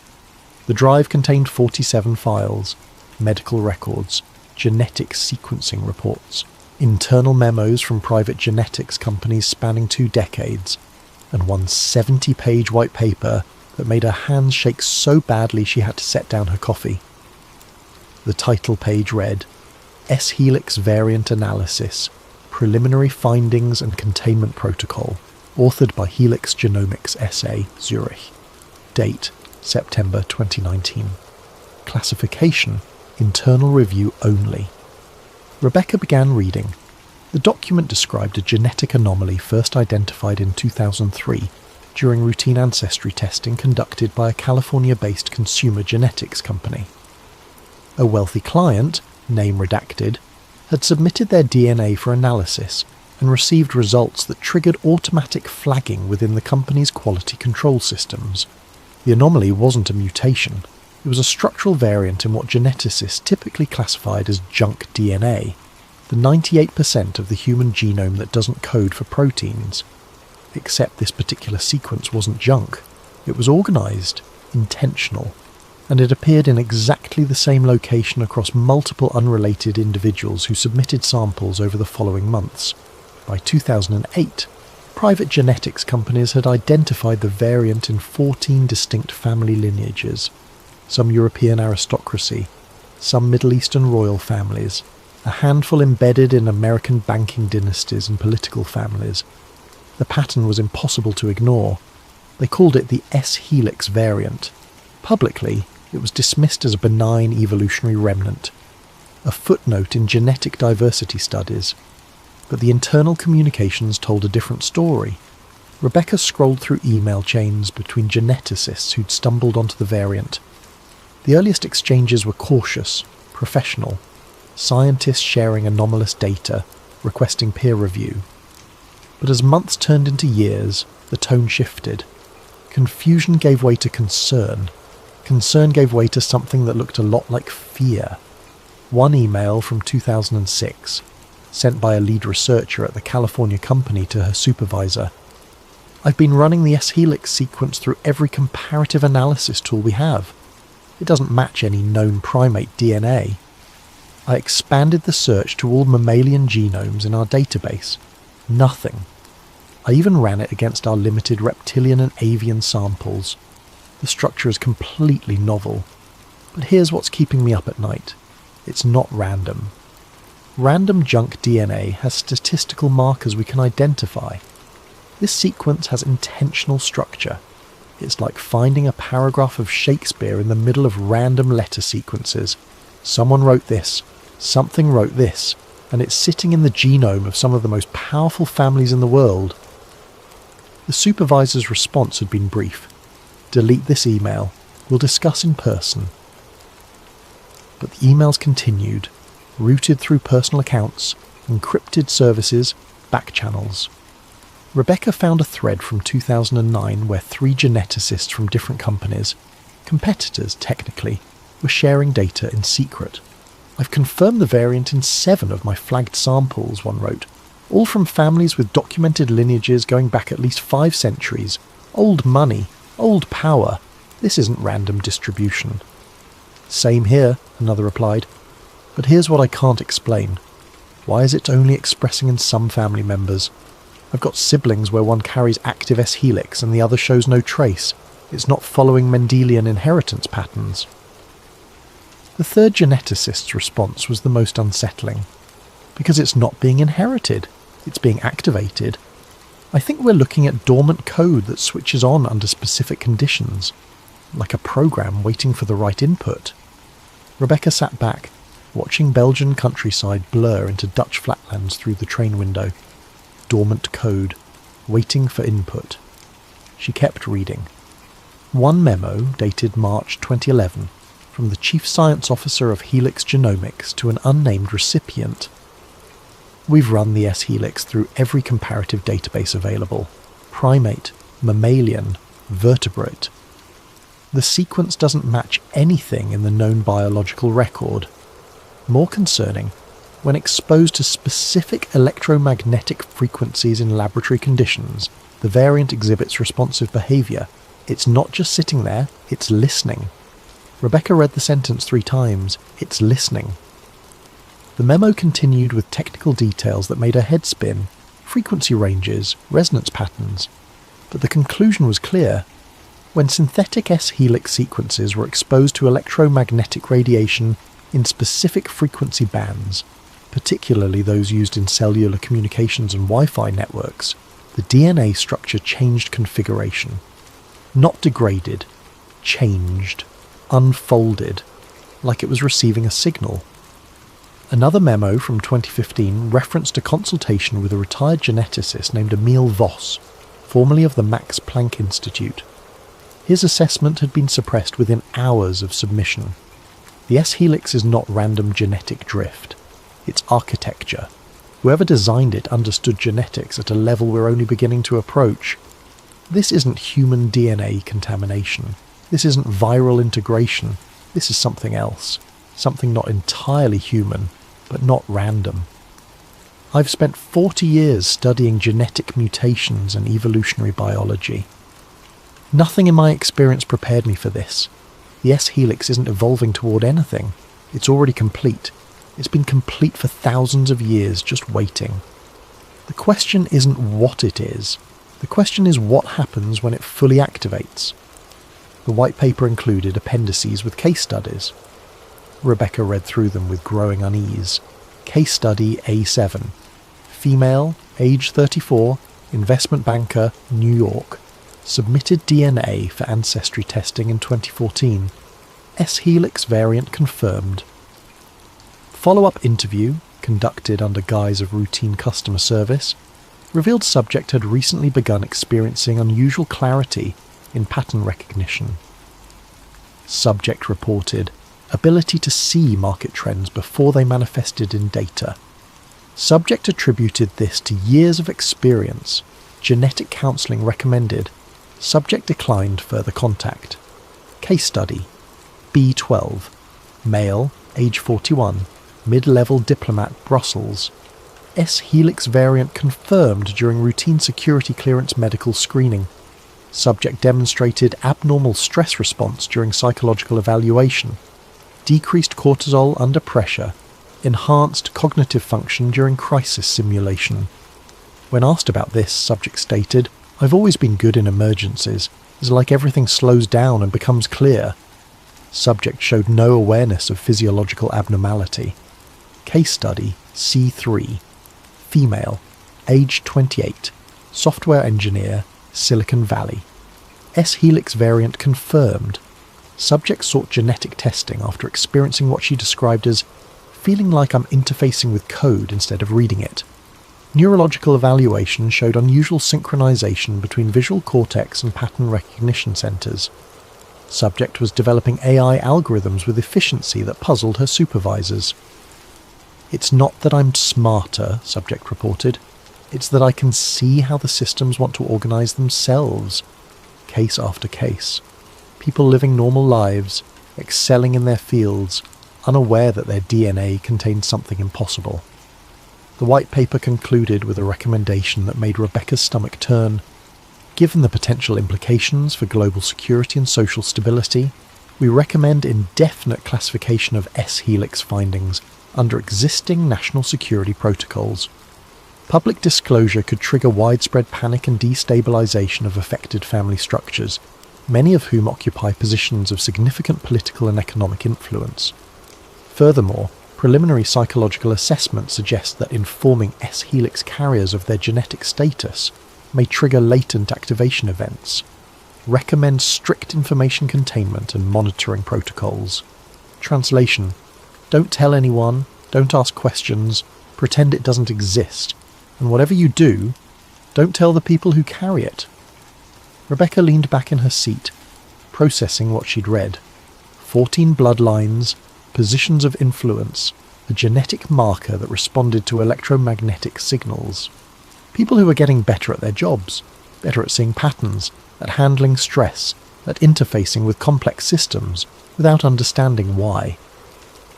She pulled up her research notes on Victor's original message. Seraphim.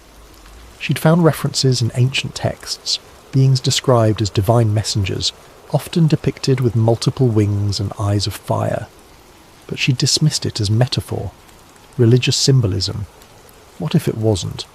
What if the ancient texts were describing real beings? Not supernatural entities, but a different species, or a hybrid species, that had walked the earth and interbred with humans. What if their descendants were still here? Her phone buzzed. Unknown. Number. The message was brief. Victor is dead. You have what he died for. Use it. They're already watching you. Rebecca looked up sharply, scanning the train car. Business travellers, students, an elderly couple sharing a thermos of coffee. No one paying attention to her, but the message felt like ice water in her veins. The train suddenly felt very small. She went back to the files, pulling up a document she'd initially skipped over because it seemed like a bureaucratic personnel memo. Now she read it carefully. It was from Helix Genomics, dated 2018. A termination letter for one of the geneticists who'd been sharing information in those encrypted email chains. Effective immediately, your employment with Helix Genomics SA is terminated. Severance package and confidentiality agreement enclosed. Failure to comply with NDA terms will result in immediate legal action and potential criminal prosecution under Swiss national security statutes. All research materials, including personal notes and communications, are property of Helix Genomics and must be surrendered. Rebecca cross-referenced the name. Thomas Brenner, the geneticist who'd written, "It's like finding a paragraph of Shakespeare in random letter sequences." She searched for his name online, found an obituary from 2019, heart attack at age 43, no prior history of cardiac issues. She searched for the other two geneticists from that email thread.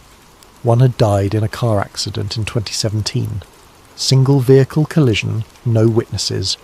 The other had simply disappeared in 2020, left for a conference in Singapore, never arrived, never seen again. 3 scientists who'd shared information about the S-Helix variant, all dead or missing within 4 years. Rebecca looked at Victor's message again, then run. She was beginning to understand why. Rebecca spent 3 days in Amsterdam, moving between internet cafes and using burner devices to research without leaving a digital trail. She needed to understand the historical context. If the seraphim were real, if they'd existed in some form throughout human history, there would be evidence, fragments, patterns. She started with Mesopotamia, in the cradle of civilization where writing itself was born. The earliest references appeared in pre-Sumerian archaeological fragments recovered from sites in modern-day Iraq and Syria. Most were heavily damaged, but one partially intact tablet from approximately 4000 BCE contained a passage that had puzzled archaeologists for decades. Rebecca found it in a digitised archive from the British Museum, catalogued but not widely published. The translation had been completed in 1952 by a scholar who'd later withdrawn from academic life entirely. His notes, attached to the file, were illuminating. This text does not fit established Sumerian mythology. It predates the pantheon we associate with later Mesopotamian culture. The language is Proto-Sumerian, possibly older. What disturbs me most is the specificity. This is not myth. This reads like a historical account. The tablet itself, what remained of it. In the time before the great cities, the seraphim ruled from the mountain places. They were flesh-born, not spirit-born, and their skin gleamed like beaten gold when seen in the light of the horizon sun. They taught the people to mark the stars and to divide the year. They showed the way of numbers and the growing of grain. They took mates from among the people, but only those of certain blood. Their children were mighty, and their children's children built the first walls. The seraphim knew what was coming. They prepared chambers beneath the mountains. They said, "We go down into the deep earth, but our blood remains in you." When the sky speaks with lightning that is not lightning, when your children build towers that think, then our children's children will remember what they are. Their rule was law, until the fire came from the sky and the earth shook. The seraphim went beneath. Some of the people went with them. Most stayed above. The seraphim said, "We do not die, we wait. Keep the blood pure. When we wake, you will wake. Rebecca read it 3 times, each reading making her hand shake more. When your children build towers that think. That was written 4,000 years before computers existed. She found corroborating references in fragments from other ancient cultures, each adding pieces to the same impossible story. The Nag Hammadi Library, a collection of early Christian and Gnostic texts discovered in Egypt in 1945, contained multiple references to beings called Watchers, or Seraphim, who descended to Earth and took human wives, producing offspring. But the Gnostic texts added details that mainstream religious scholarship often glossed over. Rebecca found a passage in the secret book of John that had been partially censored in most published translations. The Watchers were not of heaven, though they came from above the mountains. They were not spirit, though they lived longer than the generations of men. They were flesh, but flesh unlike ours. They saw what humanity would become and planted themselves in our lineage, so that when the time of great change arrived, some among us would be prepared for transformation. They did not come to judge or to save. They came to ensure the seed would survive what was coming. They mixed their essence with clay, and from this came those who could walk between worlds. These children appeared human, but carried within them the potential for something more. Egyptian records told similar stories, but with different emphasis. Rebecca found references in a doctoral thesis about the priest dynasties along the Nile that had never been widely distributed. The scholar had translated hieroglyphics from a tomb in Saqqara, dated to the early dynastic period around 3000 BCE. The Neteru came from the place where the 2 rivers meet the mountains. They were not gods, but the children of gods, and they taught the kingmakers how to preserve the divine blood through the generations. The Neteru could see in darkness. Their eyes reflected copper in lamplight. Their skin in certain seasons showed patterns like serpent scales beneath. They took only those of pure lineage as consorts. When the great death came from the sky, the Neteru went into the hidden places. They said, "Your children will not remember us as we are. They will make us into stories and paintings. This is as it should be, but some will carry our seed forward, sleeping in their flesh until the world is ready." The scholar's footnote on this passage was chilling. Note: the hieroglyphic for Neteru in this context does not match standard divine terminology. It appears to be a specific designation for a separate category of being. The literal translation might be closer to those who transform, or those who are both. The text is very clear. These are not supernatural entities, but physical beings with unusual biological characteristics. Rebecca found similar patterns in Sumerian king lists, ancient Hebrew texts, and even fragments from the Indus Valley civilization. Always the same core elements: beings who looked almost human, who lived among humans, who interbred with select human lineages, who enforced strict rules about bloodline purity, who possessed biological traits that set them apart: reflective eyes, unusual skin, enhanced abilities, and always the same instruction: the blood must not be diluted. She found the most explicit reference in a section of the Book of Enoch that had been removed from most canonical versions but survived in Ethiopian Orthodox tradition. This version included chapters that Western churches had deemed too problematic to include. Chapter 72, verses 14 to 19, "And the watchers made a covenant among themselves, saying, Let us preserve the blood without dilution, for the day of awakening approaches, and our children's children must be ready to receive what we have planted within them." They chose their mates with great care, testing bloodlines across generations. Those families they blessed with their seed, they also blessed with knowledge: how to maintain power across time, how to build systems that endure beyond single lives, how to recognize others of the hidden bloodline.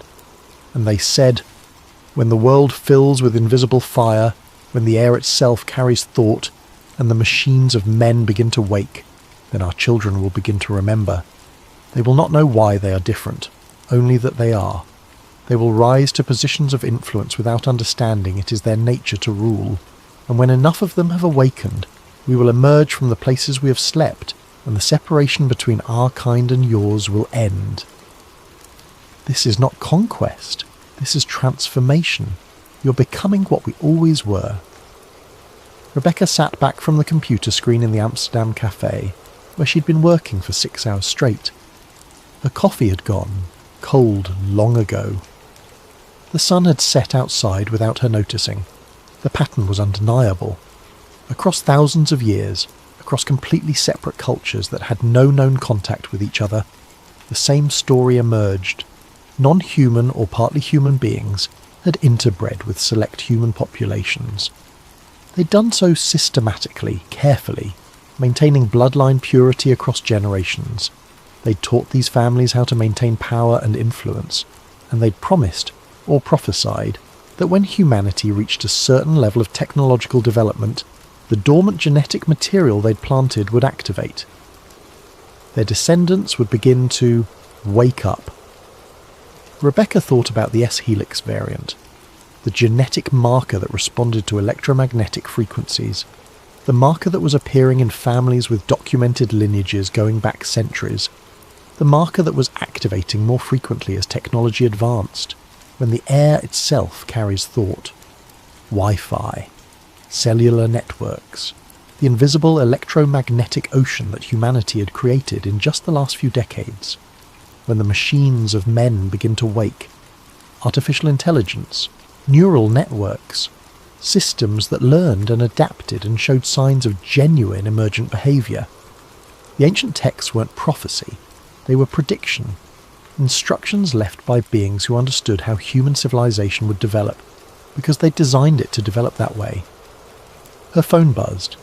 A new email from an address she didn't recognise, archival.ghostprotocol.proton.me. The subject line: "You're looking in the right places, but you're missing the modern confirmation." The email contained a single attachment, a scanned page from what appeared to be a 1987 medical document, bearing the letterhead of a European royal family she immediately recognised. The header read, "Annual Hematological Assessment, Type S Classification."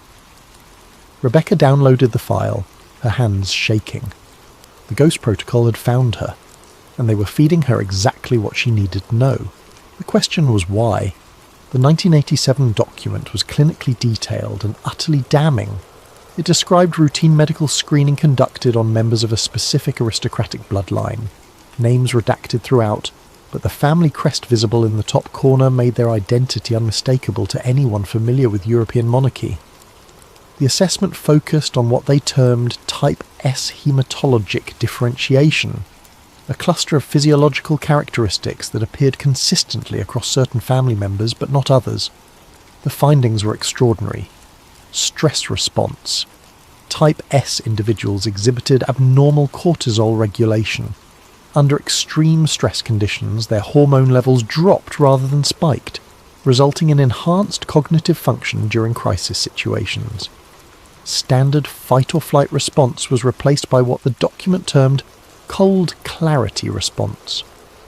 One annotation, handwritten in the margin, Subject C7 exhibited near complete emotional detachment during simulated crisis. Heart rate decreased, pupil dilation reversed, described feeling perfectly calm, like watching from outside. This is not normal stress response. Cellular regeneration. Documented healing rates 40-60% faster than baseline human norms. Scarring minimal or absent in most cases. One subject had recovered from a compound fracture in half.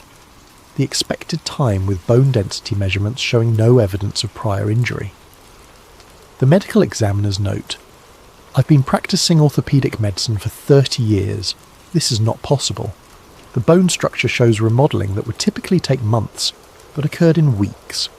Either our dating methods are wrong, or something in this subject's biology is accelerating cellular repair at rates I cannot explain." Neurological profile. Near complete absence of degenerative brain disorders across 7 generations of tracking. No Alzheimer's, no Parkinson's, no dementia. Average lifespan exceeded regional norms by 12 years. Immune function. Natural immunity to specific viral infections that should have no genetic basis for resistance. Several Type S individuals had been exposed to influenza outbreaks that sickened entire households, but never develop symptoms themselves. Temperature regulation. Baseline body temperature sent on 1.2 degrees Celsius lower than human average. Temperature variance under stress conditions exceeded normal human parameters. Ocular characteristics. Noted. Unusual reflective quality to iris under specific lighting conditions. 3 subjects exhibited what the examiner described as possible nictitating membrane reflex when startled by sudden stimuli. The examiner's note on this finding. I thought I was mistaken, but I've now observed this in 3 separate subjects. During startle response, there's a lateral movement across the eye that occurs too quickly for conscious control. It resembles the third eyelid found in reptiles and birds. This should not exist in human anatomy. The document concluded with a section titled Generational Transmission and Activation Patterns. Type S characteristics do not appear in all offspring, suggesting recessive inheritance or conditional expression. Approximately 30% of children from confirmed type S parents exhibit full phenotype. However, we have documented cases of phenotype emergence in adults who showed no signs in childhood or adolescence. This suggests the type S classification is not purely genetic in the traditional sense, but may involve activation triggers we have not yet identified. Recommend continued monitoring of type S individuals and their offspring to determine what environmental or developmental factors trigger full expression. The final note stamped in red ink. Classified. Royal Household Medical Records. Unauthorized distribution prohibited.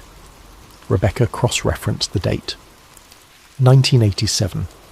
The same year, personal computers began entering middle-class homes across Europe and North America. The same year, cellular networks started expanding beyond experimental urban deployments. Technology. She thought about the Swiss white paper. This helix reacts to electromagnetic signals at frequencies outside standard human neural resonance. Her anonymous correspondent sent a second email while she'd been reading, "Check the 2001 leak, Phase 4. That's when they stopped monitoring and started managing." Rebecca knew exactly what that meant. In 2001, a contractor working for a US intelligence agency had leaked a series of classified briefings to a journalist who'd later died in what was officially ruled a suicide. The leaked documents had covered everything from surveillance programs to foreign policy assessments. Most had been dismissed as conspiracy theory, or redacted into meaninglessness by the time they reached public circulation. But one briefing had stuck in the collective consciousness of researchers who worked in Rebecca's field. It was titled Phase 4, Behavioural Management of Type S Infiltrates. She'd read it years ago during her doctoral research on suppressed intelligence documents, dismissed it as disinformation designed to discredit legitimate leaks. Now she pulled it up again with completely different eyes. The briefing was structured as a strategic assessment, dated March 2001, prepared for select members of a Congressional Intelligence Oversight Committee. The document had been leaked in fragments, complete pages interspersed with sections that had been redacted or destroyed. But enough remained to paint a disturbing picture. Subject: Strategic Assessment. Type S, Infiltrate Management. Classification: TS SCI, No Fawn Executive.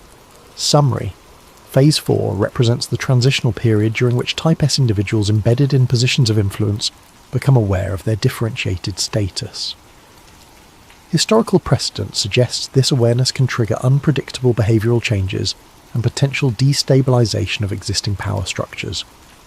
Unlike previous phases focused on identification and monitoring, Phase 4 requires active management protocols to ensure smooth integration of emerging Type S consciousness into existing governance and economic frameworks.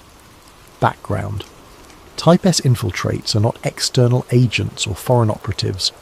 They're intergenerational insertions, individuals born human but carrying genetic markers that activate under specific environmental conditions.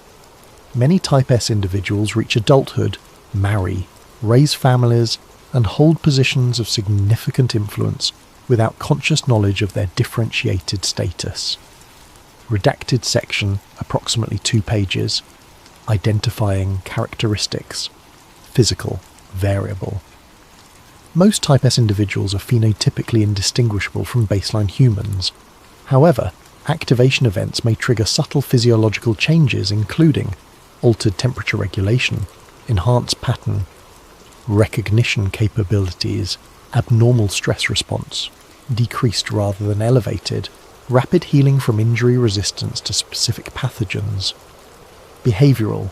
Type S individuals demonstrate consistent patterns across cultural and geographic boundaries, gravitate toward positions of systemic influence, policy, finance, research. Exhibit enhanced capability for long-term strategic thinking. Show reduced emotional volatility in crisis situations. Demonstrate unconscious coordination with other Type S individuals. Express feeling different or separate from baseline humans, often from early childhood. Redacted section, approximately 3 pages. Activation. Triggers. Intelligence assessment has identified 3 primary trigger categories. Technological exposure. Prolonged interaction with advanced computational systems and electromagnetic environments. Correlation between Type S activation events and proximity to high-frequency electromagnetic fields exceeds 78%. Specific frequency ranges, redacted, appear to trigger genetic expression changes. Genetic awakening, proximity to other activated Type S individuals. Subjects report sensing others of their kind, though mechanism remains unclear. May involve electromagnetic sensitivity or pheromone response. Crisis response. Extreme stress or survival situations that force physiological differentiation to manifest. Multiple documented cases of latent Type S individuals exhibiting enhanced capabilities during life-threatening situations, followed by partial or full awareness of their differentiated status. Phase 4. Characteristics. Phase 4 begins when a critical mass of Type S individuals become aware of their differentiated status. Current intelligence suggests we are entering Phase 4 now. Indicators include increased private communication networks among confirmed Type S individuals, formation of informal alliance structures across political and national boundaries, attempts to access classified research on S-helix genetic markers, increased interest in historical records regarding redacted strategic implications. Traditional security frameworks are inadequate for addressing emergent Type S consciousness. These individuals are not hostile foreign actors. They are embedded in critical infrastructure, political leadership, scientific research, and cultural influence positions. Many have security clearances. Some have access to classified information regarding their own status. Forceful containment or exposure strategies carry unacceptable risk. Type S individuals in intelligence positions could leak classified information. Type S individuals in policy positions could destabilize governance structures. Coordinated Type S response to persecution could trigger, redacted, public exposure, could trigger mass panic and social destabilization. Recommended management approach, Phase 4. Management should focus on controlled integration rather than containment or exposure. Objectives. Monitor Type S communication networks without triggering defensive responses.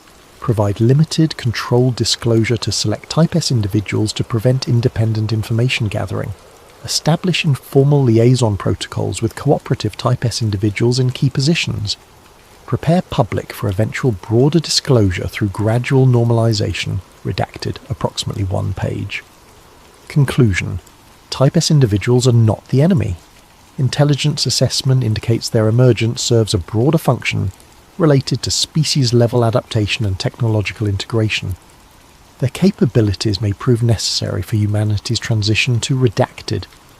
Premature exposure or forceful containment could trigger defensive protocols we are not equipped to handle. Recommend patience, observation, and strategic cooperation. Redacted section, final page. Rebecca read through the document twice, then cross-referenced it with the information she had gathered. The year the intelligence community officially acknowledged that people with the S-helix variant were starting to become aware of what they were. The year the strategy shifted from monitor to manage, 24 years ago. Which meant that right now, in 2025, they were deep into Phase 4, possibly approaching Phase 5. She thought about the case studies in the genetic white paper. People who'd described unusual clarity and pattern recognition. People who'd said it felt like they were interfacing with code instead of just reading it. People who didn't know they were different, just knew they were unusually good at what they did. What happened when those people found out why? Rebecca opened her encrypted messaging app and sent a query to a contact she'd cultivated over years of archival work. A former intelligence analyst who'd left the NSA under circumstances that remained unclear, but who still maintained connections in the community. Her message: Phase 4, Type S. What's the current assessment? The response came back in under a minute. You're playing with fire, stop. Rebecca typed, I need to know. 3 minutes passed. Then, Phase 4 went operational in 2003. Phase 5 is already active. You don't want to know what Phase 6 looks like. Seriously, delete everything and walk away.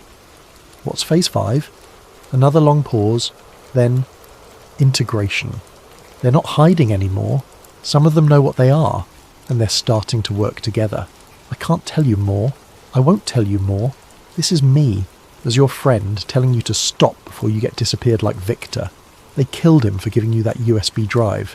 They'll kill you for using it. The chat went offline.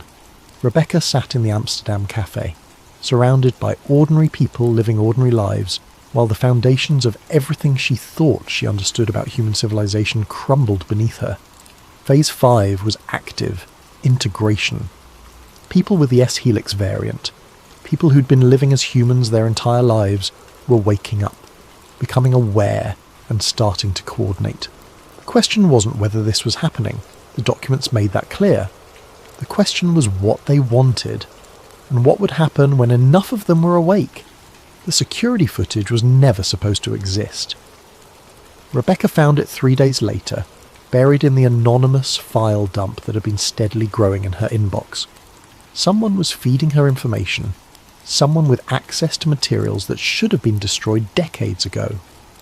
Someone who wanted her to know the truth, or wanted someone to know, and she was the conduit. The footage was dated August 14th, 2016.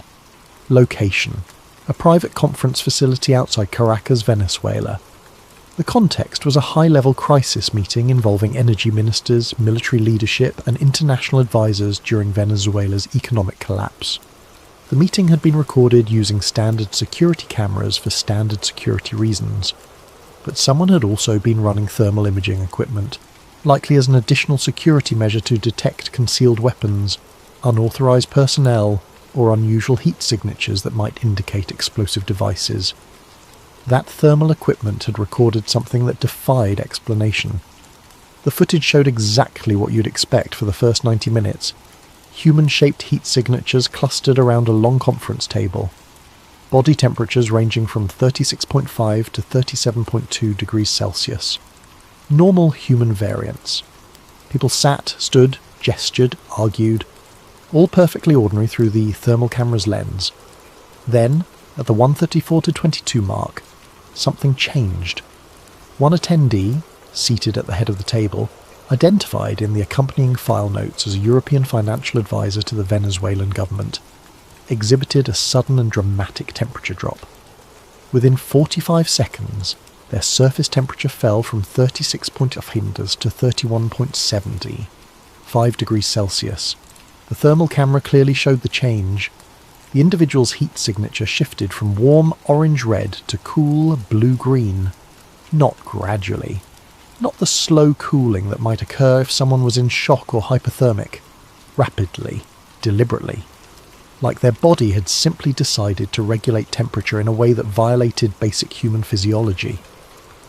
The timestamp corresponded with a heated argument visible in the standard footage. Raised voices, accusations, the kind of high-stress confrontation that should trigger elevated heart rate, flushed skin, increased body temperature. Instead, this person's temperature had plummeted, and their body language became unnaturally calm, precise, controlled. 3 minutes later, their temperature normalized. The argument ended. The meeting continued. The file notes indicated the footage had been flagged immediately by security analysts, escalated to intelligence oversight within hours, and permanently sealed within 72 hours. The financial advisor had left Venezuela the following day and disappeared from all public records. Rebecca found a follow-up memo dated 2 weeks after the incident. Subject relocated to undisclosed European location. Medical evaluation confirms Type S activation event. Subject now aware of differentiated status. Recommend Phase 5 integration protocols. Subject cooperative and has agreed to voluntary monitoring in exchange for information access regarding origin and purpose of S-Helix variant. They'd made a deal. The person who'd manifested impossible physiology on camera had been given answers in exchange for cooperation. Rebecca wondered what those answers were. What did they tell people when they woke up and realised they weren't entirely human? Her anonymous source sent another compilation. This one was dozens of incident reports spanning 3 decades, all documenting similar thermal anomalies. 1991, private estate, Scotland, security personnel report, unusual cold zones detected in the master bedroom suite despite functional heating.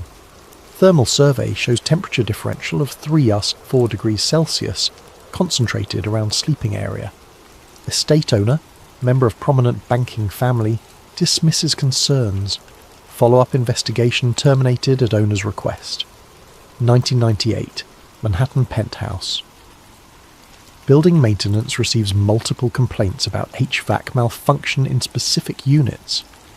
Residents report feeling overheated while thermostats register temperatures 2-3 degrees lower than surrounding apartments. Technical inspection finds no mechanical issues. Residents are all from same extended family network. Pattern noted but unexplained. 2004, Geneva Diplomatic Compound. Infrared security sweeps detect cold signatures around 3 specific individuals during high-level trade negotiations. Security team suspects equipment malfunction. Equipment tested and confirmed functional. Individuals show no signs of illness or distress. Incident classified. 2009, Dubai Financial Summit. Private security firm contracted for VIP protection reports. Unusual thermal readings on multiple attendees. Several high-profile executives register surface temperatures 1-2 degrees below expected human baseline. Firm's report submitted to clients, then immediately classified. Security team members sign expanded NDAs. 2012, London Banking District. Corporate security investigating potential industrial espionage uses thermal imaging during board meetings. Discovers 3 board members consistently register abnormally low surface temperatures during high-stress discussions. Investigation redirected by unknown authority. All thermal footage confiscated. 2016, Washington political fundraiser. Secret Service thermal scanning detects unusual temperature patterns in multiple attendees. Several prominent political figures show decreased surface temperature during public speaking and high-pressure social interactions. Anomalies noted in after-action report but not investigated further. The pattern was undeniable. These weren't equipment malfunctions. These were people whose bodies responded to stress and electromagnetic environments in ways that violated understood human biology. And then there were the eyes. Rebecca found a separate file containing compiled reports from security personnel, journalists, personal assistants, and even entertainment industry professionals. Dozens of observations, each dismissed individually, but forming an impossible pattern when viewed together. Subject's eyes reflected amber gold under camera flash, similar to animal eye shine, assumed to be lighting artifact. Photographer, 2008. During night vision surveillance, subject's eyes showed reflective quality not consistent with human eye structure. Equipment tested and confirmed functional. Private security report, 2011. I could swear I saw his eyes blink sideways, like not up and down, but from the side. But that's impossible, so I must have imagined it. Political aid, anonymous interview, 2015. Under UV security lighting, several VIP guests exhibited unusual iris reflection patterns. Copper or gold coloration not typical of human eyes under these conditions. Event security log, 2019. The senator's eyes. There was something wrong. During the press conference, when the lights hit him at a certain angle, I saw something move across his eye. horizontally. My colleague saw it too. We both pretended we didn't. Camera operator, confidential testimony, 2021, nictitating membranes, third eyelids, reflective tapetum lucidum like nocturnal predators possessed. Biological features that didn't exist in human anatomy, except they did, in some people, under the right conditions, when stress or environment triggered something dormant to activate. Rebecca's phone rang, actual voice call, not encrypted message. She stared at it for 3 rings before answering. "You need to stop digging." The voice was female, American accent, eerily calm. "For your own safety." Rebecca's mouth went dry. "Who is this?" "Someone who's been where you are. Someone who knows what happens when you keep pulling threads." "What happens?" A long pause. Background noise suggested the caller was outside, wind across the microphone, distant traffic. You start seeing patterns everywhere. You start questioning everyone around you. You start wondering if your boss, your neighbour, your lover, if any of them are carrying markers they don't even know about. The paranoia eats you alive, Rebecca. And the worst part... Rebecca waited, her heart hammering. The worst part is, you'll never know if you're paranoid or if you're right. Because they don't know either. Most of them live their whole lives without ever finding out what they are. They just know they're good at what they do. They just know they handle stress better than other people. They just know they see patterns others miss. And they never question it, because why would they? "Are you..." Rebecca started. "One of them?" "I don't know. That's what I'm trying to tell you. I had the test done. Private lab. Cost me $20,000 and 3 years of saved favours. You want to know what they told me?" "What?" "They told me the test was inconclusive. They told me the markers were there but dormant. They told me I might be carrying a helix variant or I might not, and there was no way to know unless it activated. And you know what that means?" Rebecca did know. "You'll never know if your successes are yours or if there's something else driving you." "Exactly. I'm a federal judge, Rebecca. I make decisions that affect millions of lives. And now I'll spend the rest of my career wondering if my judgment is mine, or if there's something in my DNA pushing me toward outcomes I don't consciously understand. That's what this knowledge does. It poisons everything. But people deserve to know, do they? What happens when you publish your research? When you tell the world that 14 bloodlines carry non-human DNA? That some of the most powerful people in the world might be a different species and don't even know it? You think that ends well? The truth matters." The woman laughed, bitter and harsh. "The truth is that whatever the seraphim were, they're woven so deep into human civilization that you can't separate us anymore. Their descendants are everywhere, in government, in corporations, in universities and hospitals and military command. And most of them are good people trying to do good work. What happens to them when you expose this? They get hunted, tested, quarantined, or worse, they get worshipped, turned into messiahs or demons. Either way, you tear society apart. Is that what you want?" "I want people to understand what's happening to them." "Then you're naive. Victor died trying to get you this information. You think he wanted you to publish it? He wanted you to understand it, to be ready. Because Phase 5 isn't about exposure, it's about preparation." "Preparation for what?" The line went dead. Rebecca sat in the dark of her Amsterdam hotel room, staring at thermal footage of impossible biology and witness reports of inhuman eyes, and realised she'd crossed a threshold she couldn't return from. The French intelligence analyst made contact through a dead drop in Paris. Rebecca travelled there following a coded message slipped under her hotel door. Inside a locker at Gare du Nord, she found a micro SD card and a handwritten note. "What you're looking for isn't conquest, it's cultivation. A friend in the directorate." The SD card contained an audio recording, a debriefing session from 2018, conducted in French. Rebecca listened while running translation software. The speaker identified himself only as Asian Mathieu, 15 years in French foreign intelligence. Interviewer: "You mentioned a rumour circulating among senior political handlers. Elaborate." Mathieu: "Not discussed openly, more like shared understanding among people in these positions long enough. We all noticed patterns. officials who predict policy shifts before they happen, who navigate crises with inhuman calm, who maintain influence across administrations regardless of political changes. Interviewer: competence could. Mathieu: not competence, something else. A colleague, 23 years at the ministry, told me after too much wine, the Seraphim aren't here to conquer, they're here to ensure the planet evolves in a direction compatible with them. Interviewer: compatible with what? Mathieu: that's the question.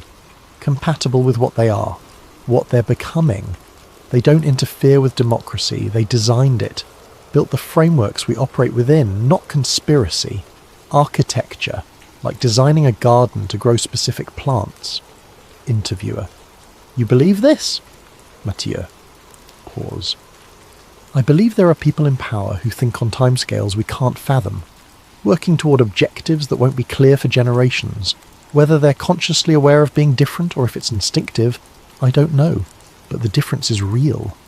Rebecca played it again, focusing on one phrase. They designed the systems. The S-helix responded to electromagnetic frequencies, appeared in bloodlines maintaining power for centuries, activated in response to technology. What if it wasn't reactive but anticipatory?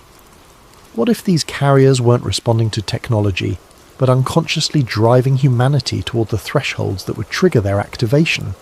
Democracy, capitalism, digital networks, AI. Every major system structuring modern civilization developed by people possibly carrying genetic programming they didn't know existed. Not conspiracy, architecture. Rebecca found the next piece, a partial transcript from a 1974 Bilderberg conference. Unknown speaker. A. The integration timeline assumes continued technological acceleration. If we encounter resistance. Unknown speaker. B. We won't. The pattern is self-reinforcing. Each generation requires more connection, more processing, more interface. They think they're choosing progress. They are, just not for the reasons they believe. Speaker A. When they realise? Speaker B. They won't. By the time enough realise, it won't matter. Systems too integrated, too essential. You can't unplug from infrastructure that keeps you alive. Speaker C. Some will resist. Speaker B. Resistance is part of the design. Creates pressure that accelerates adoption. Resistors aren't obstacles, they're catalysts. Speaker A. Very confident.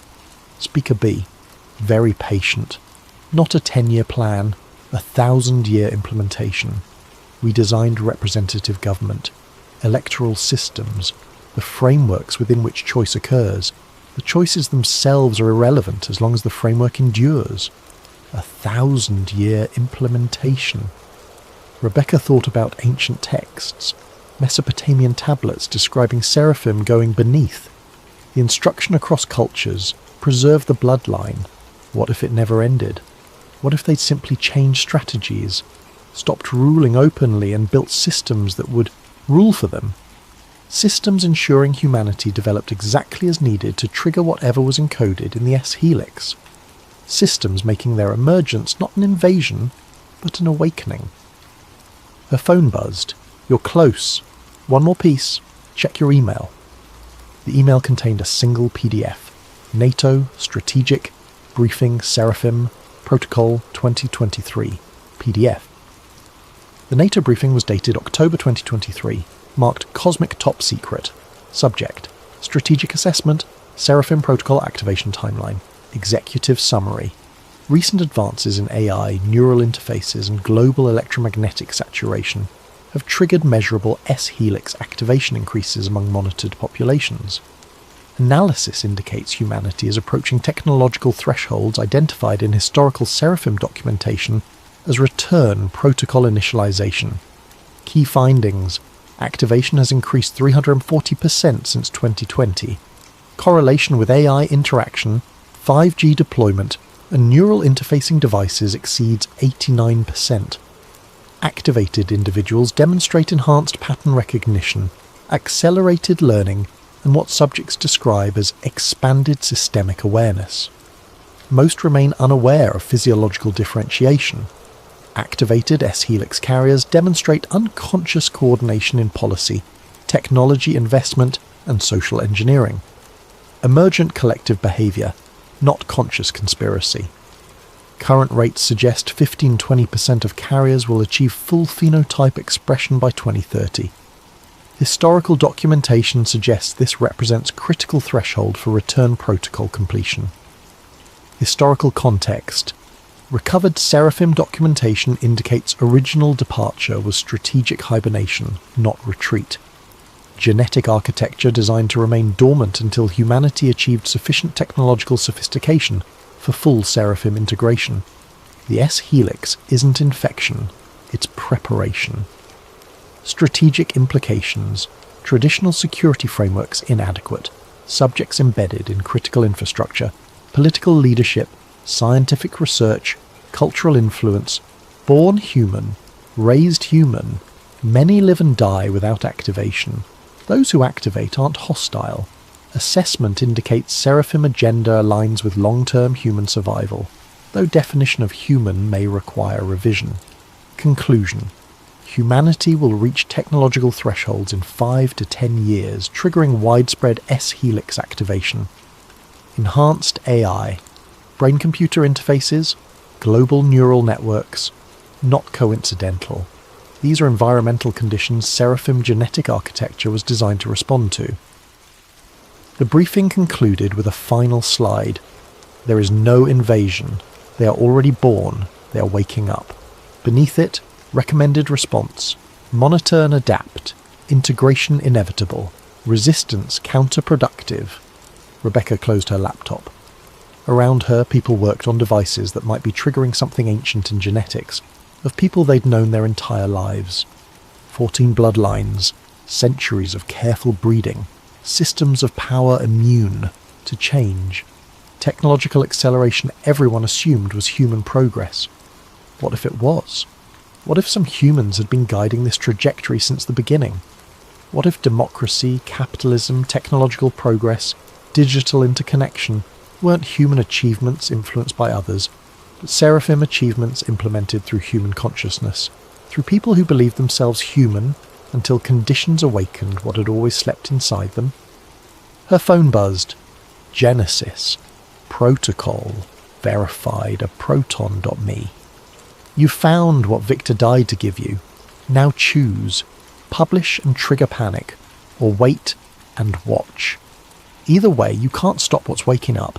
We've been waking since you invented fire, since you built cities, since you split the atom. Each threshold brings us closer to what we were always meant to become. You're not being invaded, you're being remembered. Some of us remember better than others. Soon, enough will remember, and then you'll understand. There was never separation. No aliens among you. Only humans who haven't woken yet, and humans who have. Welcome to Phase 5. Rebecca sat very still. In the corner, a woman in a business suit worked on a laptop, fingers moving with mechanical precision. In the right light, her eyes reflected copper. The woman glanced up, met Rebecca's gaze for exactly 1 second, then returned to work. Rebecca looked away, heart pounding.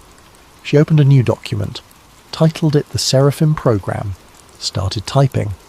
She had no idea if anyone would believe her, no idea if publication would change anything, or if the systems were too embedded, too essential to resist.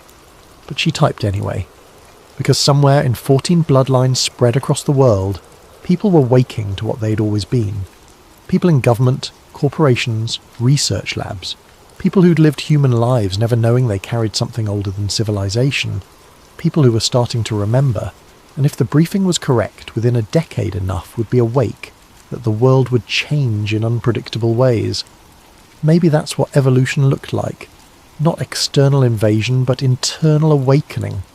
Not war between species, but recognition that categories were never as clear as humanity believed. Rebecca kept typing as the sun set over Paris, painting the sky copper and gold. Behind her, the woman in the business suit closed her laptop and left.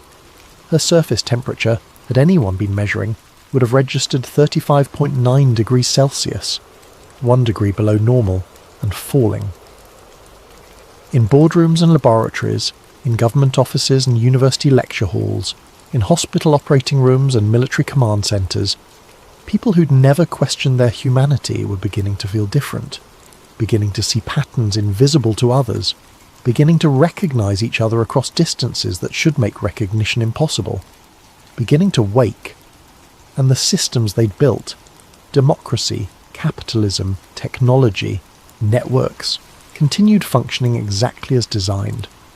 Not as human systems influenced by hidden forces, but as seraphim systems implemented through human hands, preparing the world for a transformation that had been set in motion 4,000 years ago. Rebecca typed the final line. "They're already among us. They always have been, and they are us."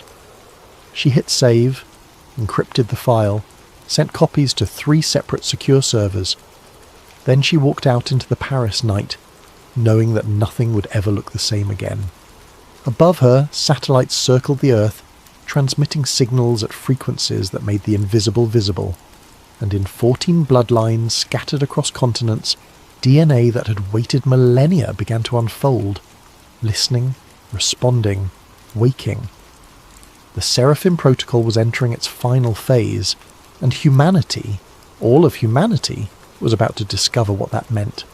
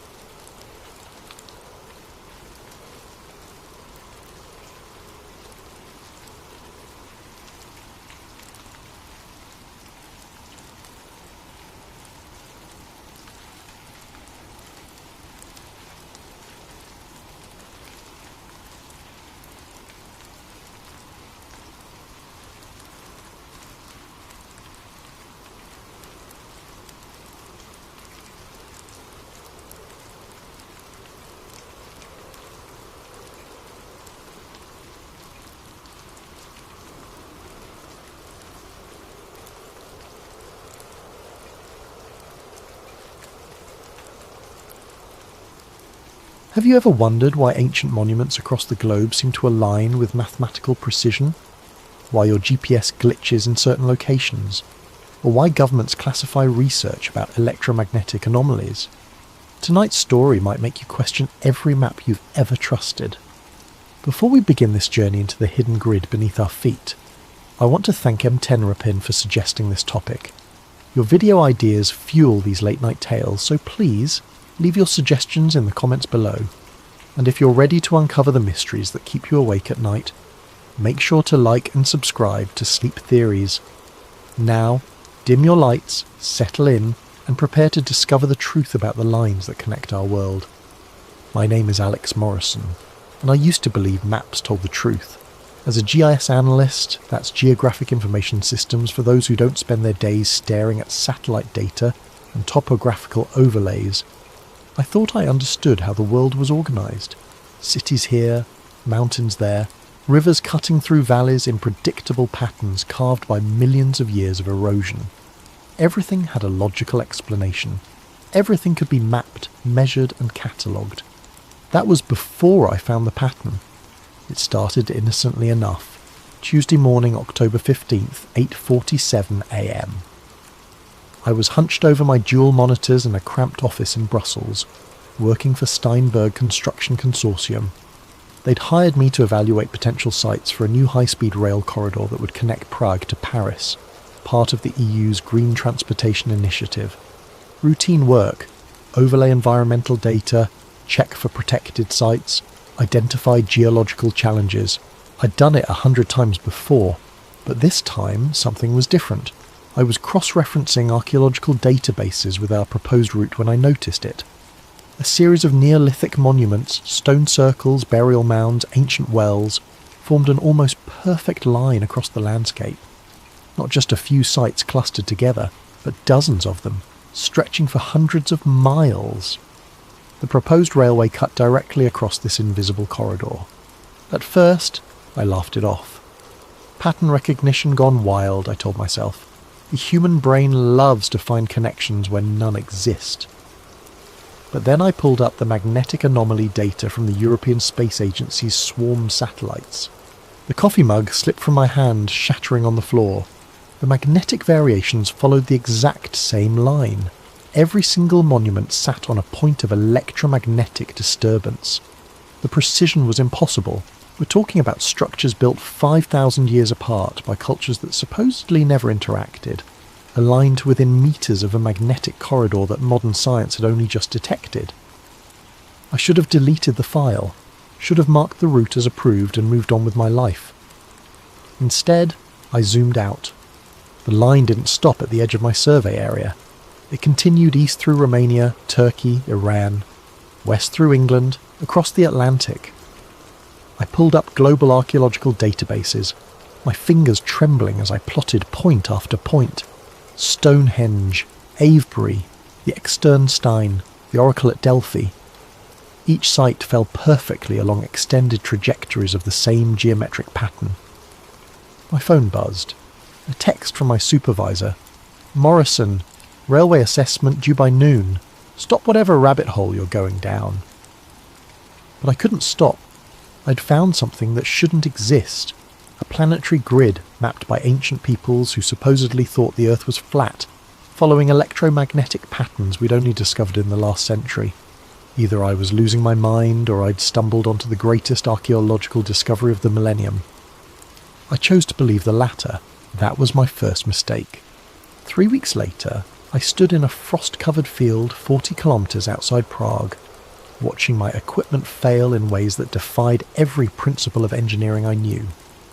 After discovering the alignment, I'd convinced Steinberg to let me conduct field surveys along the proposed route. Geological stability assessment, I'd called it. What I really wanted was to stand on one of these intersection points myself, to take readings that might explain how ancient peoples had detected magnetic anomalies without compasses or magnetometers. The morning had started normally enough. I'd parked my van on a dirt road near the village of Holubice, unloaded my survey equipment, and hiked 2 kilometres to the first monument site, a circle of weathered standing stones that locals called Devil's Dance. The temperature hovered just above freezing, and mist clung to the valleys like cotton wool. I set up my differential GPS unit first, waiting for it to lock onto satellites. The device chirped, showing full signal strength. Then, as I walked toward the centre of the stone circle, the screen flickered. Acquiring satellites. Signal lost. Acquiring satellites. I checked my phone. Same problem. The GPS app showed my location jumping wildly, placing me first in Prague, then Vienna, then somehow in the middle of the Atlantic Ocean. My professional-grade survey unit, accurate to within centimetres under normal conditions, couldn't even determine which continent I was on. The electromagnetic field meter came next. The moment I switched it on, the needle slammed against the maximum reading and stayed there, quivering like it was fighting against invisible restraints. I'd seen similar readings near power lines or transformer stations, but we were in the middle of farmland. The nearest electrical infrastructure was kilometres away. "You shouldn't be here." I spun around.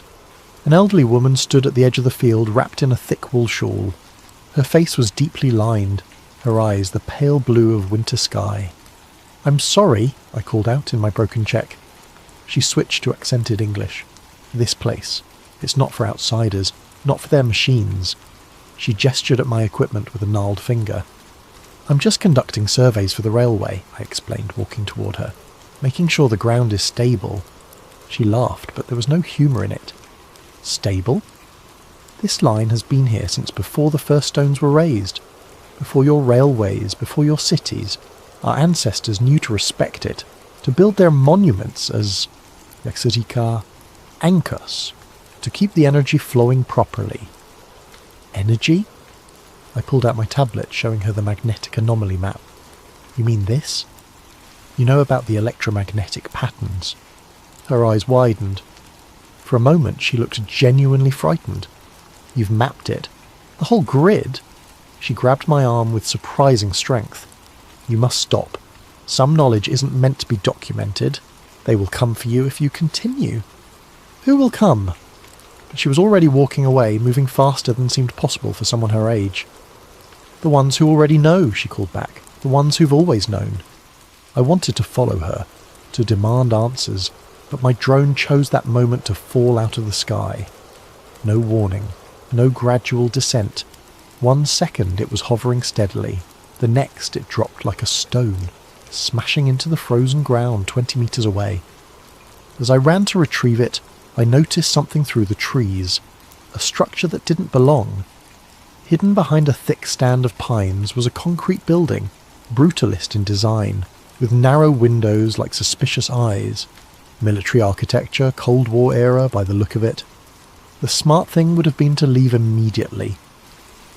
Instead, I collected my broken drone and hiked toward the building. The structure was abandoned but not ancient. Rust streaked the metal door, which hung open on failing hinges. Inside, fluorescent lights dangled from exposed wiring, and the walls were covered in mould that formed patterns like continental drift. But it was the maps that stopped me cold. The entire north wall was covered in them. Topographical maps, geological surveys, electromagnetic readings, layers upon layers of data, some dating back to the 1960s. Red strings connected pins at various locations, creating a web that stretched across Europe. And running through it all, marked in thick black ink, was the same line I'd found, the same impossible alignment. In the corner, barely legible, someone had written, "Earth Grid Project, classified, destroy after review." I pulled out my phone to photograph everything, but the camera wouldn't focus. Every image came out distorted, as if the very air in the room was bending light. I tried sketching what I saw instead, my hands shaking from more than cold. A metal filing cabinet in the corner had been forced open, its contents mostly removed or destroyed. But wedged behind the bottom drawer I found a single folder. Water damage had made most of it illegible, but I could make out fragments. Electromagnetic conductivity peaks at intersection points. Ancient structures appear to function as regulatory nodes. Catastrophic potential if grid destabilizes. Project terminated by Joint Commission directive. The last page was a photograph, grainy but unmistakable. It showed a massive antenna array in what looked like Alaska, the same distinctive design I'd seen in conspiracy documentaries about HAARP. But this photo was dated 1971, decades before HAARP officially existed. A sound outside made me freeze, the crunch of footsteps on frost. Multiple sets, moving with military precision.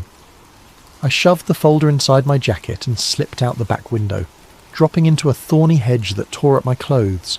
Through the trees, I could see dark vehicles pulling up to the building, men in unmarked uniforms spreading out to surround it.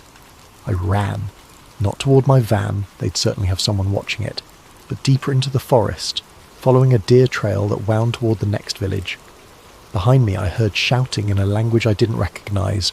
Not Czech, not German, something else. It took me 4 hours to circle back to my vehicle, approaching from the opposite direction through farmland. The van was untouched, but I knew they'd let me go, let me run. They wanted to see what I'd do next, who I'd contact. As I drove away, hand steady on the wheel despite the adrenaline coursing through my veins, I realised the old woman had been right. Some knowledge wasn't meant to be documented, but it was too late now. I'd seen the grid, seen evidence that governments knew about it, had studied it, had classified it, and I was going to find out why. My apartment in Brussels became a command centre for obsession. After the encounter at Holobici, I'd returned to work, filed a bland report recommending further geological assessment, and pretended everything was normal. But every evening, I locked my door, pulled the blinds and dove deeper into the mystery. The coffee table disappeared under printed maps. The walls became a spider web of string and pins connecting sites across continents. I'd stopped sleeping more than 3 hours a night, surviving on espresso and the electric thrill of discovery. The pattern was everywhere once you knew how to look. Start with the obvious ones, the monuments everyone knows, the pyramids of Giza, Stonehenge, Machu Picchu, Easter Island. Plot them on a globe, not a flat map, and they formed geometric relationships so precise they could have been placed by satellite guidance. The Great Pyramid sits at the exact centre of Earth's landmass.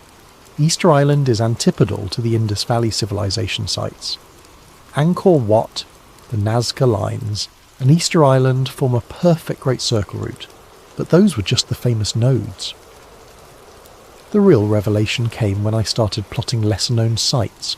Every major ancient city sat on the grid. Babylon, Persepolis, Constantinople, Carthage, all built at intersection points where multiple energy lines converged. The Romans, master engineers, had built their road system following these same invisible highways. The Silk Road traced a major east-west corridor.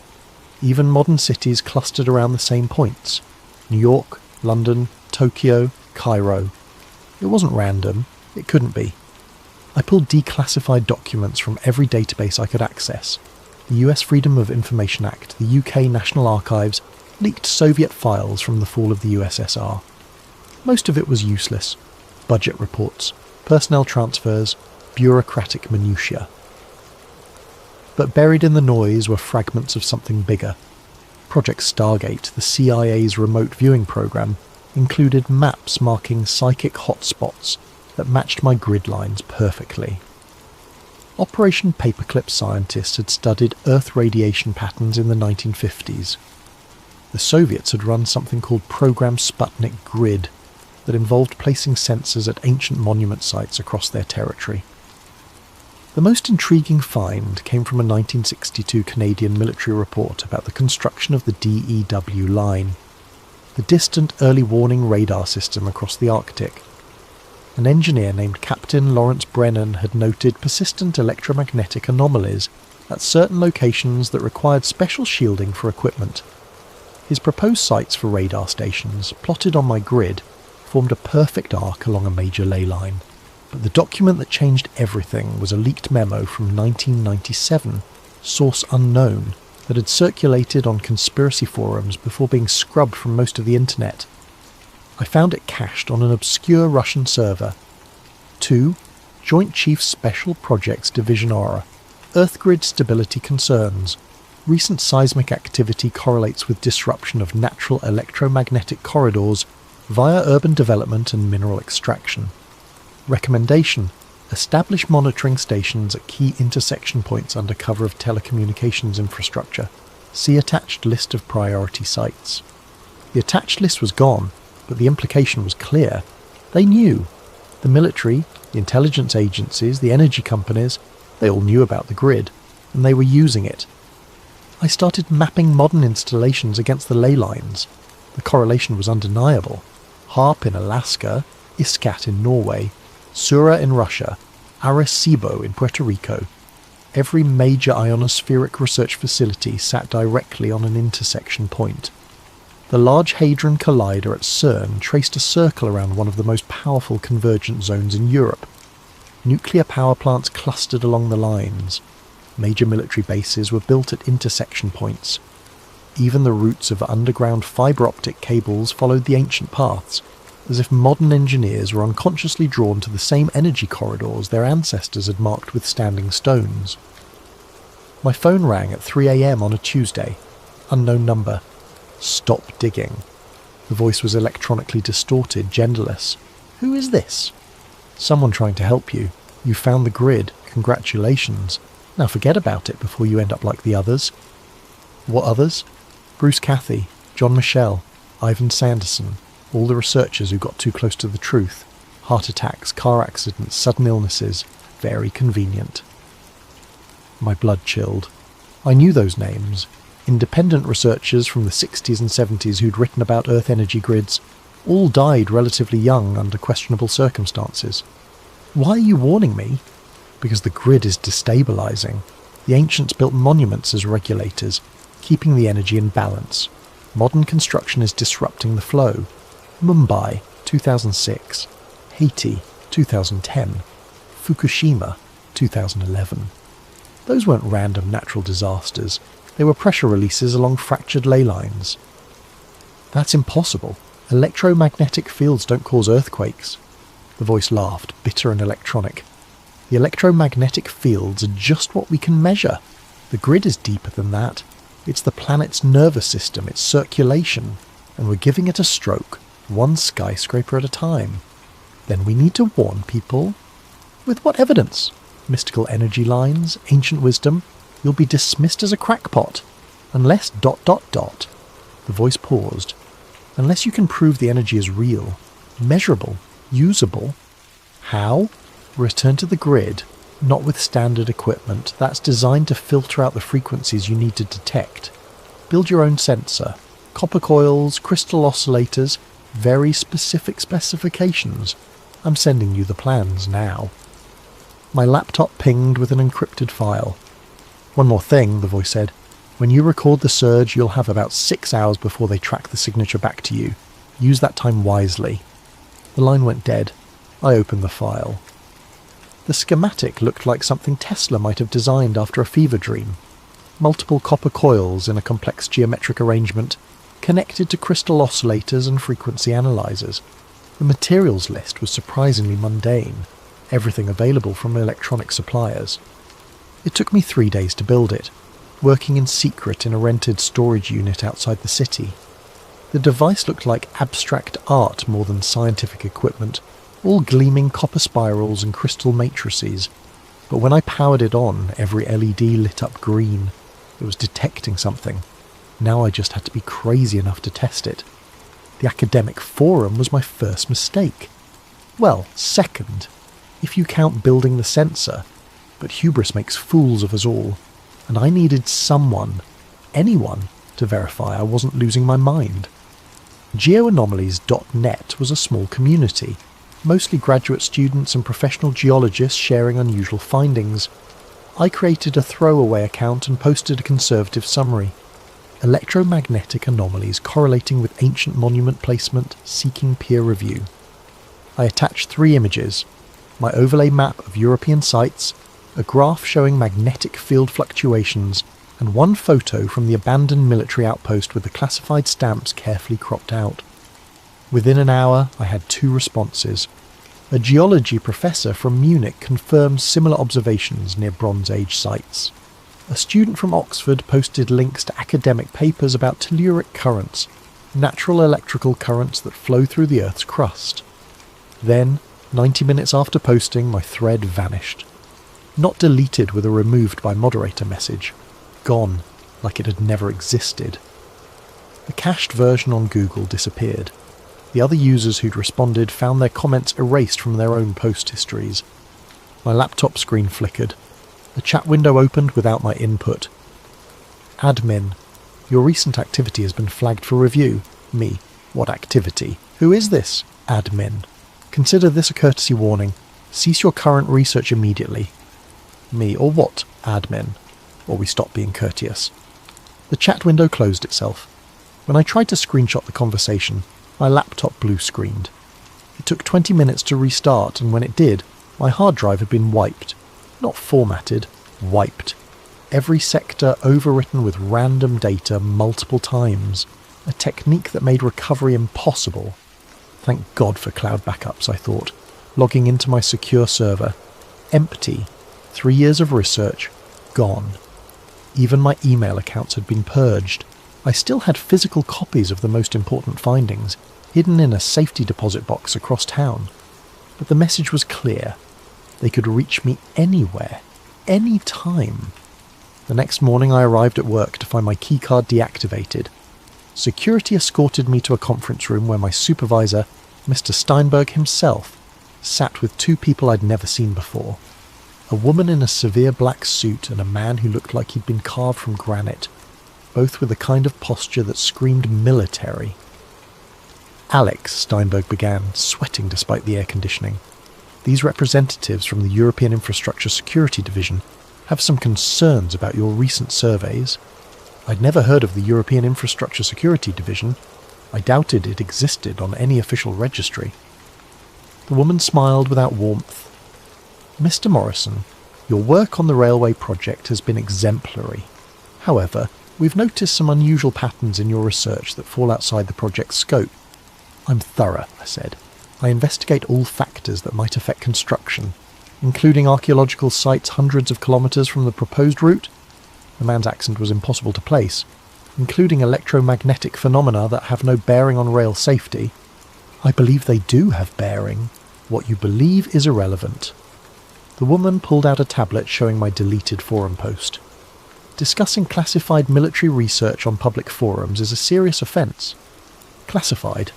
I found those maps in an abandoned... Mr. Morrison... Her voice could have frozen helium. You're being terminated from this project, effective immediately. Your severance package is generous, contingent on signing this NDA. She slid a document across the table. You'll cease all research related to electromagnetic anomalies, ancient monuments, or what you call ley lines. Any violation will result in prosecution under the European Security Act. I looked at Steinberg. He wouldn't meet my eyes. And if I refuse? The man leaned forward. Your visa expires in 6 weeks. Your bank accounts are already frozen pending investigation of potential fraud. Your academic credentials are under review. Would you like me to continue? The threat was clear. Sign and walk away with something or lose everything and possibly face imprisonment. I signed. They confiscated my company laptop, my access badges, even my parking pass. The woman handed me a business card with no name, just a phone number. If you remember any details you'd like to share about your research, call this number. We reward cooperation. I was escorted out of the building like a criminal, my colleagues staring as security watched me pack my desk. The personal items fit in a single cardboard box, a coffee mug, some photos, a stress ball shaped like Earth. They even checked those before letting me leave. On the tram ride home, I noticed the man 3 seats back. Grey coat, newspaper held too high, wearing sunglasses despite the overcast sky. When I got off 2 stops early, he followed. When I ducked into a cafe, he positioned himself across the street. They were watching me. Fine, let them watch. That night I made a decision. If they wanted to threaten me, surveil me, erase my work, they'd already shown their hand. Whatever was hidden in the Earth's electromagnetic grid was important enough to destroy careers over, which meant it was important enough to risk everything to expose. I had one advantage. The sensor I'd built was hidden in the storage unit, registered under a false name paid in cash. They didn't know about it yet. The anonymous contact had said I'd have 6 hours after recording the surge before they tracked it. 6 hours to gather proof and upload it somewhere they couldn't reach. I started planning. The winter solstice seemed appropriate. December 21st, the longest night of the year, when ancient monuments worldwide align with celestial events. If the Earth's energy grid responded to cosmic cycles, this would be the night to prove it. I chose a site carefully, the intersection of 3 major ley lines near Carnac in Brittany, France. The famous stone rows there were just the visible part of a massive Neolithic complex, most of it on private land away from tourist routes. I'd identified a specific confluence point in a forest grove, marked by a small standing stone unknown to archaeology. The 2-week preparation was meticulous.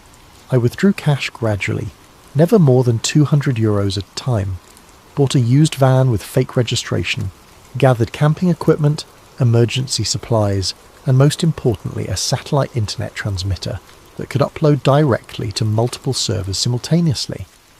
They were still watching me in Brussels, but their surveillance had grown lazy. Same operative, same patterns.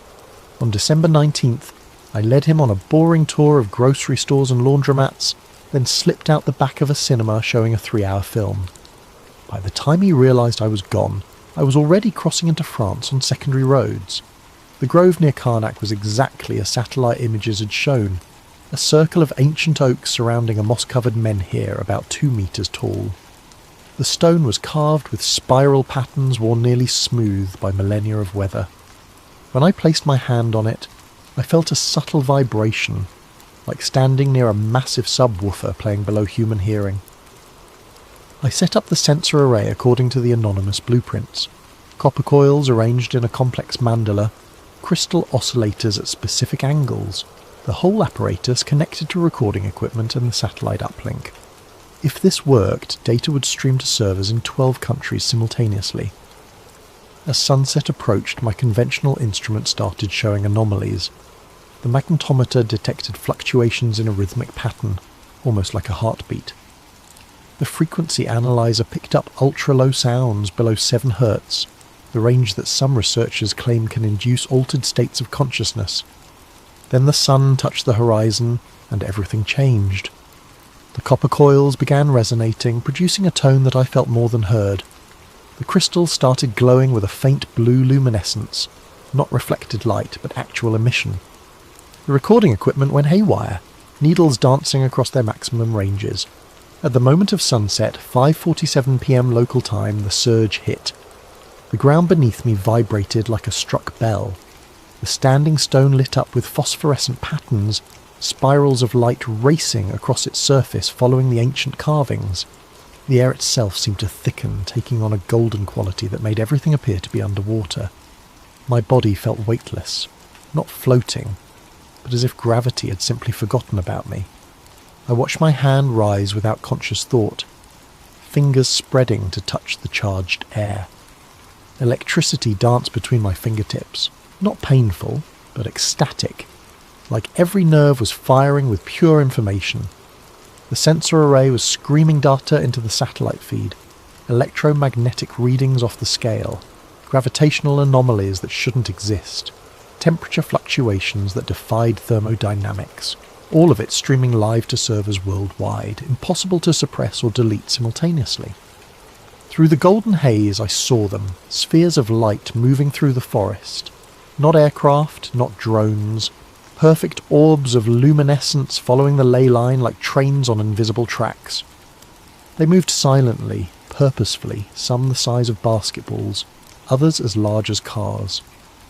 One passed directly over me, and for a moment I felt connected to something vast, a network of energy that wrapped the planet like neural pathways.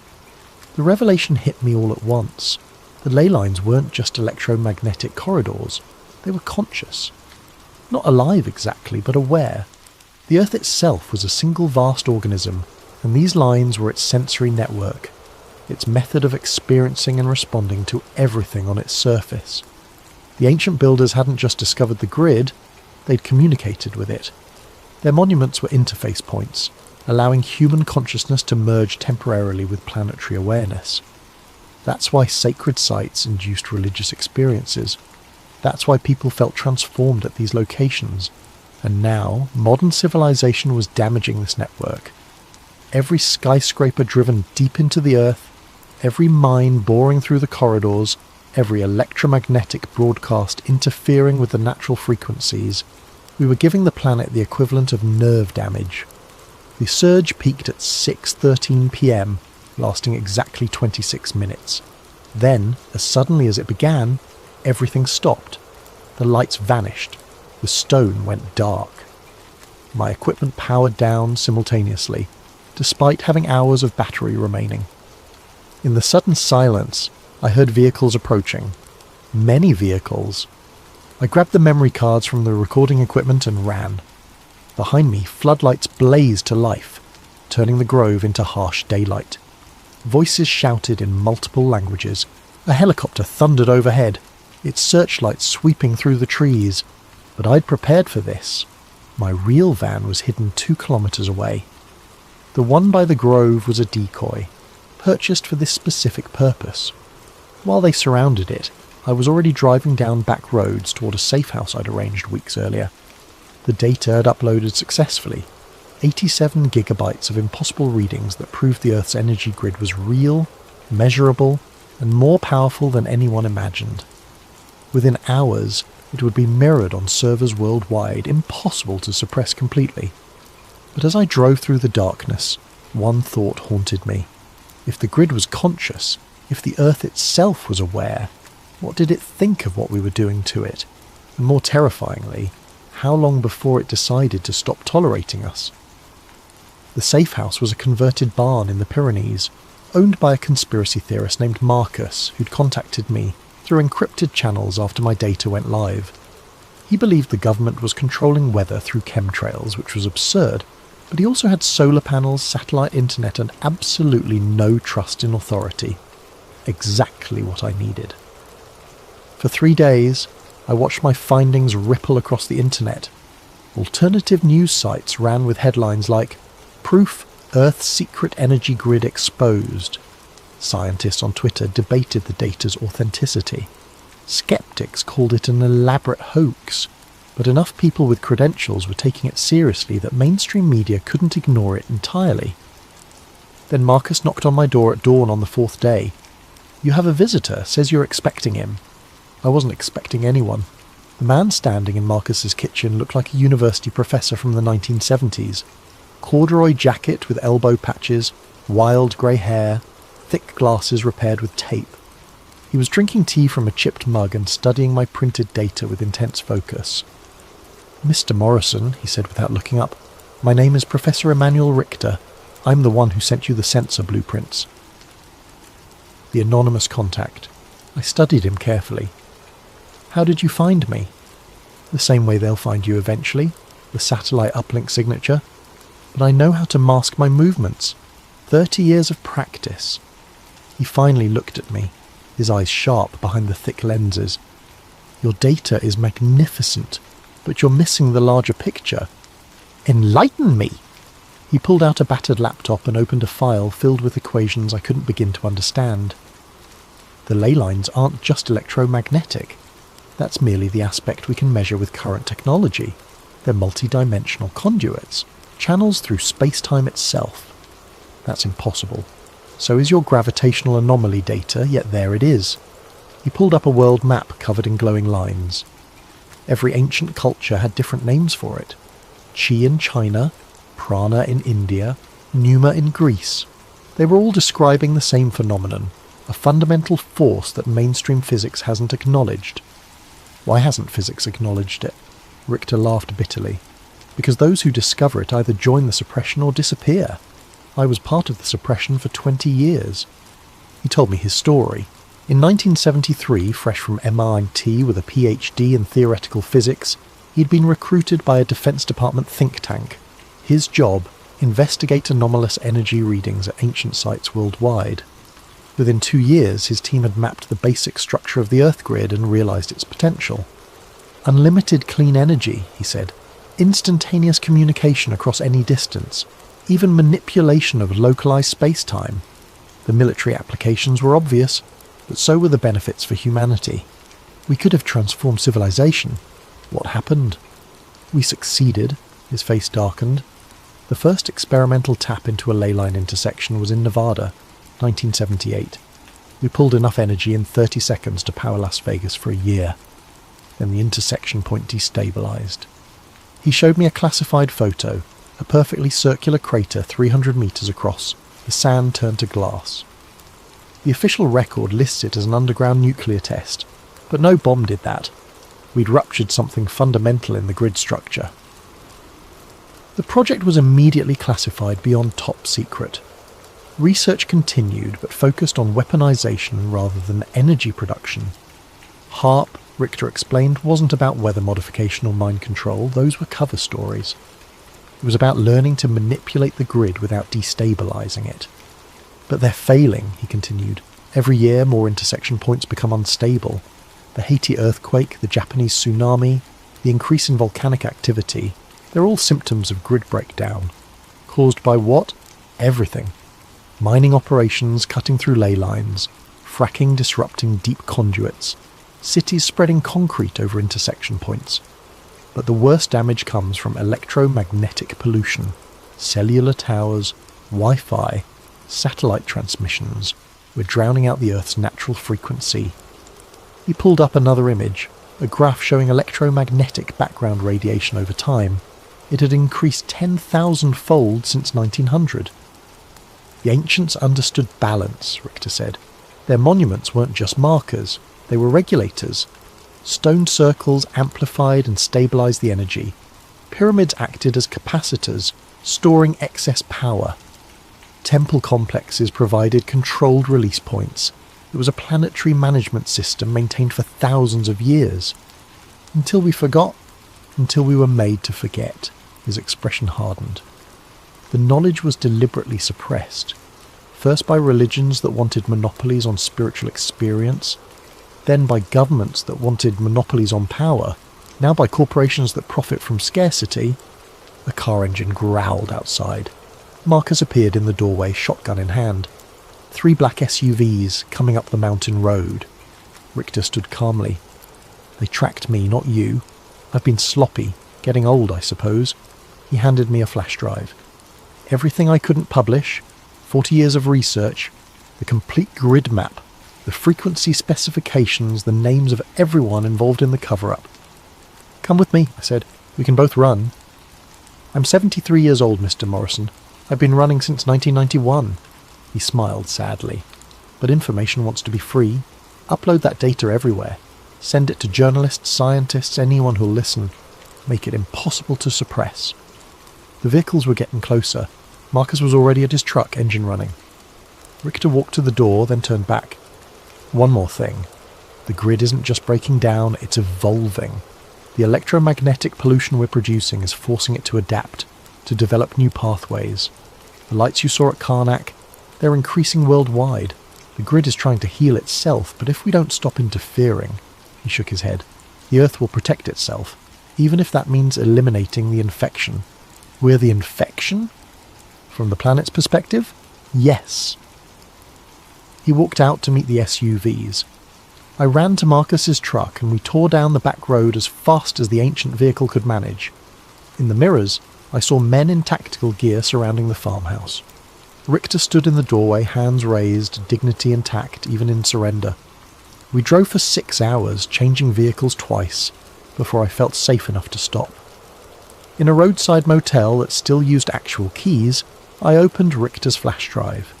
The data was staggering. Detailed maps of every ley line intersection on Earth. Energy readings from 6 decades of secret monitoring. Photos of ancient sites I've never heard of, all showing the same telltale signs of grid integration. And a list of names. Politicians, CEOs, military leaders, all aware of the grid's existence, all complicit in hiding it. But most importantly, there were the repair protocols. Richter's team had developed methods to stabilise damaged intersection points, to restore the grid's natural balance, the knowledge to undo decades of damage, the blueprints for saving the planet's nervous system. The cafe in Prague is busy enough that I blend in, anonymous among the tourists and students. My laptop is connected through 7 proxy servers, my identity masked by layers of encryption that would make the NSA proud. The barista brings my 3rd espresso of the morning, and I nod my thanks without looking up from the screen. The world has changed since Karnak. Not visibly. The same traffic jams clog the streets, the same politicians make the same promises, the same corporations chase the same profits. But underneath, in the invisible currents that connect all things, something fundamental has shifted. Richter's data didn't just expose the conspiracy, it provided a roadmap for resistance.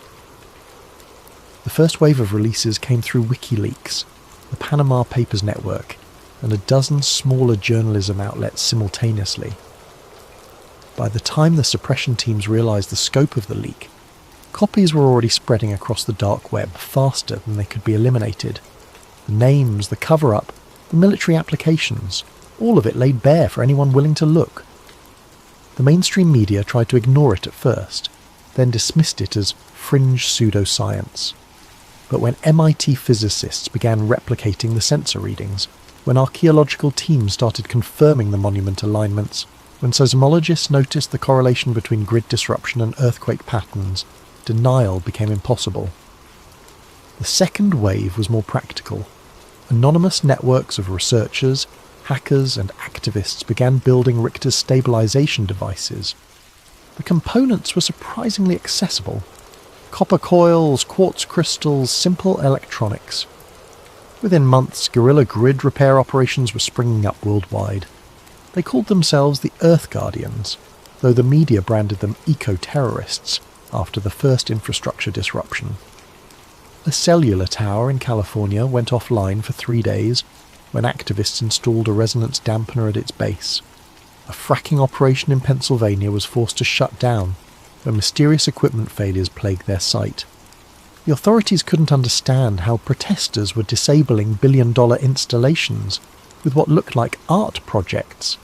They They still don't understand that they're not fighting the technology, they're working with it. The grid wants to heal itself, we're just helping it remember how. The third wave is happening now, and it's the most dangerous one yet, because the Earth is starting to respond. I click through the news feeds on my encrypted browser. A magnitude 6.2 earthquake in Nevada, precisely centred on a classified military facility.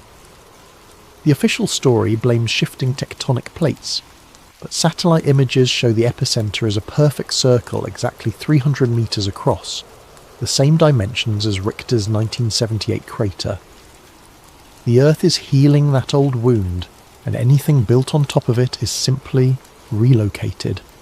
Similar natural disasters are occurring worldwide. A mysterious sinkhole swallowed a Chinese mining operation that was drilling through a major ley line.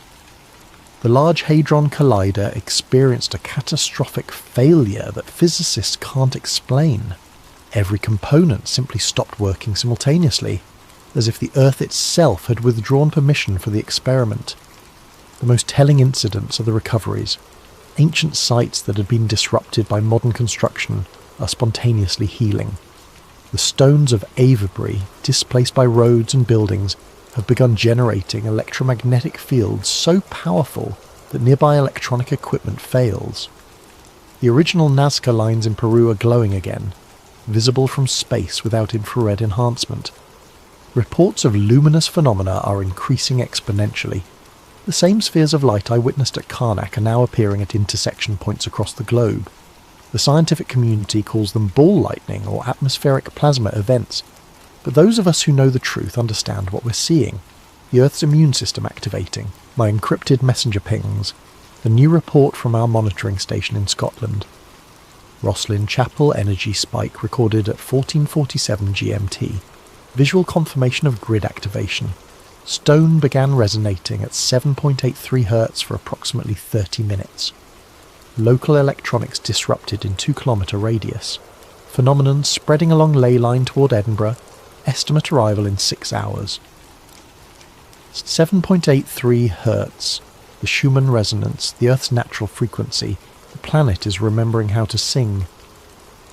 I close the laptop and step outside. Prague sprawls before me, a modern city built atop ancient foundations, and I can feel the tension beneath its streets.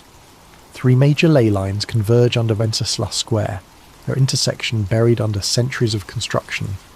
The grid flows around the obstruction now, like water around a stone, but the pressure is building. Soon, the Earth will decide whether to accommodate our cities or reclaim its sacred geometry. And honestly, after seeing what we've done to the planet's nervous system, I'm not sure I'd blame it for choosing reclamation. My phone buzzes, a text from an unknown number. Café Louvre, corner table, 5 minutes. I almost ignore it. Anonymous contacts have led to both salvation and near capture over the past 6 months. But something about the message feels different, urgent without being threatening. The Café Louvre is just around the corner, a historic establishment that once hosted Einstein and Kafka.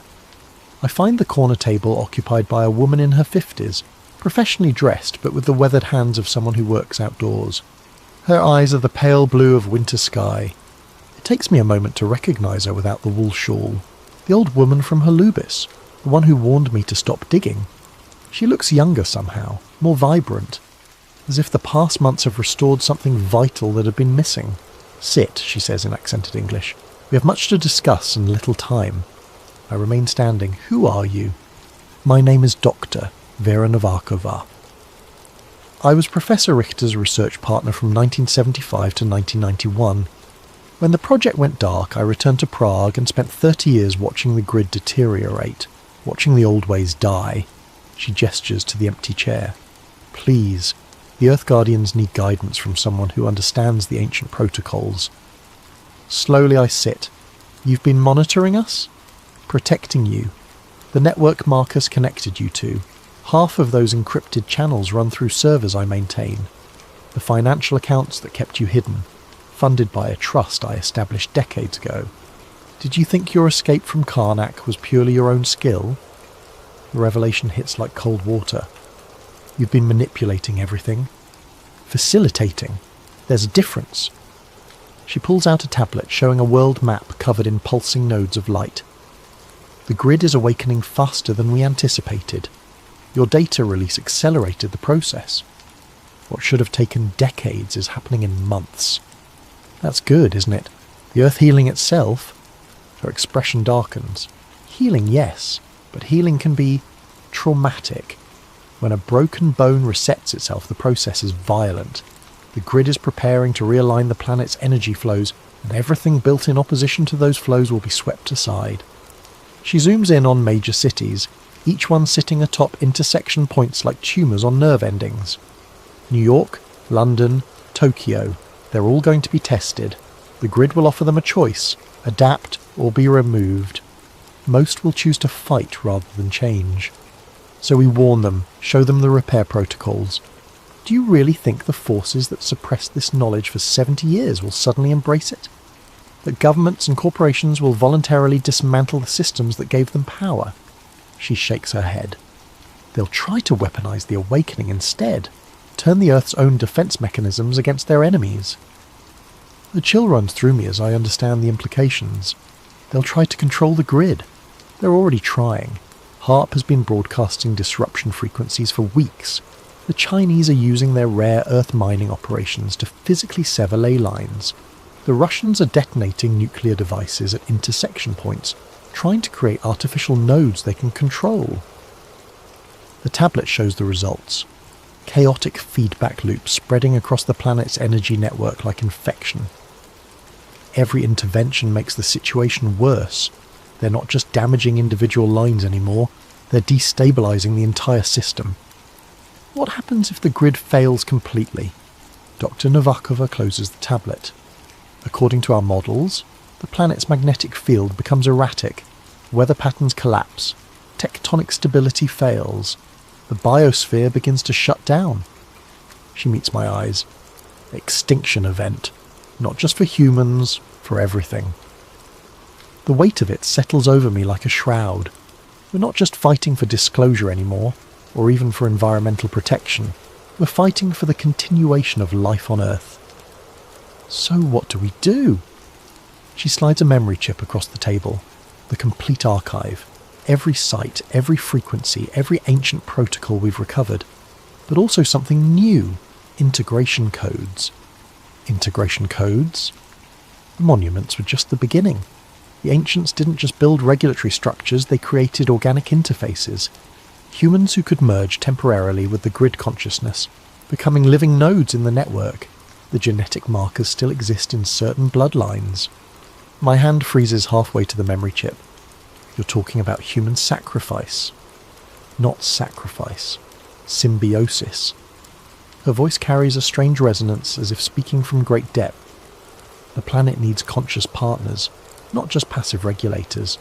People willing to become part of the grid itself to help guide the awakening. And you think I'm one of these bloodlines? I know you are. The way you responded to the energy at Karnak, the ease with which you detected the grid patterns, these aren't learned skills, Mr. Morrison. They're genetic memories. She stands, leaving the chip on the table. The network is ready to make you an offer. Full integration. Consciousness expanded beyond individual awareness. Partnership in planetary stewardship.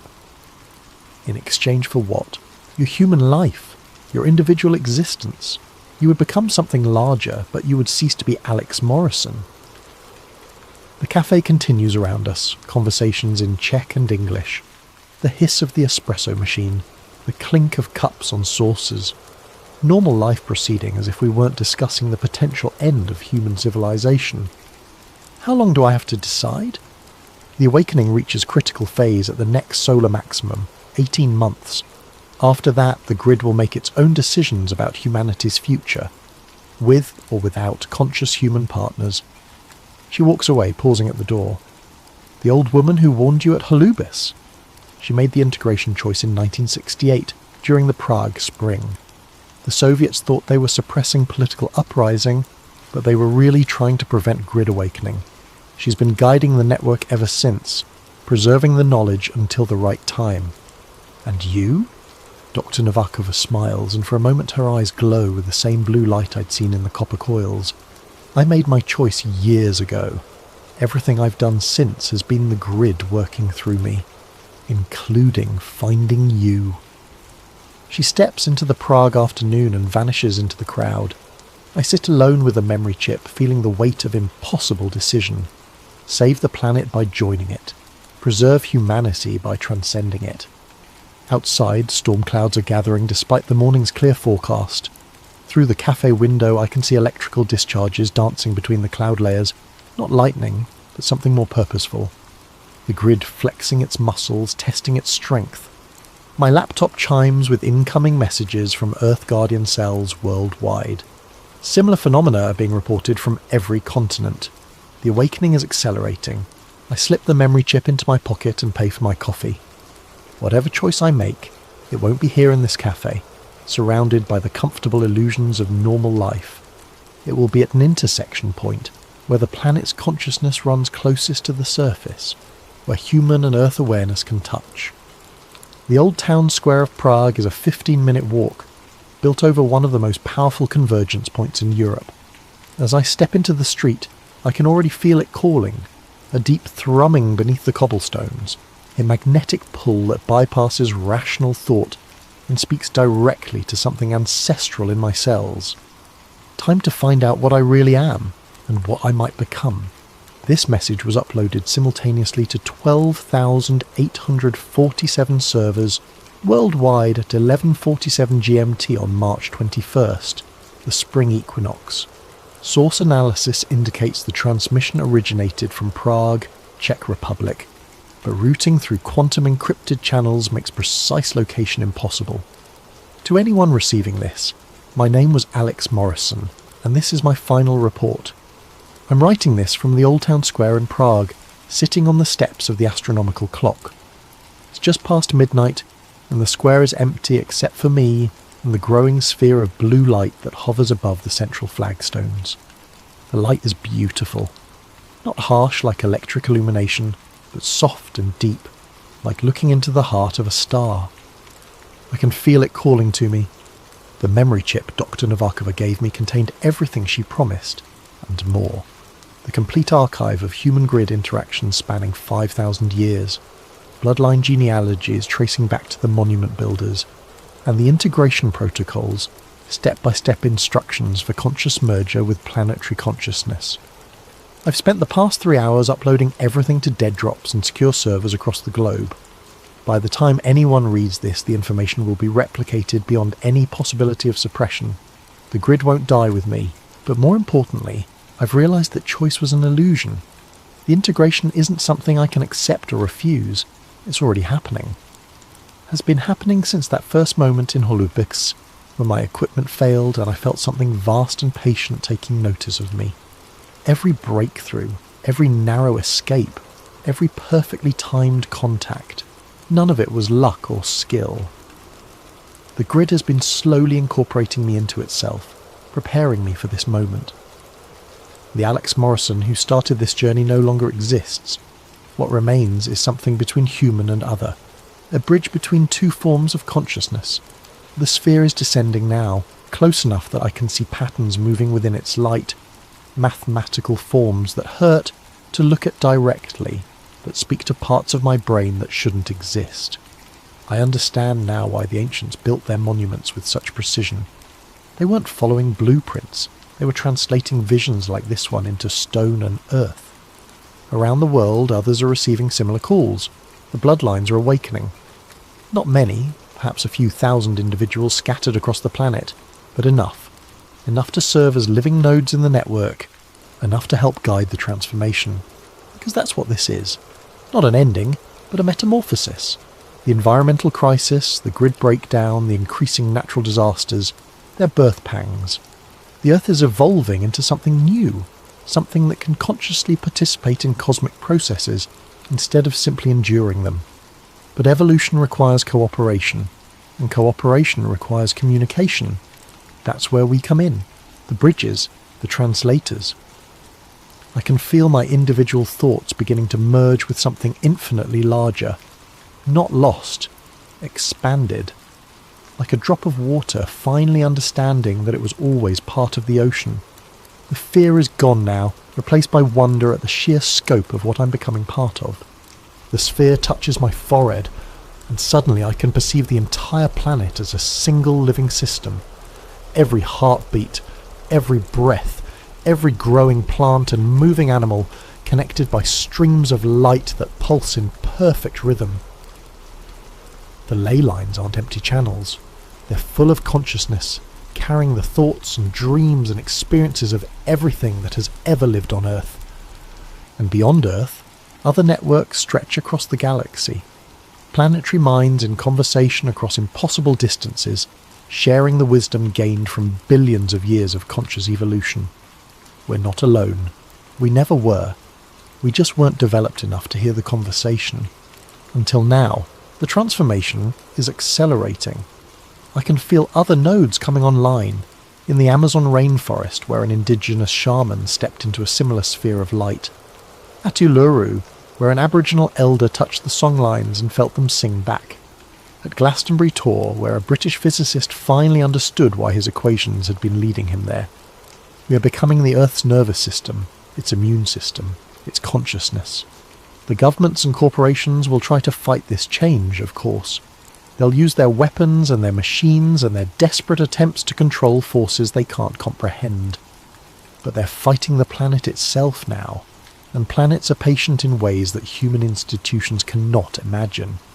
Some cities will fall, some systems will collapse, but from the wreckage something better will grow. A civilization in harmony with its living world instead of at war with it. The survivors will learn to listen to the Earth's voice, to build with the grid instead of against it, to see themselves as part of a larger organism instead of its masters.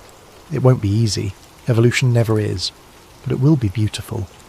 The light is surrounding me completely now. I can barely remember being separate from it. Soon this human form will dissolve, and what was Alex Morrison will become part of something vast and interconnected and eternal. But first, one final message for anyone who finds this record. The grid is not our enemy. It never was. It's our mother, our teacher, our future. Those of you who can feel its call, don't resist. Step into the light. Become part of the solution. Those who can't or won't, please step aside. The Earth is healing itself, and it will not be stopped by fear or greed, or the desperate clinging to systems that no longer serve. The age of separation is ending. The age of integration has begun. Welcome to the awakening.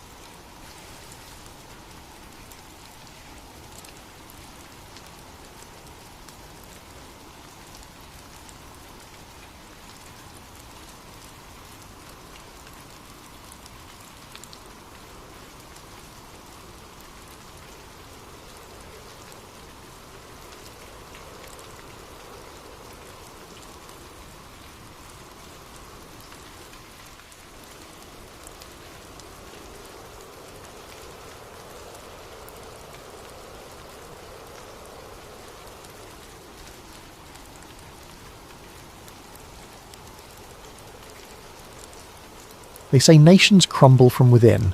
What they don't tell you is that sometimes the crumbling is scheduled.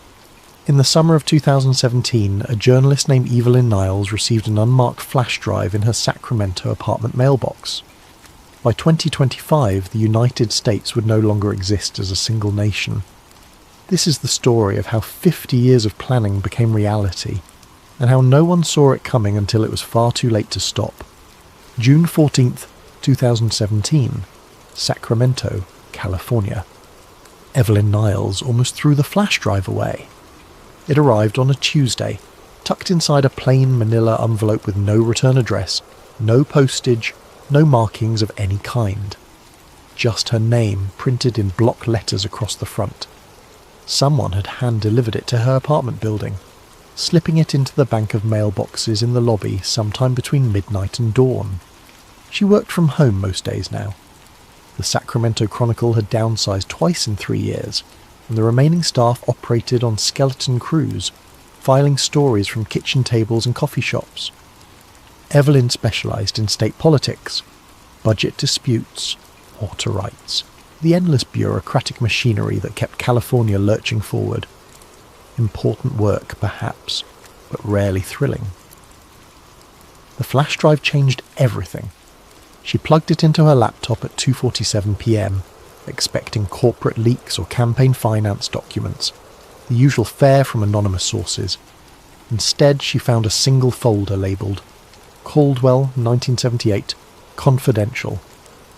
Inside were 43 PDF files, scanned documents, yellowed with age, bearing official-looking letterheads from organisations she'd never heard of. The Caldwell Institute for Strategic Policy, the Continental Research Foundation, names that sounded legitimate but felt hollow, like props in a stage play. The first document she opened was dated March 15th, 1978.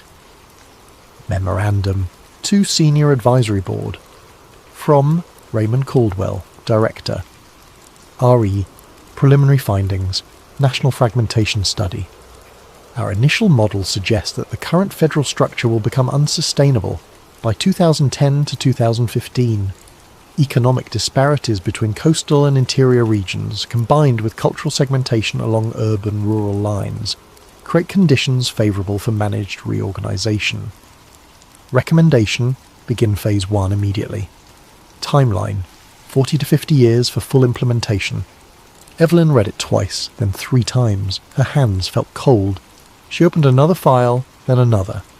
They were all like this: clinical, detached analyses of how the United States could be divided into autonomous regions. Not through war or revolution, but through careful policy engineering, economic incentives, cultural programming, infrastructure management.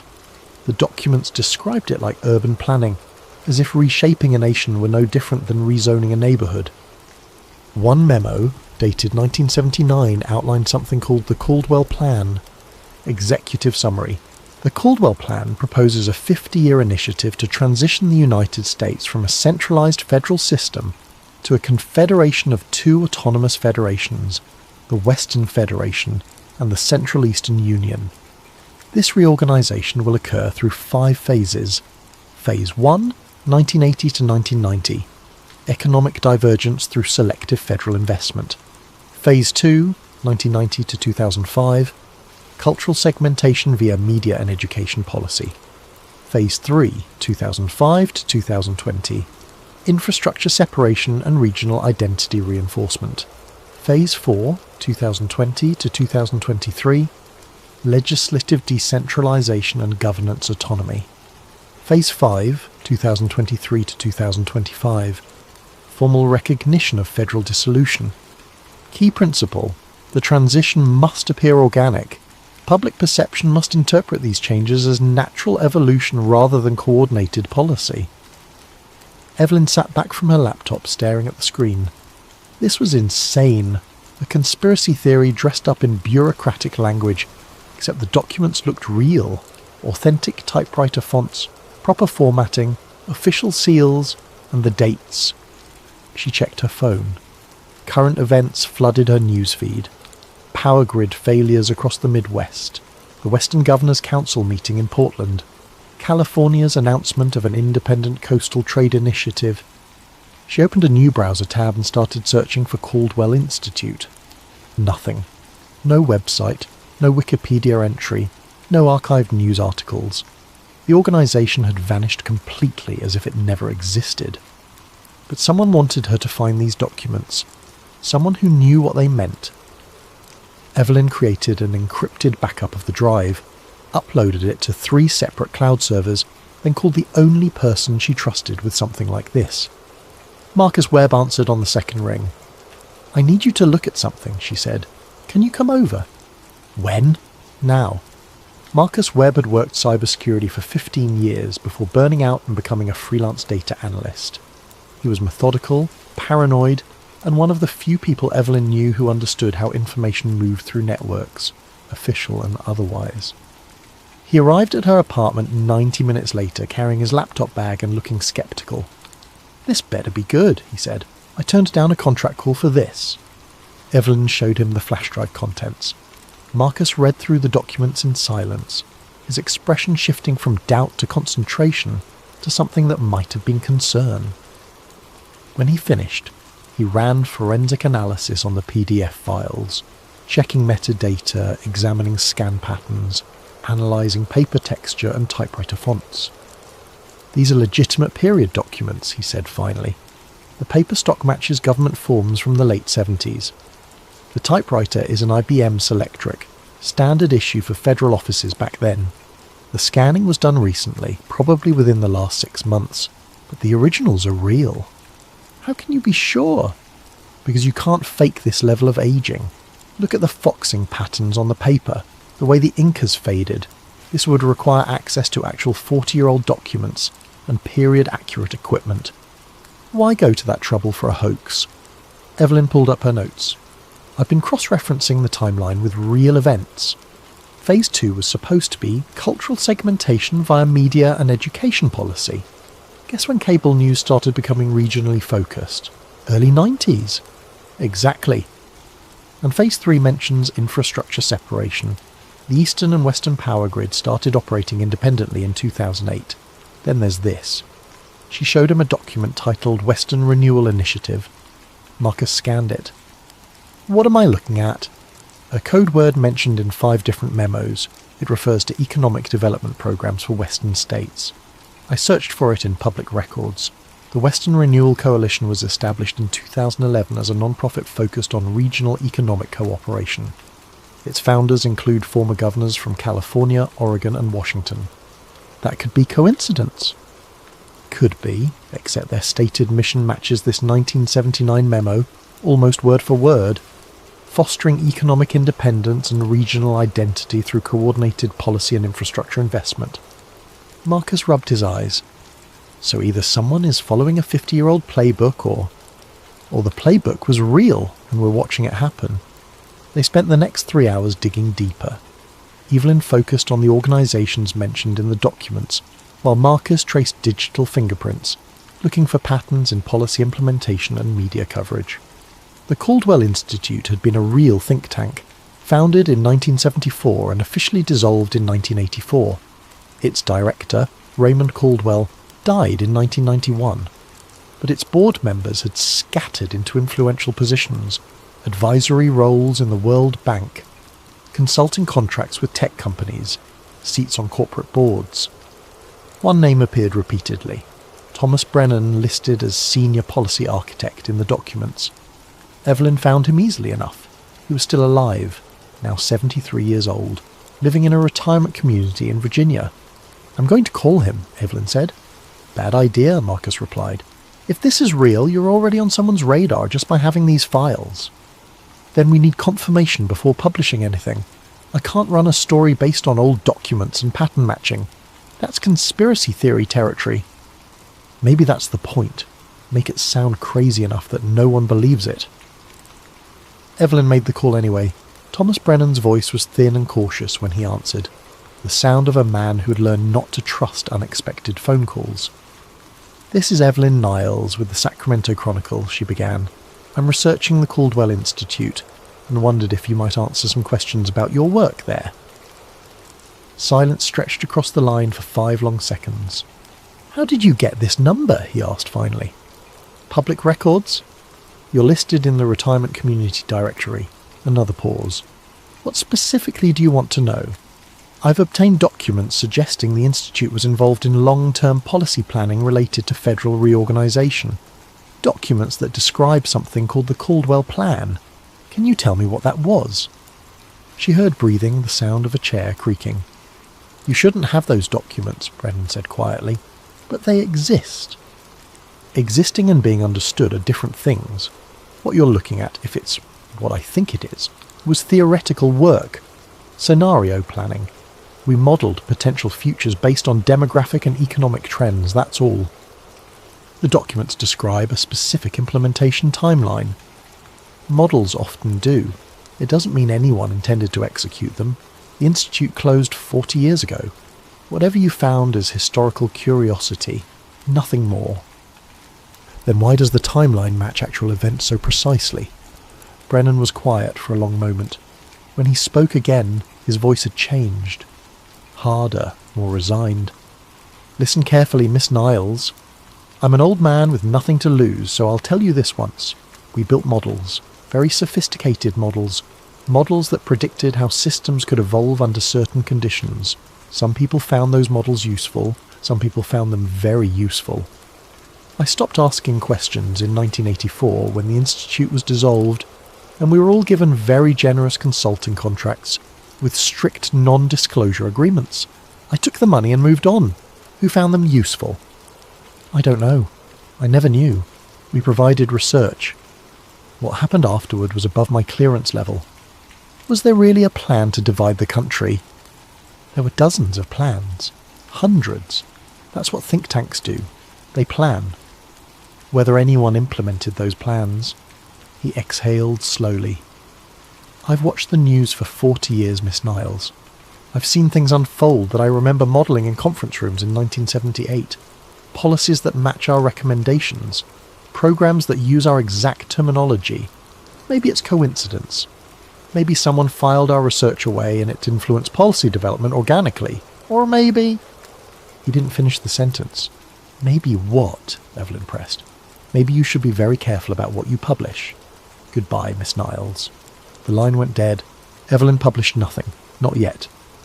Instead, she spent 3 weeks following threads, pulling at connections, building a network map that sprawled across her office wall, red string connecting index cards with names, dates, organisations, the kind of thing she'd seen in movies and mocked as paranoid nonsense. Except the connections were real. The Caldwell Institute board members had dispersed into positions of influence. 3 had worked for major consulting firms that advised state governments on infrastructure development. 2 had held advisory positions in federal agencies during multiple administrations. 1 had founded a private equity firm that owned stakes in regional power companies. The pattern was too clean to ignore. Marcus found something even more concerning. "Look at this," he said, showing up at her apartment unannounced one evening with his laptop. "I've been analysing media coverage of regional issues over the past 30 years. Stories about urban-rural divide, coastal-interior economic disparity, cultural differences between regions. I used text analysis to track how these narratives evolved." He showed her a graph. "This is frequency and sentiment over time. Notice anything?" The graph showed periodic spikes, coordinated increases in coverage that appeared every few years, each spike amplifying regional identity and differences. "It's almost rhythmic," Evelyn said. "Right, like someone was scheduling it." So I dug into the sources. A lot of these stories trace back to the same research organisations, all funded by the same handful of foundations. Foundations that didn't exist before 1985. After the Caldwell Institute closed... Exactly. It's like they dissolved the official organisation but kept the operation running through a distributed network. No single entity anyone could point to. Just a web of think tanks and foundations all pushing similar narratives. Evelyn felt a chill run through her. That's the Phase 2 objective. Cultural segmentation through media and education policy. "There's more," Marcus said. "I found a deleted document on an archived server. Government contract from 1997 for something called a social sentiment model. The contract was awarded to Brennan Systems Analysis, Thomas Brennan's consulting firm." He pulled up the recovered file. Contract abstract. Development of predictive modelling system for analysing regional cultural trends and public sentiment evolution. System will integrate advertising data, entertainment consumption patterns, and social network analysis to forecast attitude shifts and recommend policy interventions. They built a tool to engineer public opinion, Evelyn said slowly, not by forcing it, but by predicting it and nudging it in specific directions. And according to this contract, it was implemented across multiple federal agencies and private sector partners. It's probably still running. Evelyn stared at the screen. The implications were staggering. Not mind control or propaganda in the traditional sense, but something more subtle, a system that understood how culture moved and how to guide it. Invisible governance through algorithmic suggestions. "We need to find out if it's still active," she said. "I think I know someone who might know." Kara Chen worked in data architecture for a federal contractor. Marcus had known her for years, trusted her as much as he trusted anyone in that world. They met at a coffee shop in Oakland, away from cameras and network tracking. Kara was 35, sharp-eyed, with the exhausted look of someone who spent too much time reading code. She listened to Marcus's explanation without interruption, her expression unchanging. "You're asking if the federal government is running a secret AI system that manipulates public opinion," she said when he finished. "I'm asking if you've ever encountered anything like the social sentiment model in your work." Kara stirred her coffee, thinking. Not by that name, but there are systems. Every major agency has them now. Predictive analytics, public sentiment tracking, resource allocation optimization. Most people assume it's just data analysis, better targeting for public information campaigns, more efficient policy implementation. But, Evelyn prompted, but some of the systems are old. Really old by tech standards. Core architecture from the late 90s, updated over time but never fully rebuilt. And they're interconnected in ways that don't make sense from a bureaucratic perspective. Treasury, commerce, homeland security, even education, they all plug into the same underlying data structures. What does that mean? It means someone designed them to work together from the beginning, like they're all components of a larger system that nobody talks about. She paused. There's a code designation that shows up in legacy documentation sometimes. PODESTA. Nobody knows what it stands for. Most people assume it's just an acronym for some defunct department. Evelyn and Marcus exchanged glances. "What does it do?" Evelyn asked. "That's the thing. It's not a department. It's a protocol. Emergency governance procedures that activate under specific conditions. National crisis, congressional paralysis, approval ratings below critical thresholds. When it activates, resource allocation and information distribution shift to automated systems until stability is restored. Automated how? Algorithmic decision-making. The system evaluates conditions and implements policy recommendations without waiting for human approval. It's sold as efficiency, making sure critical infrastructure keeps running during governmental dysfunction, but in practice it means an AI making governance decisions." Evelyn felt her pulse quickening. When was this implemented? The protocols were written in 1999, but the underlying architecture is older. Late 70s, early 80s. Someone built it into the system from the foundation. "Has it ever activated?" Kara hesitated. "Officially? Number. But there have been anomalies. Policy implementations that seem to bypass normal channels. Budget allocations that appear without clear authorization. News cycles that shift in coordinated ways. Could be bureaucratic confusion. Could be something else. Could be the Caldwell Plan executing itself," Marcus said. Kara looked at him sharply. "What?" Evelyn explained. The documents, the timeline, the network of organizations. How everything seemed designed to create the conditions for managed national fragmentation. When she finished, Kara was quiet for a long time. "I need to show you something," she said finally, "but not here. And you can't publish any of this until you understand what you're dealing with." March 2019. 2 years later. The blackout started in Missouri. Rolling power failures swept across the central states through March and April, each one lasting longer than the last. The grid simply couldn't handle demand anymore. Decades of deferred maintenance and underinvestment catching up all at once. Federal emergency funds materialized, but the money moved strangely, flowing toward some regions while others were left waiting. The pattern wasn't random. Resources concentrated in coastal areas, while interior states received just enough to prevent complete collapse, but not enough to truly recover. Evelyn watched it unfold with a sick sense of recognition. This was Phase 4, legislative decentralisation and governance autonomy. The documents had predicted infrastructure failure would create demand for regional management. State governments would be forced to cooperate independently because federal coordination had become too slow, too politicised, too broken. And right on schedule, the Western Governors' Council announced the Cascade Compact. Joint Statement, May 15, 2019. The states of California, Oregon, Washington, Nevada, and Arizona hereby establish the Cascade Compact for mutual resource management and emergency coordination. This agreement ensures power grid stability, water resource allocation, and economic continuity until such time as federal capabilities are restored. This is not secession. This is survival. The statement was careful, measured, emphasizing temporary necessity. But Evelyn saw the architecture beneath the words. The compact established parallel governance structures, regional coordination councils, independent grid management, even provisions for interstate commerce agreements that bypassed federal oversight. Everything the Caldwell documents had outlined.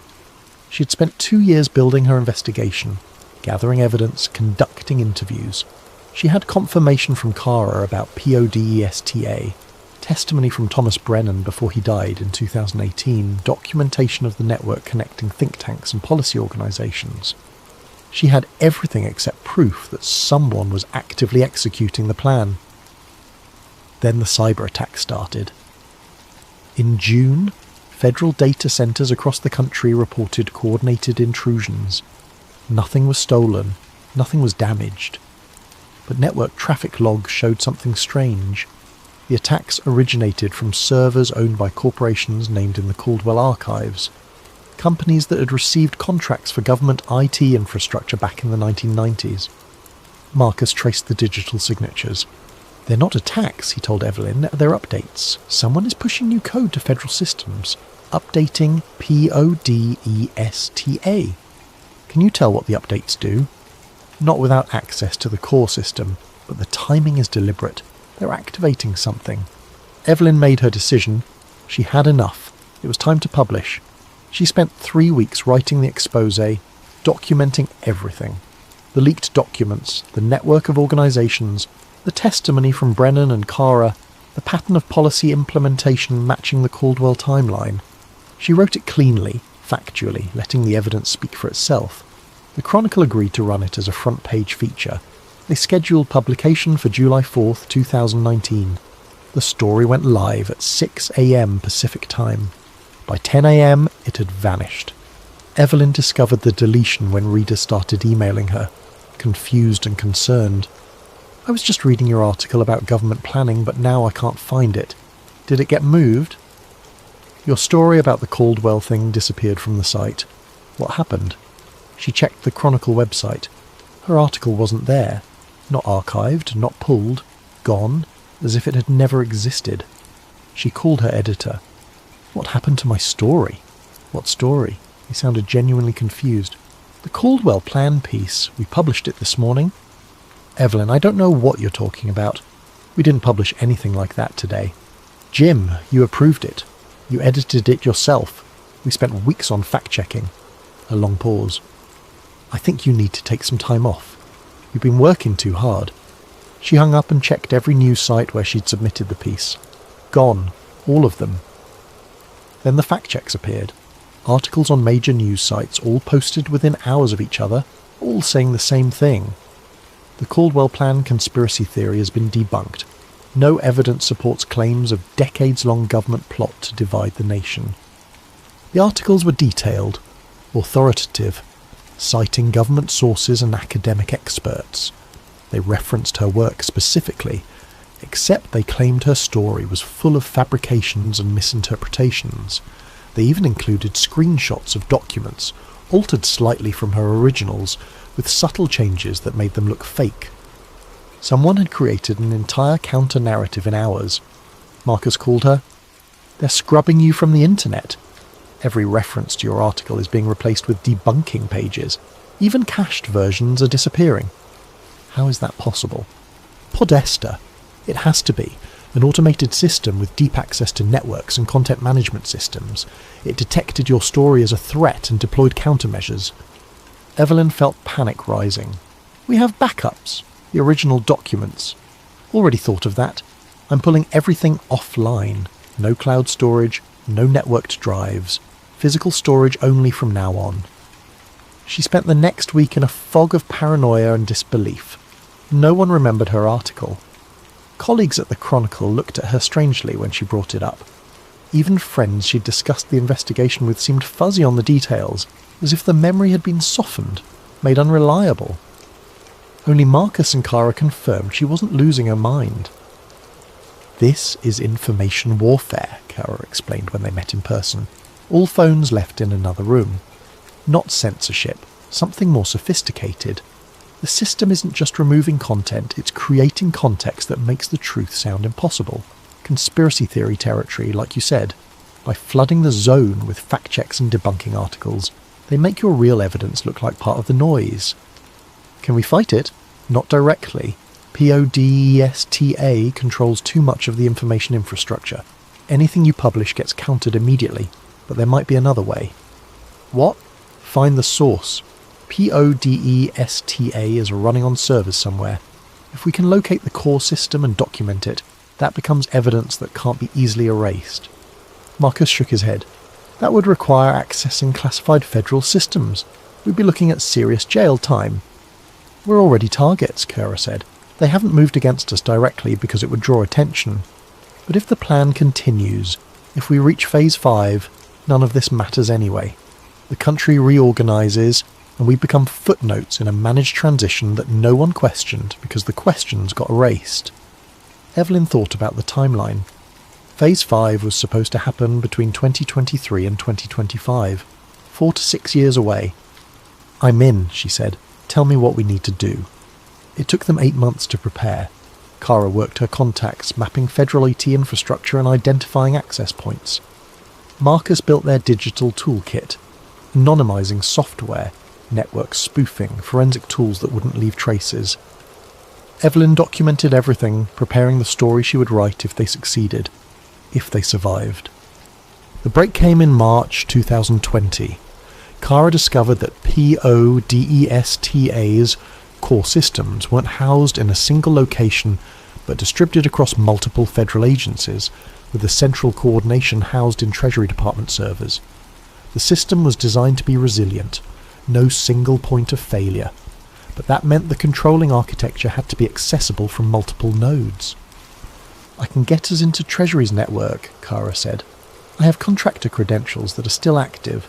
We won't be able to stay long, 15 minutes, maybe 20 before security protocols flag us, but it might be enough. They chose a Sunday night in late March when staffing would be minimal. Kara initiated the access from a coffee shop in Arlington, Virginia, bouncing the connection through multiple proxy servers, while Marcus monitored network traffic and Evelyn recorded everything.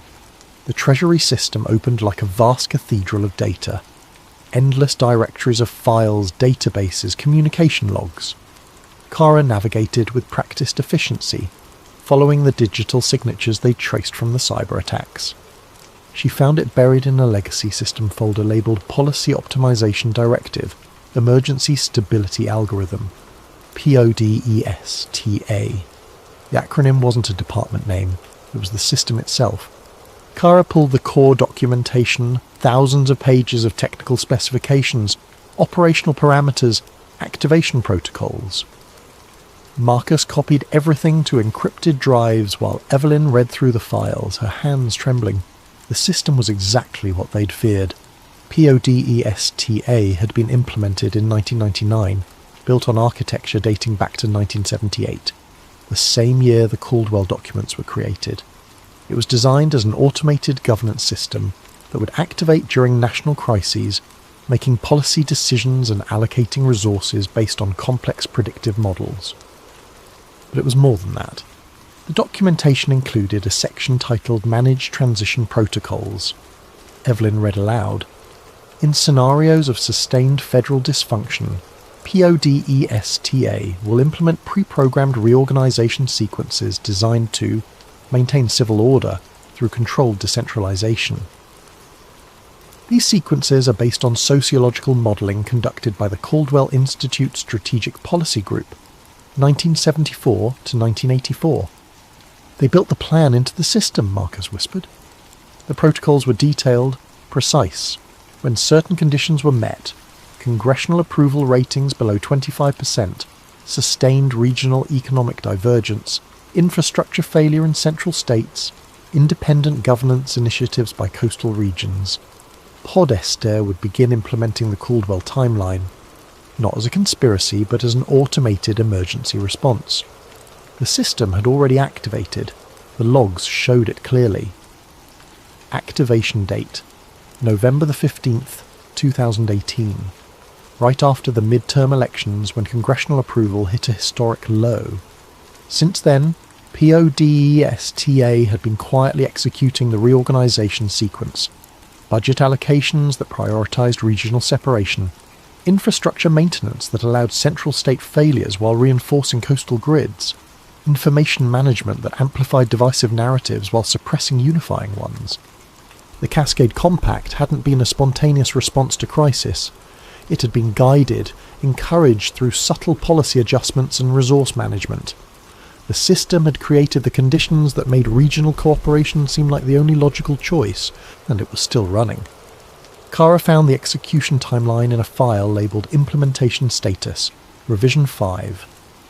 Phase 4, completion December 2022. Phase 5, initiation, January 2023. Target completion, July 4th, 2025. They're going to dissolve the federal government on Independence Day, Evelyn said. That's the end point. Full reorganisation by the 2025 anniversary. We need to go, Kara said urgently. Security is starting to ping our connection. They disconnected, pulled the drives and left separately. Marcus destroyed the laptop they'd used. Kara wiped her contractor credentials. They met 3 days later to review what they'd found. The documentation was comprehensive. Smoking gun evidence that the federal government was running an AI system designed to dissolve itself. But they still faced the same problem: how to publish it without the information being immediately suppressed. We need someone inside, Evelyn said. Someone with access to official channels who can release this through government transparency protocols. A whistleblower, Marcus agreed. More than that. Someone high enough that they can't be easily dismissed. Someone who understands what they're looking at and why it matters. Kara thought for a moment. I might know someone, but it's risky. If we're wrong about them, we're finished. We're already finished if we do nothing, Evelyn replied. 2 weeks later, Kara arranged a meeting with her contact, a senior data analyst in the Congressional Budget Office named James Morrison. He had security clearance, access to sensitive systems, and a reputation for integrity. They met in a secure location, showed him everything. Morrison reviewed the documents in silence, his expression growing darker with each page. When he finished, he looked up at them with haunted eyes. I've seen pieces of this, he said quietly. Budget anomalies that didn't make sense. Appropriations that seemed to bypass normal authorization. I thought it was bureaucratic dysfunction, but this explains everything. Can you help us? Evelyn asked. If I release this through official channels, I'll be fired and prosecuted. Congressional oversight doesn't want to hear that government is running on autopilot. They'll bury it. So we do nothing? Morrison shook his head. No. We release it through unofficial channels, but we do it strategically. Multiple platforms simultaneously, with enough distribution that they can't suppress it all. And we need to time it for maximum impact. When? 2023. When Phase 5 begins. That's when the evidence will align with observable events. Right now, people can dismiss it as speculation. But when the Western Federation actually declares independence, when the reorganization starts happening in real time, the documentation becomes undeniable. That's 3 years away, Marcus objected. Yes, which gives us time to build a network of journalists, academics, government officials, people who can corroborate the story from multiple angles. When we release it, it needs to be simultaneous and overwhelming, too big to erase. Evelyn understood the logic, but 3 years felt like eternity. 3 years watching the country drift toward orchestrated dissolution. What if we're too late? She asked. We're already too late to stop it, Morrison said. The system is too entrenched, too automated. But we can make sure people understand what happened. Make sure it's remembered as what it was. Not organic evolution, but engineered transformation. That matters. So they waited. January 15th, 2023. The announcement came at noon Pacific time, broadcast simultaneously across every network and platform. The governors of California, Oregon, Washington, Nevada, and Arizona appeared together, standing before state flags arranged in a semicircle. Behind them, a new flag, blue and green, with 5 stars representing the member states. Governor Patricia Hernandez of California spoke first. My fellow Americans, she began, her voice calm and clear. Today we announce the formation of the Western Federation, a new autonomous government representing the mutual interests and shared values of our member states. The speech was carefully crafted, emphasizing cooperation rather than conflict. They weren't abandoning the United States, Hernandez explained. They were adapting to its dysfunction. Federal government had become paralyzed, unable to address regional needs or provide basic services. The Cascade Compact had proven that regional cooperation worked. Now they were formalizing it. We remain committed to peace, stability, and eventual reunification when federal government can once again serve all Americans equally. Until then, the Western Federation will provide the governance our people deserve. Evelyn watched from her apartment in Sacramento, now technically part of a new nation. The markets responded within hours. Tech stocks surged as investors realized the Western Federation would maintain Silicon Valley stability. The dollar split into 2 currencies, federal and Western. Banks scrambled to adjust. International governments issued cautious statements, most acknowledging the Federation as a legitimate entity. The secession barely caused a ripple. That was the most disturbing part. No riots, no military response, no national crisis. Just quiet acceptance, as if everyone had been expecting this and were relieved it was finally official, because they had been expecting it. PODESTA had spent years managing the information environment, preparing public sentiment, making the dissolution seem inevitable and even desirable. The AI had done its job perfectly. Within the Federation, life continued normally. Better than normal, actually. The regional power grid stabilised. Infrastructure projects accelerated. Government services improved. The new administration moved efficiently, implementing policies that had been planned for decades. Eastern states struggled. Without Western tax revenue and economic productivity, federal budgets collapsed. More blackouts swept the interior. Unemployment climbed. But even there, the response was muted resignation rather than outrage. The plan was working. Evelyn, Marcus, Cara and Morrison had spent 3 years preparing their exposure. Now the moment had come. They released everything on July 4th, 2023, 45 years to the day after the first Caldwell documents were created. The release was coordinated across 20 platforms simultaneously. Evelyn's full exposé appeared on independent journalism sites. Academic papers analysing the Caldwell documents and PODESTA architecture went live on university servers. Morrison leaked the Treasury files through congressional transparency portals.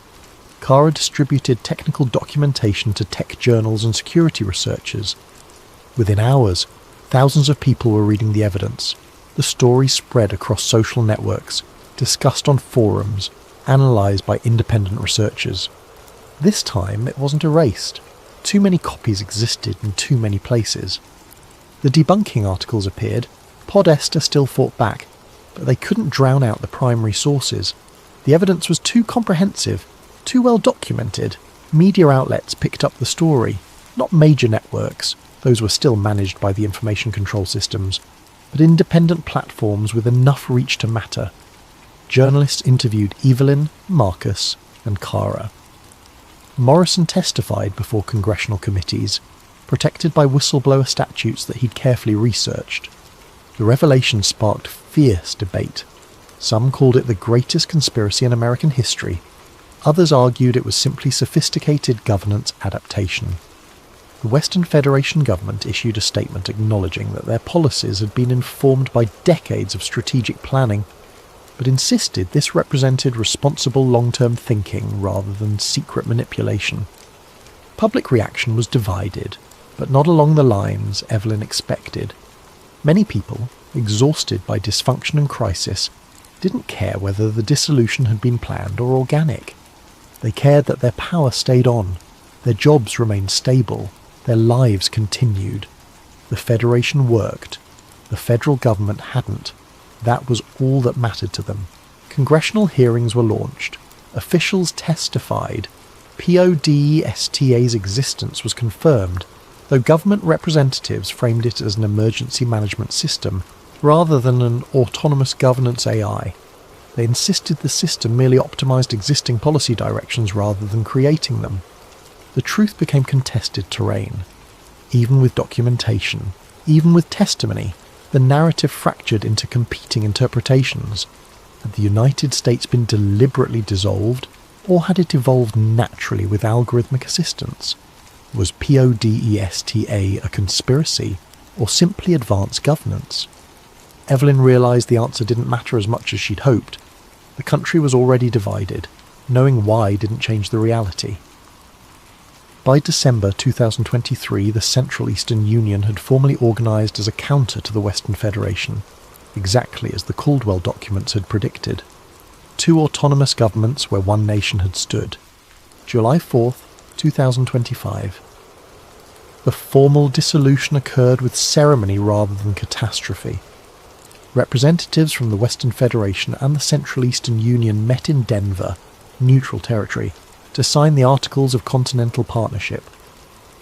The document acknowledged the end of the United States as a single federal entity while establishing frameworks for trade, defense cooperation, and mutual recognition.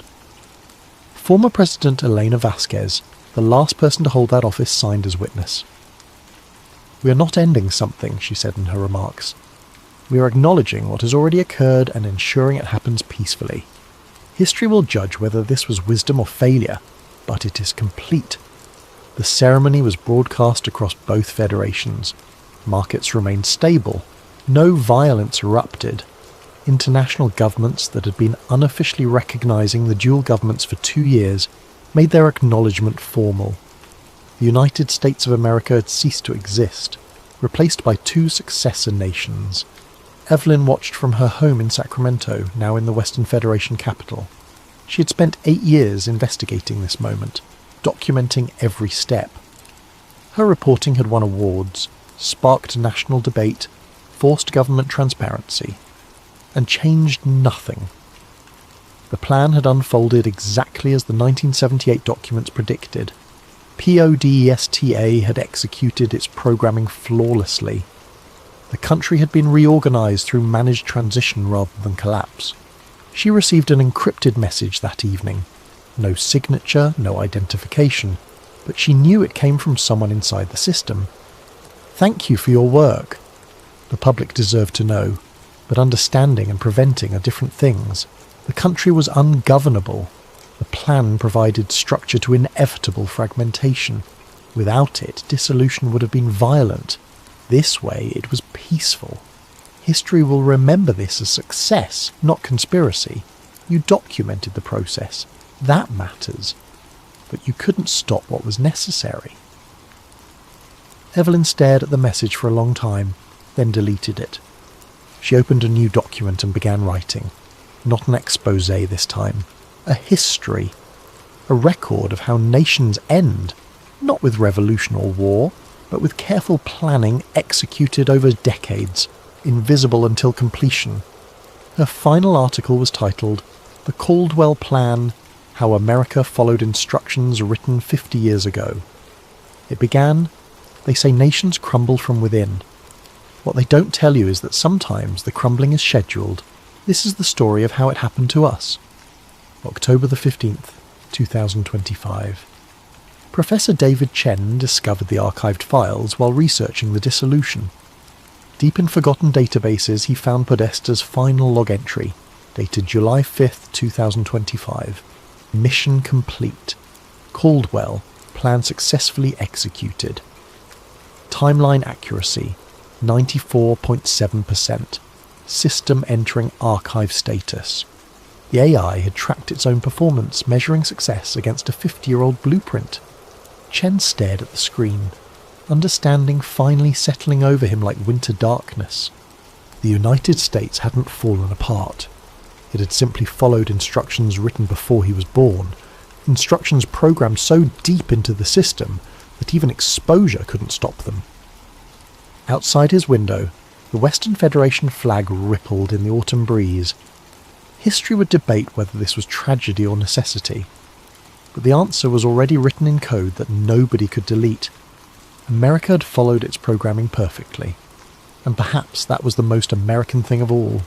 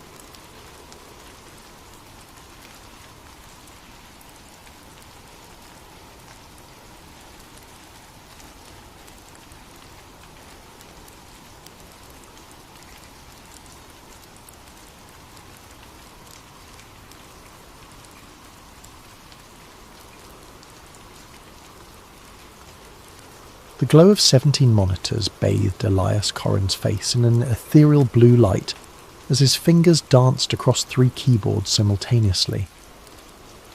In the depths of his converted basement apartment, time moved differently.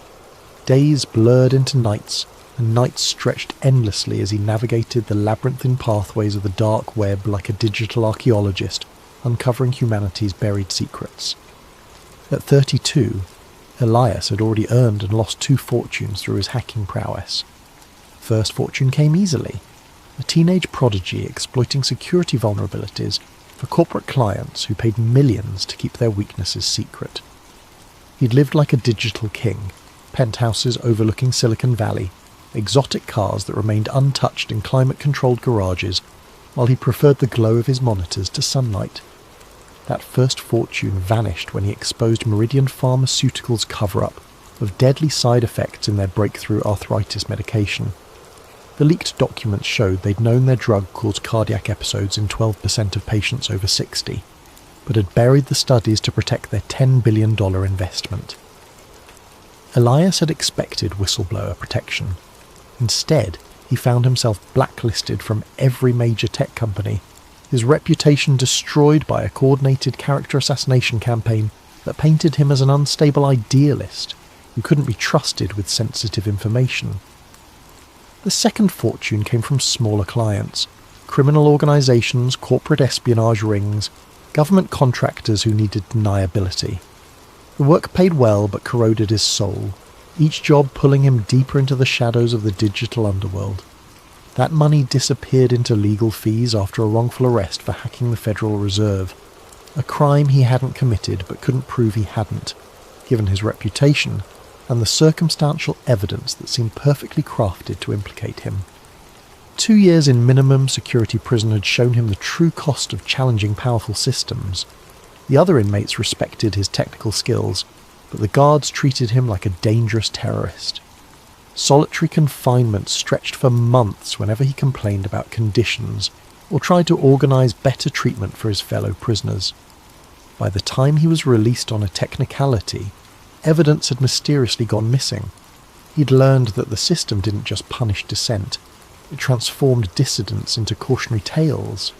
Now, money meant nothing to him, only truth mattered. His obsession with secret societies began innocently enough. A childhood fascination sparked by his grandfather's stories about World War II intelligence operations. The old man had worked as a codebreaker for the OSS, predecessor to the CIA, and had filled young Elias's imagination with tales of hidden messages and shadow wars. After his grandfather's death when Elias was 12, he'd found boxes of declassified documents in the attic, revealing just how much of recent history had been shaped by invisible hands. That childhood fascination evolved into a methodical hunt for evidence as he grew older and acquired the technical skills to dig deeper than amateur conspiracy theorists ever could.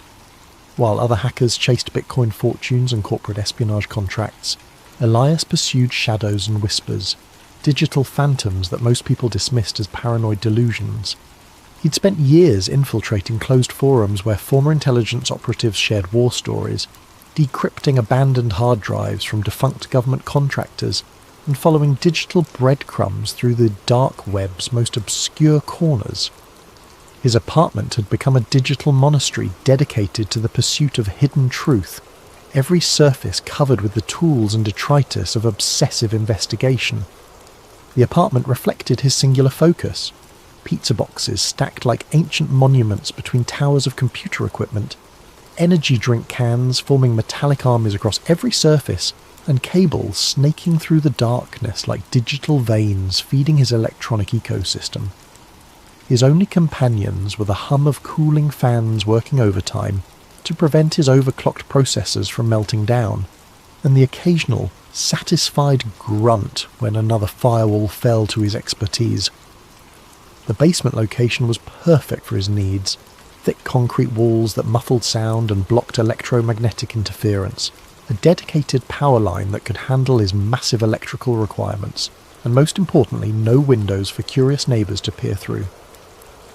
He'd been living there for 18 months, ever since his release from prison, paying cash to a landlord who asked no questions as long as the rent arrived on time. His setup was a temple to digital paranoia: 17 monitors arranged in a semicircle around his custom-built chair, each screen dedicated to different aspects of his ongoing investigations. 3 keyboards allowed him to manage multiple intrusion attempts simultaneously, while a collection of smartphones, each running different operating systems and connected to various networks through proxy chains, kept him connected to his sources around the globe. The walls were lined with hard drives, each containing terabytes of encrypted data collected from years of systematic investigation. Backup systems ensured that even if authorities raided the apartment, copies of everything would remain safely hidden in data centres across 3 continents. He'd learned from his previous arrests that physical evidence was only as secure as your ability to keep it out of enemy hands. Tonight felt different. As rain drummed against the boarded windows, he'd covered them himself for security reasons, Elias's automated scanners detected something unusual. The software he'd written monitored thousands of government servers simultaneously, looking for anomalous data signatures that might indicate classified information stored in supposedly routine systems. Most alerts were false positives, but after years of refinement, His algorithms had learned to distinguish between genuine anomalies and random digital noise. This particular signal was trying too hard to look ordinary, which was exactly what made it suspicious. A government proxy server deep within the Department of Homeland Security's network infrastructure was handling traffic patterns that didn't match any known legitimate use. The data packets were the right size and frequency to appear routine, but they carried encryption signatures that suggested military-grade security protecting something far more sensitive than typical administrative communications. Most hackers would have dismissed it as a honeypot, a trap designed to lure in digital intruders, but Elias had learned to read between the digital lines over years of careful observation. This signal felt different, older, like it had been running for decades without anyone paying attention to what it was actually protecting. He leaned back in his chair, cracking his knuckles with the deliberate ritual of a surgeon preparing for a complex operation. The proxy was 3 layers deep in government infrastructure, protected by military-grade encryption that would take months to crack through conventional means. But Elias had developed unconventional means over the years. His fingers resumed their dance, this time with the measured precision of a master pianist performing a familiar concerto. Code flowed across his screens like poetry written in ones and zeros, each line bringing him closer to whatever lay hidden in the digital vault. As the final encryption layer crumbled at 3:47 a.m, Elias held his breath. The archive that materialized before him contained terabytes of data, but it was the file structure that made his pulse quicken. Everything was organized with the kind of meticulous care reserved for the most sensitive operations. Categorical folders with cryptic names like cultural implementation, behavioral modification, and asset management. He opened the first file and the world as he understood it began to unravel. The contracts appeared first, hundreds of them, stretching back decades like a paper trail through the shadow history of American culture. Entertainment companies, advertising agencies, record labels, movie studios, television networks, and news corporations, all bound by identical non-disclosure agreements that ran to thousands of pages each. The legal language was deliberately obscure, buried in terminology that would confuse even experienced corporate lawyers who specialized in media contracts.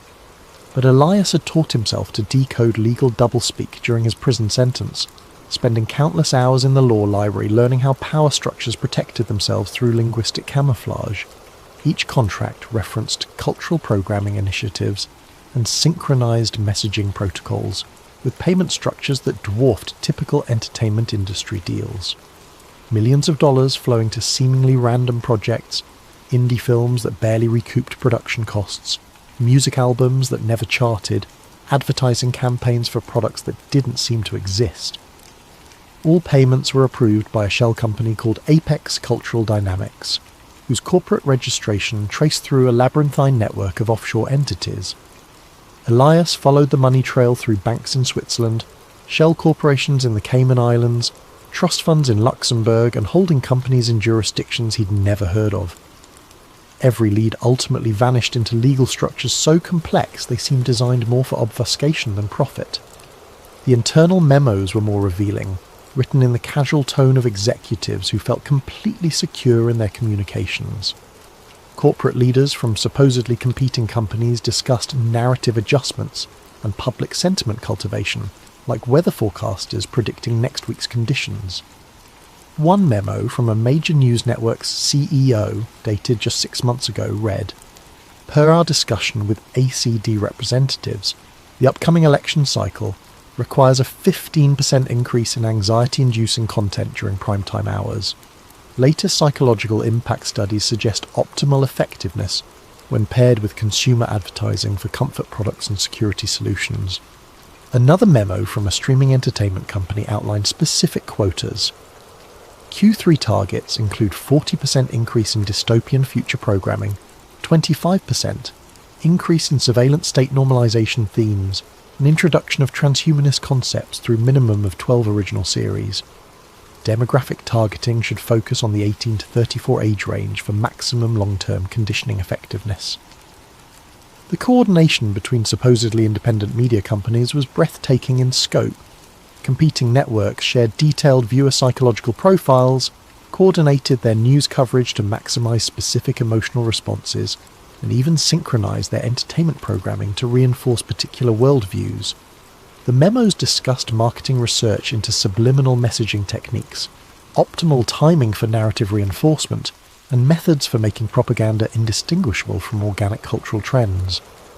Video stills scattered throughout the files showed meetings in nondescript conference rooms. Faces were often obscured, but the visible details painted a chilling picture.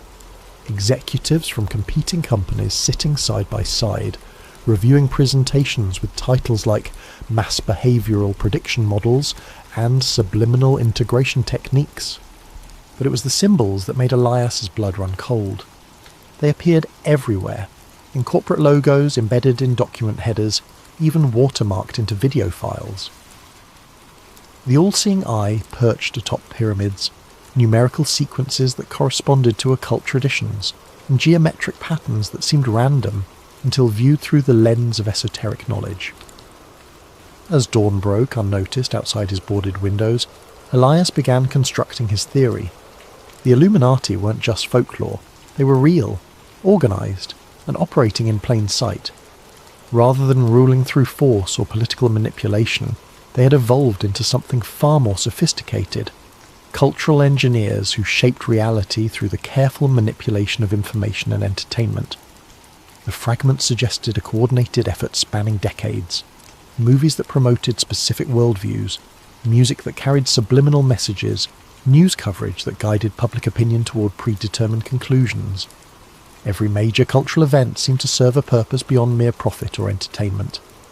Elias created a new encrypted partition on his most secure drive and began organising the evidence.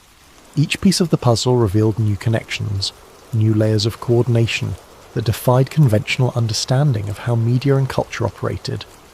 The scope was breathtaking and terrifying, but this was just the first door. As he prepared to dive deeper into the archive, a notification appeared on his screen. New files were uploading automatically to the server, added in real time from sources around the globe. The conspiracy wasn't just historical, it was happening now, every day, with machine-like precision. Elias smiled grimly and opened another energy drink. He had work to do. 3 days of continuous analysis revealed patterns so pervasive they defied coincidence. Elias's custom data mining algorithms had processed thousands of hours of Super Bowl halftime shows, major film releases, top-charting music, and primetime television programming, cross-referencing them with the archived documents he'd discovered. His software compared visual elements, audio frequencies, narrative structures, and symbolic content with mathematical precision that human observation alone could never achieve. The results were undeniable and terrifying. Every major halftime show since 2005 contained specific visual elements that served purposes beyond entertainment. Choreographed movements formed geometric patterns when viewed from aerial cameras, patterns that matched sacred geometry principles known to influence human consciousness. Lighting sequences pulsed at precisely calibrated frequencies, 10 Hz to induce alpha brain states associated with relaxation and suggestibility, 40 Hz bursts to trigger gamma waves linked to heightened emotional responses, and infrasound frequencies below human hearing that created subliminal anxiety responses. The costume designs weren't random fashion choices. They incorporated symbols from the archived files with mathematical precision. Ancient Egyptian imagery, Masonic symbols, occult numerology, but presented in ways that bypassed conscious recognition.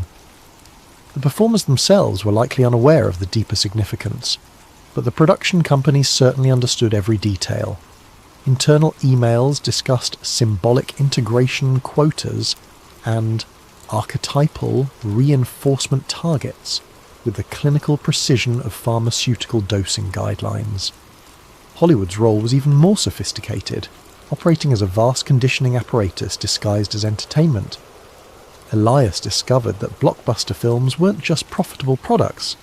They were psychological programming exercises designed to shift public consciousness over decades.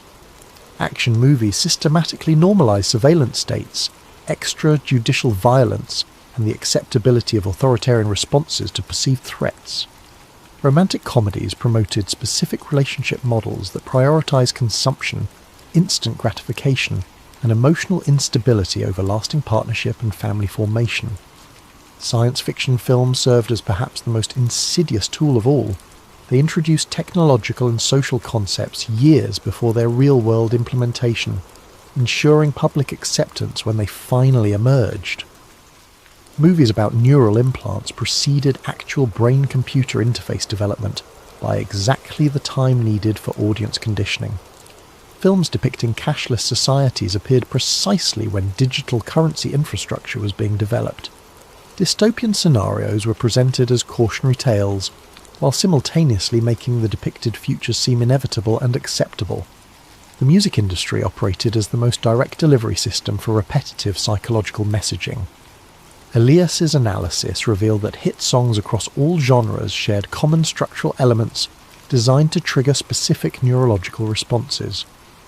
Repetitive hooks created obsessive thought patterns, bass frequencies induced physical arousal responses, and lyrical themes consistently promoted materialism, emotional chaos, instant gratification, and distrust of traditional social bonds. Chart success wasn't organic. It was engineered through coordinated promotion campaigns that used psychological manipulation techniques, refined through decades of marketing research. Record companies employed neuroscience consultants who designed songs to be literally addictive, triggering dopamine responses that created compulsive listening behaviours. The most successful artists weren't necessarily the most talented. They were the most effective delivery vehicles for predetermined psychological content. But the most chilling discovery came when Elias cross-referenced celebrity deaths with financial markets and policy implementations, using algorithms that could detect correlations across vast datasets that human analysis would miss. The patterns were subtle but statistically undeniable. Whenever a particularly influential public figure died under questionable circumstances, the news cycle would shift dramatically within hours. Public attention would focus intensely on mourning and memorial coverage, while significant legislation passed through Congress, with minimal scrutiny or public debate. Michael Jackson's death had coincided with the most controversial aspects of healthcare reform debates, providing a massive distraction precisely when public opposition was reaching critical mass. Whitney Houston's demise dominated headlines during crucial banking regulation discussions that would have reshaped Wall Street oversight. Prince's passing created a week-long media obsession that completely buried coverage of surveillance law expansions that civil liberties groups had been fighting for months. Each event generated exactly the right emotional state to facilitate predetermined political outcomes. The deaths created collective grief that made the public more passive and receptive to authority, while the intensive media coverage consumed the attention bandwidth that might otherwise have focused on policy changes. The timing wasn't coincidental, it was orchestrated with mathematical precision. Elias found evidence suggesting that some celebrity deaths might have been actively induced rather than simply exploited. Medical records showed unusual patterns of prescription drug interactions. Security camera footage from crucial moments was consistently corrupted or missing, and autopsy results often contained anomalies that suggested external intervention. The pattern was consistent across dozens of cases spanning 3 decades. But even more disturbing was the systematic cultivation of celebrity instability. Internal documents from talent agencies and record companies outlined deliberate strategies for creating psychological dependence, drug addiction, and emotional instability in their most valuable assets. The goal wasn't profit maximization, it was creating performers who could be easily manipulated and, when necessary, destroyed at moments that served larger political purposes. The conspiracy had weaponized celebrity worship itself, turning the public's emotional investment in famous figures into a tool for mass psychological manipulation. Every death became a ritual that renewed the collective trauma bonding between citizens and their media-created gods, making the population more dependent on external authority figures and less capable of independent critical thinking. Elias created a digital conspiracy board on his largest monitor, a sprawling network of connections that would have impressed investigative agencies worldwide if they hadn't been complicit in the system he was mapping. Red lines linked entertainment companies to intelligence agencies through shared personnel, financial investments, and operational coordination. Blue lines traced money flows through the labyrinthine network of shell corporations, revealing how massive sums moved between seemingly unrelated organizations. Green lines mapped the precise timing of cultural events to policy implementations, showing correlation patterns that achieved statistical significance far beyond chance. The board revealed the Illuminati's true genius. They had weaponized human attention itself, transforming consciousness into a battlefield where wars were fought through carefully orchestrated information campaigns. In an age of information overload, controlling what people focused on had become more valuable than controlling what they thought. Distraction had evolved into the ultimate form of mind control, more effective than physical force because victims participated willingly in their own manipulation. The scope was breathtaking and terrifying. Every major cultural trend of the past 30 years could be traced back to deliberate manipulation, orchestrated through the entertainment media complex. Fashion cycles that promoted specific body images and consumption behaviours. Social media trends that encouraged narcissistic self-documentation and reduced attention spans. Political movements that channeled genuine grievances into harmless symbolic protests that changed nothing. Even conspiracy theories themselves appeared to be guided phenomena, designed to discredit legitimate questioning by associating it with obviously false claims. As Elias studied his creation through bloodshot eyes that hadn't seen natural light in days, a pattern emerged that made him question everything he thought he knew about free will and human autonomy. The manipulation wasn't just cultural, it was neurological. The constant stream of engineered content was literally rewiring human brains on a species level, creating generations of people whose thoughts and desires had been shaped by external forces since birth. The evidence suggested that the traditional concept of individual choice had become largely illusory. In a world where every piece of information was filtered through manipulated channels, where every cultural touchstone carried hidden programming, where every social trend was artificially generated, what did it mean to make an independent decision? The conspiracy had achieved something more insidious than totalitarianism. They had created voluntary slavery disguised as freedom of choice. As Elias studied his creation, a pattern emerged that made him question everything he thought he knew about free will. Every major cultural trend of the past 30 years could be traced back to deliberate manipulation. Fashion cycles, social media behaviours, political movements, even conspiracy theories, all potentially guided by the same hidden hand. The realisation struck him like a physical blow. If they could control culture so completely, how could he be certain his own obsession with finding them wasn't part of their plan? The media conglomerate's server proved surprisingly easy to penetrate, which should have been Elias's first warning. Titan Communications owned 17 major news networks, 43 radio stations, controlling interests in 12 social media platforms, and content distribution deals with virtually every major streaming service. Their annual revenue exceeded the GDP of most small nations, and their influence over global information flow was effectively unparalleled in human history. Their security should have been impenetrable.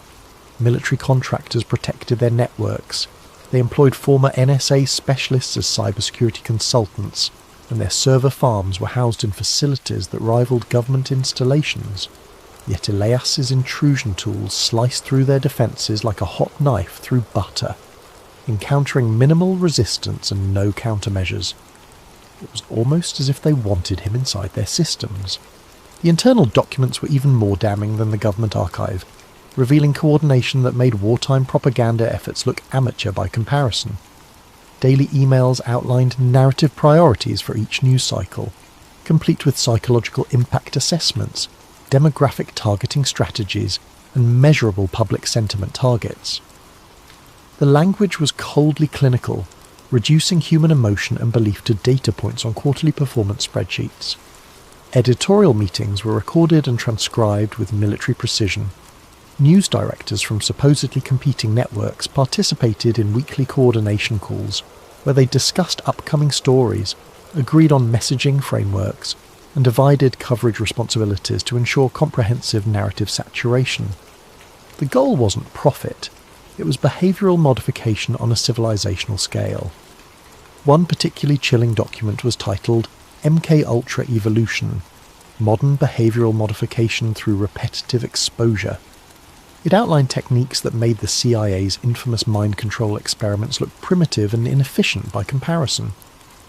Rather than targeting individuals through drugs and trauma, the new methods focused on mass psychological conditioning through carefully orchestrated media campaigns that operated below the threshold of conscious awareness.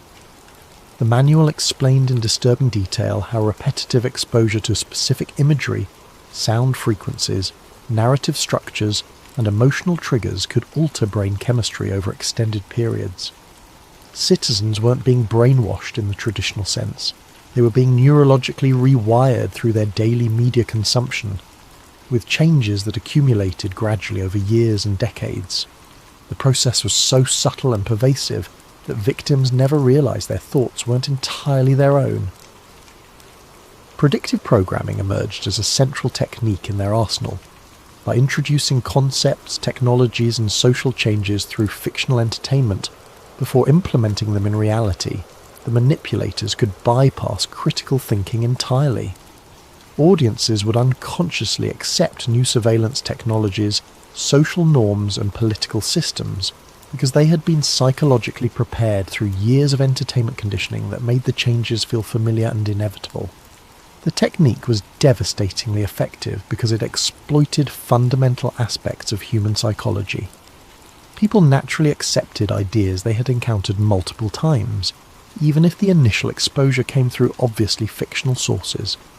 The brain treated repeated fictional scenarios as potential realities, creating neural pathways that made actual implementation feel like a natural progression rather than a radical change. The financial section revealed the true scope of the operation. Trillions of dollars flowed through the network annually, dwarfing the budgets of most nations. The money came from unexpected sources: pension funds, insurance companies, even charitable foundations unknowingly contributed to the conspiracy through complex investment structures. But the most disturbing discovery was the coordination between intelligence agencies, banking institutions, entertainment corporations and technology companies, operating as a unified organism despite their apparent competition and conflicting interests. Weekly video conferences brought together representatives from the CIA, Federal Reserve, major studios, social media platforms, and multinational technology corporations. They discussed sentiment management and narrative synchronization with the casual professionalism of corporate executives planning quarterly sales targets. The recordings revealed a shadow government that operated through corporate proxies rather than official political channels. Traditional governmental power had been largely superseded by a network of private organizations that could implement policy through market manipulation and cultural conditioning without the messy inconvenience of democratic oversight. Elections still occurred, but they had become elaborate theatre productions designed to maintain the illusion of popular sovereignty, while real decisions were made in boardrooms that the public never saw. News cycles weren't random or market-driven. They were orchestrated months in advance by committees that included intelligence operatives, banking executives, media moguls, and technology leaders. Wars provided distraction from economic manipulation, while generating massive profits for defence contractors. Celebrity scandals offered convenient cover for political corruption investigations. Natural disasters created opportunities to implement emergency powers that somehow always became permanent fixtures of the expanded surveillance state. Every major event served multiple purposes in a grand design that stretched across decades. The 2008 financial crisis had been engineered to consolidate banking power while conditioning the public to accept bailouts as normal economic policy. The COVID-19 pandemic had accelerated digital transformation initiatives while normalising remote monitoring and social isolation. Climate change narratives were being used to justify energy sector reorganisation and carbon credit markets that would generate enormous profits for the same financial institutions that had caused previous economic crises. Elias found recorded conversations between news anchors and their handlers that destroyed any remaining illusion about journalistic integrity. Popular television personalities who projected authority and trustworthiness were revealed as knowing participants in psychological manipulation campaigns, carefully crafting emotional triggers with the precision of weapons designers. They discussed techniques for inducing specific brain states in viewers, optimal timing for fear-based messaging, and methods for making propaganda indistinguishable from legitimate news reporting. The most chilling recordings involve discussions of population control strategies disguised as public health initiatives. Representatives from pharmaceutical companies, government health agencies, and media corporations coordinated messaging campaigns designed to promote dependency on medical interventions while discouraging natural immunity and traditional healing practices. The goal wasn't public health. It was creating a population that required constant pharmaceutical management to function normally. Mental health treatment had been weaponized through carefully designed chemical interventions that didn't cure underlying problems but created permanent pharmaceutical dependencies. Educational systems were being restructured to produce workers who could follow complex instructions but lacked the critical thinking skills to question authority. Even exercise and nutrition guidelines were manipulated to ensure that optimal physical and mental health remained just out of reach for the general population. The evidence was overwhelming, but as Elias prepared to copy the files to his secure drives, an error message appeared. Access denied. User privileges revoked. The server was locking him out in real time, which meant someone was actively monitoring his intrusion. He worked frantically to extract what data he could, but the digital walls were closing in. As the connection terminated, one final document appeared briefly on his screen. A personnel file with his photograph in the header Asset Management, Elias Corin, Status, Active Monitoring. The file vanished before he could read it completely, but the implications were clear. They knew he was coming. Desperation drove Elias deeper into the network than he had ever dared venture. Using techniques that bordered on digital necromancy, he resurrected connection pathways that should have been impossible to access. The risk was enormous. Each probe left digital fingerprints that could lead authorities directly to his door. But the glimpse of his own file had transformed his quest from curiosity to survival. The recordings he discovered in the deeper server vaults were audio files from meetings that shouldn't have existed, according to any official record. High-definition audio captured conversations between intelligence officials, Federal Reserve board members, entertainment executives, technology billionaires, pharmaceutical industry leaders, and representatives from organizations he'd never heard of, but whose influence seemed to span continents. They discussed the future of human consciousness like generals planning military campaigns against an enemy population. The meetings followed a rigid schedule. Every third Wednesday of each month, participants would gather in a location identified only as the facility to review progress on what they called the Integration Project.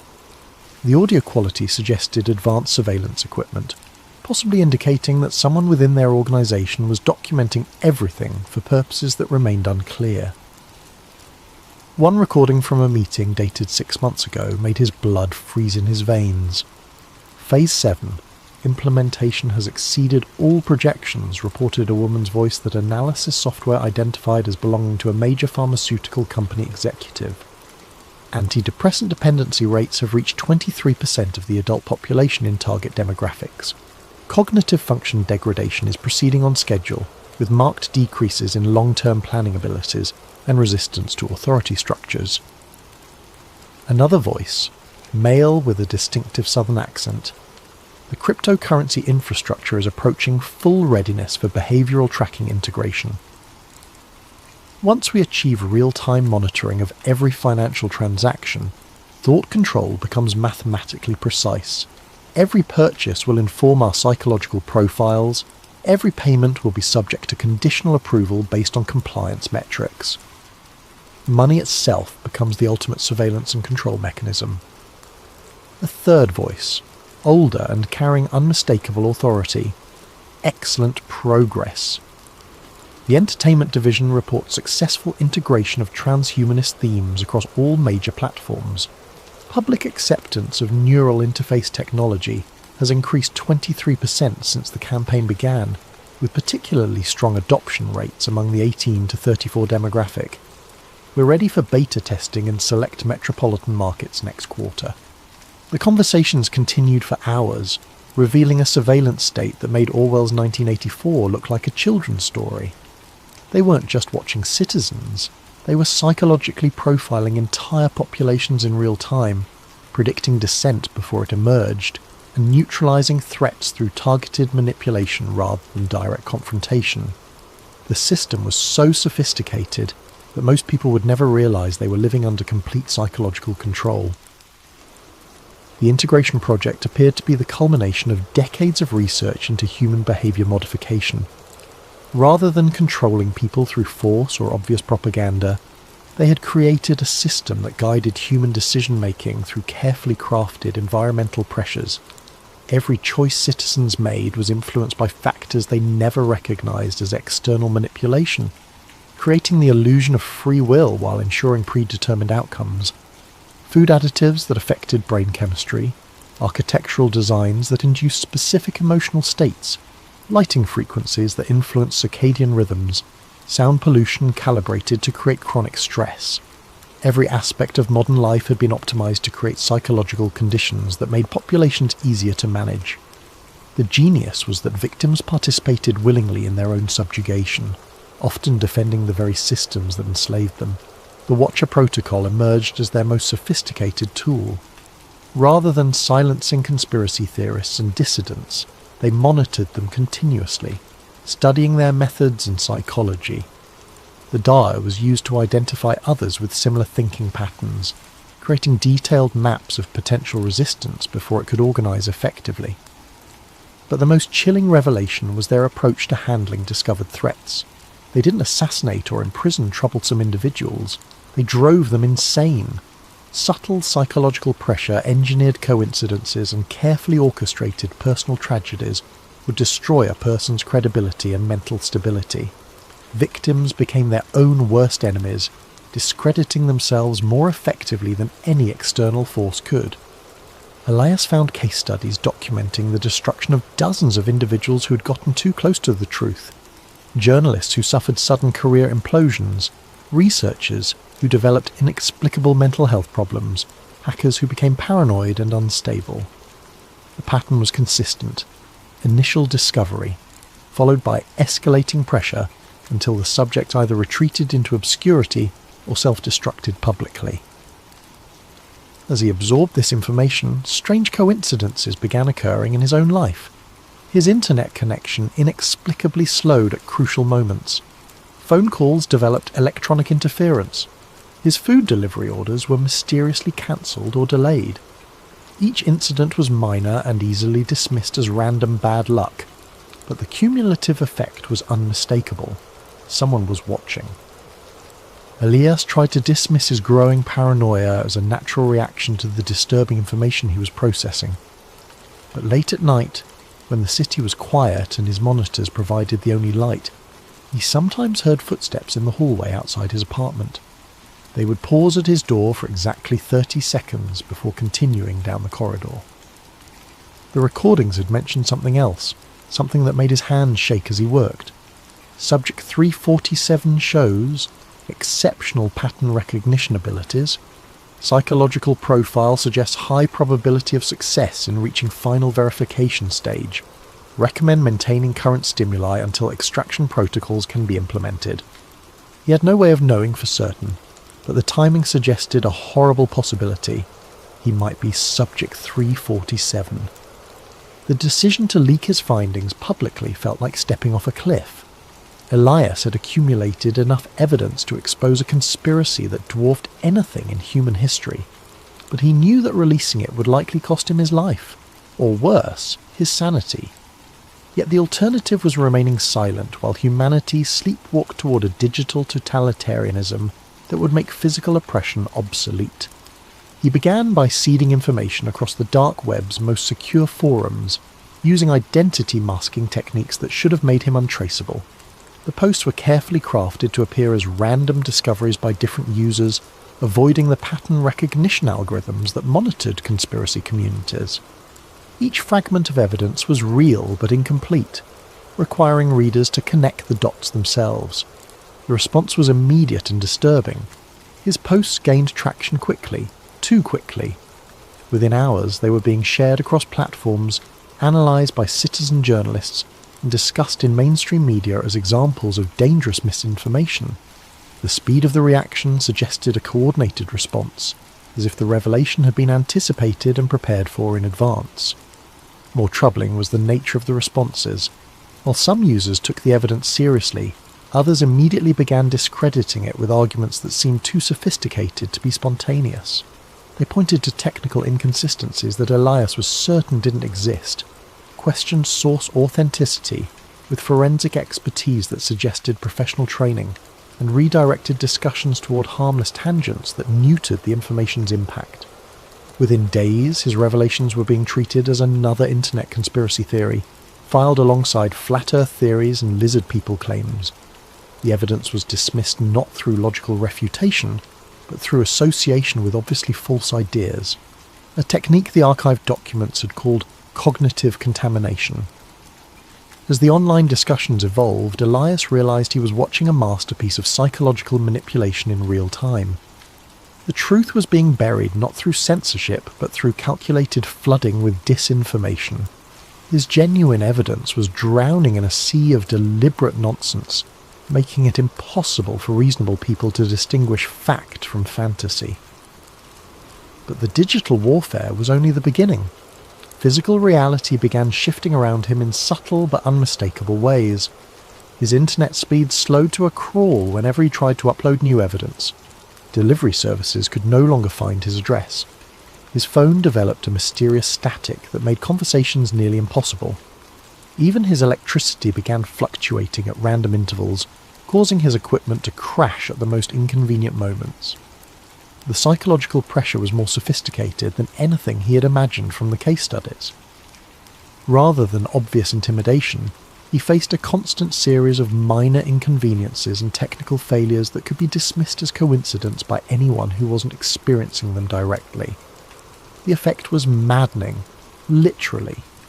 He began questioning his own perceptions, wondering if paranoia was making him see patterns that didn't exist. Sleep became elusive as his apartment filled with unexplained sounds. Electronics hummed at frequencies that seemed designed to prevent rest. The heating system cycled erratically, creating temperature fluctuations that made comfort impossible. Water pressure dropped whenever he tried to shower, and his refrigerator developed a whine that stopped only when he was away from his computer. Friends and family members began expressing concern about his mental state, though he couldn't remember telling them about his research.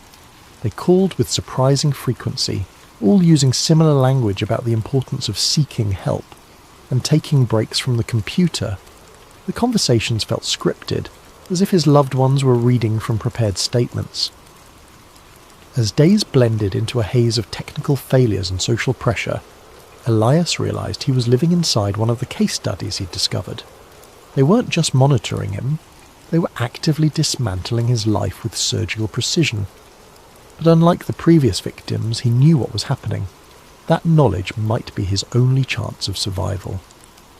He had to reach the final layer of the archive before they completed their psychological destruction. If his theory was correct, the deepest files would contain the ultimate revelation, and possibly his salvation. The final server required every technique Elias had learned over 2 decades of hacking, protected by quantum encryption and guarded by AI systems that adapted to his intrusion attempts in real time.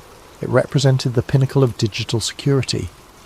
Yet as he worked through the night, fueled by desperation and the last of his energy drinks, the barriers fell with almost suspicious ease. The locked folder contained exactly what he had expected and feared: complete dossiers on hundreds of individuals, including himself. His file was massive, containing information that should have been impossible to collect.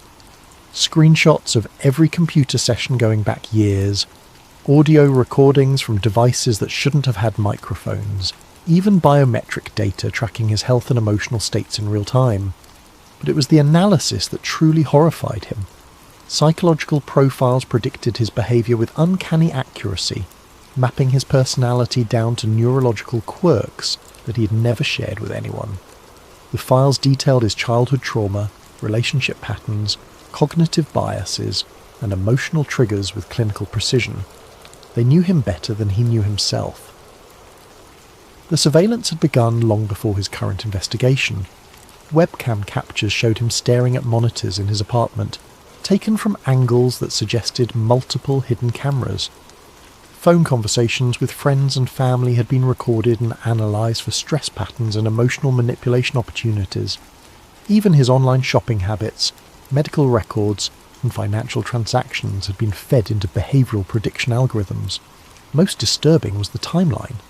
The earliest entries in his file dated back 15 years, to when he had first begun investigating conspiracy theories as a college student.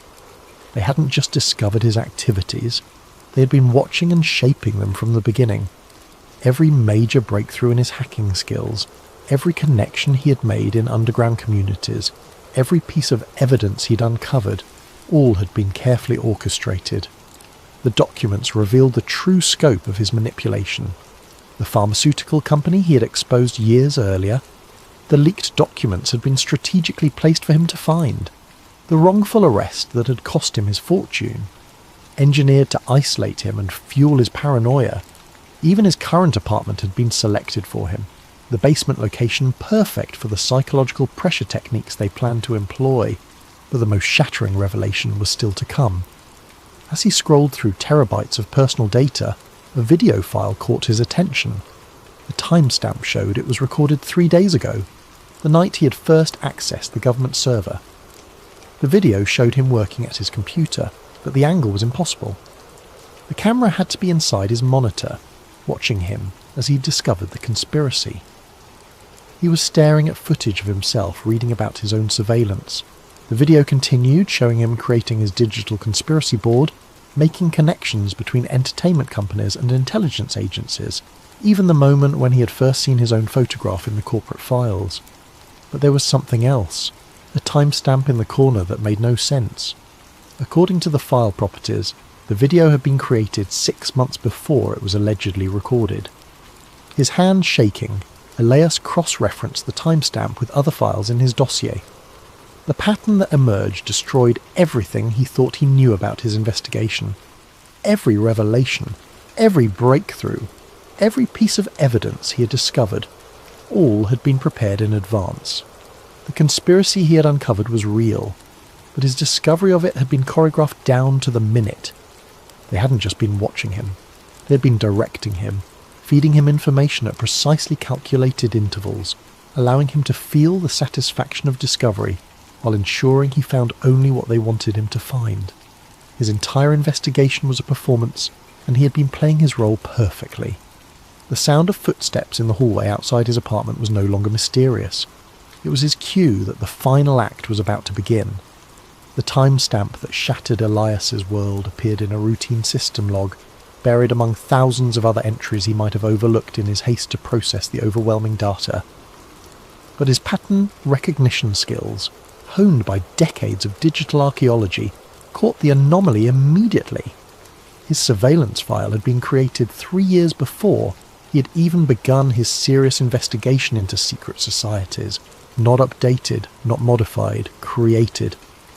The implications spread through his mind like digital wildfire. Every forum post that had sparked his interest, every breadcrumb of evidence he had followed, every contact who had guided him toward new information sources, all had been carefully planted elements in an elaborate psychological experiment.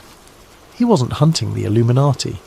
He was their laboratory rat, navigating a maze they had constructed specifically for him. The files reveal the true scope of the operation. Project Cassandra aimed to study how individuals with specific psychological profiles could be guided toward predetermined conclusions while believing they were conducting independent research. Elias was test subject 347 in a series that had already processed thousands of potential dissidents, conspiracy theorists, and amateur investigators. The methodology was diabolical in its sophistication. Rather than suppressing information, they had created controlled leaks that satisfied the subject's desire for hidden truth, while ensuring that any revelations served their ultimate purposes. Every conspiracy theorist who believed they had uncovered secret plots was actually participating in a massive behavioural study that helped refine mass manipulation techniques. But Project Cassandra served another purpose, creating the perfect patsies. When subjects like Elias inevitably attempted to share their discoveries, the public would dismiss them as delusional paranoids. The conspiracy theorists discredited themselves more effectively than any government censorship could, providing cover for the real operations happening in plain sight. The genius was circular. They used genuine conspiracies to hide their conspiracy to create conspiracy theories. The Ouroboros of manipulation consumed its own tail while strengthening the head. Elias found video recordings of planning meetings where researchers discussed his psychological profile like entomologists studying an insect. His obsessive personality, his need for validation through intellectual superiority, his isolation and distrust of mainstream society, all were noted as advantageous traits for the experiment. They had identified him as an ideal subject before he had even begun his journey into the digital underground. The recordings were clinical in their detachment. Subject 347 shows exceptional persistence and pattern recognition abilities. Recommend accelerating the revelation timeline to achieve maximum psychological impact. His technical skills allow for more sophisticated evidence plants than previous subjects. Agreed. The deep web forums are seeded and ready. Will allow him to discover the entertainment industry connections next week, followed by the financial networks the following month. Estimated timeline to complete breakdown, 6 to 8 months. What about extraction? Standard protocol. Once he achieves full paranoid state, we'll activate the final revelation. The cognitive dissonance should ensure complete psychological collapse within 72 hours. Subject will either retreat into catatonic withdrawal or self-eliminate. Either outcome serves project goals. The footsteps outside his door had stopped. In the silence that followed, Elias could hear his own heartbeat thundering in his ears like a countdown timer. Every shadow in his peripheral vision might be a hidden observer. Every electronic device could be a surveillance tool. Even his own thoughts felt compromised, infected by the knowledge that his mind had been invaded and mapped by researchers who understood his psychology better than he did. But as despair threatened to overwhelm him completely, a final realization emerged from the chaos of his collapsing worldview. If they had created all of this as an experiment, if his investigation was a carefully orchestrated performance, then the evidence he had found might be real after all. They couldn't manipulate him with fake conspiracies. They had to use genuine ones to make the manipulation believable. The entertainment industry coordination, the financial manipulation, the psychological conditioning of entire populations, it was all real. His discovery of it might have been staged, but the conspiracy itself existed exactly as he had uncovered it. They had made one critical error in their psychological experiment. They had given him access to the truth. The question was whether that knowledge could serve any purpose now that he understood his role as an unwitting puppet. As the footsteps resumed outside his door, moving with deliberate slowness toward his apartment, Elias realized he had perhaps minutes to decide how this story would end. He could retreat into madness as they expected, becoming another cautionary tale about the dangers of conspiracy thinking. He could attempt to fight back, though they had mapped every aspect of his psychology and would anticipate any strategy he might devise. Or he could find a third option, something they hadn't planned for because it lay outside their understanding of his character. The gentle knock on his door interrupted his thoughts. A voice, polite and professional, spoke through the thin wood. "Mr. Corrin, we need to talk." Elias looked at his screens one final time, at the conspiracy board that had consumed his life, at the evidence that proved humanity was being manipulated on a scale beyond historical precedent. Then he looked at his reflection in the dark monitor, the face of a man who had discovered that his greatest fear and greatest hope were the same thing. He had found the truth. The truth had been carefully crafted to find him. But perhaps, in that circular dance of manipulation and discovery, lay an opportunity that neither he nor his watchers had anticipated. After all, even the most sophisticated psychological experiment could produce unexpected results. As he reached for the door handle, Elias Corinne smiled for the first time in months. If they had taught him anything, it was that reality was far more malleable than most people believed. And if reality could be shaped, then perhaps it was time for the subject to become the experimenter. The door opened to reveal figures in dark suits, their faces professional masks hiding whatever emotions they might have felt. But as they looked into Elias's eyes, something shifted in their expressions, a flicker of uncertainty that suggested their psychological profiles might have missed something crucial about their carefully studied subject. "Gentlemen," Elias said, his voice steady despite the chaos in his mind, "I've been expecting you. Shall we discuss what happens next?" The game was far from over. In fact, it was just beginning.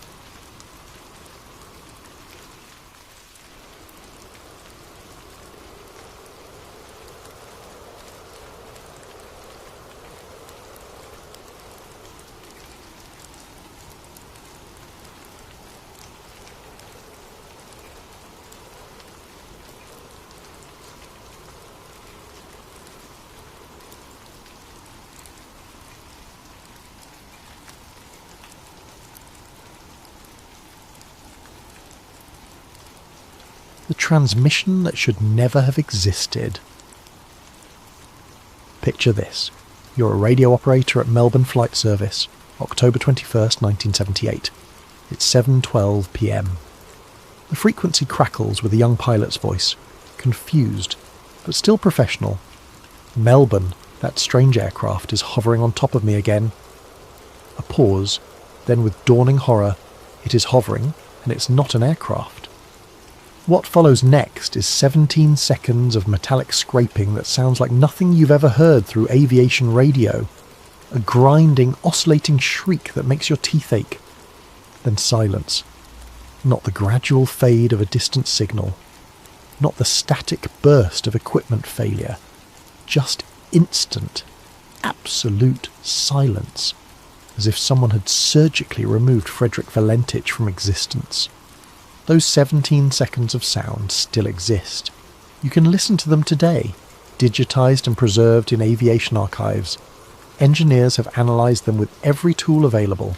The conclusion? No known aircraft makes that sound. No known metal-on-metal collision produces that specific frequency pattern.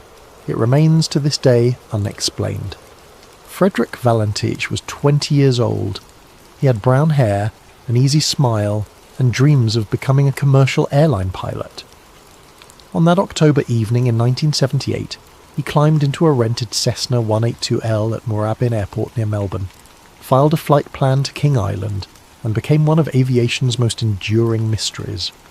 Not because he disappeared — pilots unfortunately disappear — but because of what he reported seeing in the minutes before his vanishing, and because of what the Australian government desperately tried to hide for the next 45 years. This is not a ghost story. This is documented fact, preserved in radio transcripts, witness testimonies, and recently declassified government files that paint a picture far stranger than fiction. What happened to Frederick Valentich over Bass Strait challenges everything we think we know about our skies, our governments, and perhaps our place in the universe. Part 1. The official account. The evening of October 21st, 1978 was perfect for flying. The weather reports from Bureau of Meteorology showed calm conditions across Bass Strait, that notorious stretch of water between mainland Australia and Tasmania. Visibility extended for miles. Wind speeds barely resisted. It was the kind of night that made young pilots eager to log flight hours. Frederick Valentich had earned his private pilot licence with a Class 4 instrument rating. Not exceptional, but competent. He'd logged about 150 hours of flight time, mostly in single-engine Cessnas like the one he rented that evening. Friends described him as enthusiastic about aviation, perhaps over-eager at times, but careful about following procedures. He'd applied twice to join the Royal Australian Air Force and been rejected both times, not for lack of skill, but because of what evaluators called insufficient educational qualifications. The Cessna 182L he signed out was a reliable four-seater, registration VH-DSJ. Nothing special about it. Regular maintenance records. No history of problems. Just another small aircraft among hundreds that crossed Australian skies daily. Frederick's flight plan showed a simple route. Moorabbin to King Island, a distance of about 125 miles over water. Estimated flight time, 69 minutes. Purpose of flight, picking up crayfish for a family dinner. Except that was a lie. King Island Airport had no record of Frederick Valentich requesting landing clearance. No crayfish order existed. No one on King Island expected him. His friends later admitted Frederick had talked about wanting to photograph UFOs, but they dismissed it as enthusiasm rather than serious intention. The real purpose of his flight remains unknown, buried with whatever truth disappeared that night. At 6:19 p.m, Frederick's Cessna lifted off from Moorabbin's runway. Air traffic control noted nothing unusual. He climbed to his assigned altitude of 4,500 feet, maintained proper heading, and radioed position updates as required. For the first 47 minutes, everything proceeded exactly as hundreds of flights had proceeded before. Then, at 7:06 p.m, Frederick initiated contact with Melbourne Flight Service. Melbourne, this is Delta Sierra Juliet. Is there any known traffic below 5,000? The radio operator, Steve Roby, checked his radar and charts. Delta Sierra Juliet, no known traffic. Delta Sierra Juliet, I am, seems to be a large aircraft below 5,000. What followed over the next 6 minutes would become one of the most analysed radio exchanges in aviation history. Frederick described an elongated metallic object with 4 bright landing lights. It approached from the east, passed over him at high speed, then circled back. He reported it had a shiny metallic surface and a green light. At one point he said it seemed to be playing games with him. Roby, maintaining professional calm, tried to help identify the object. Military aircraft?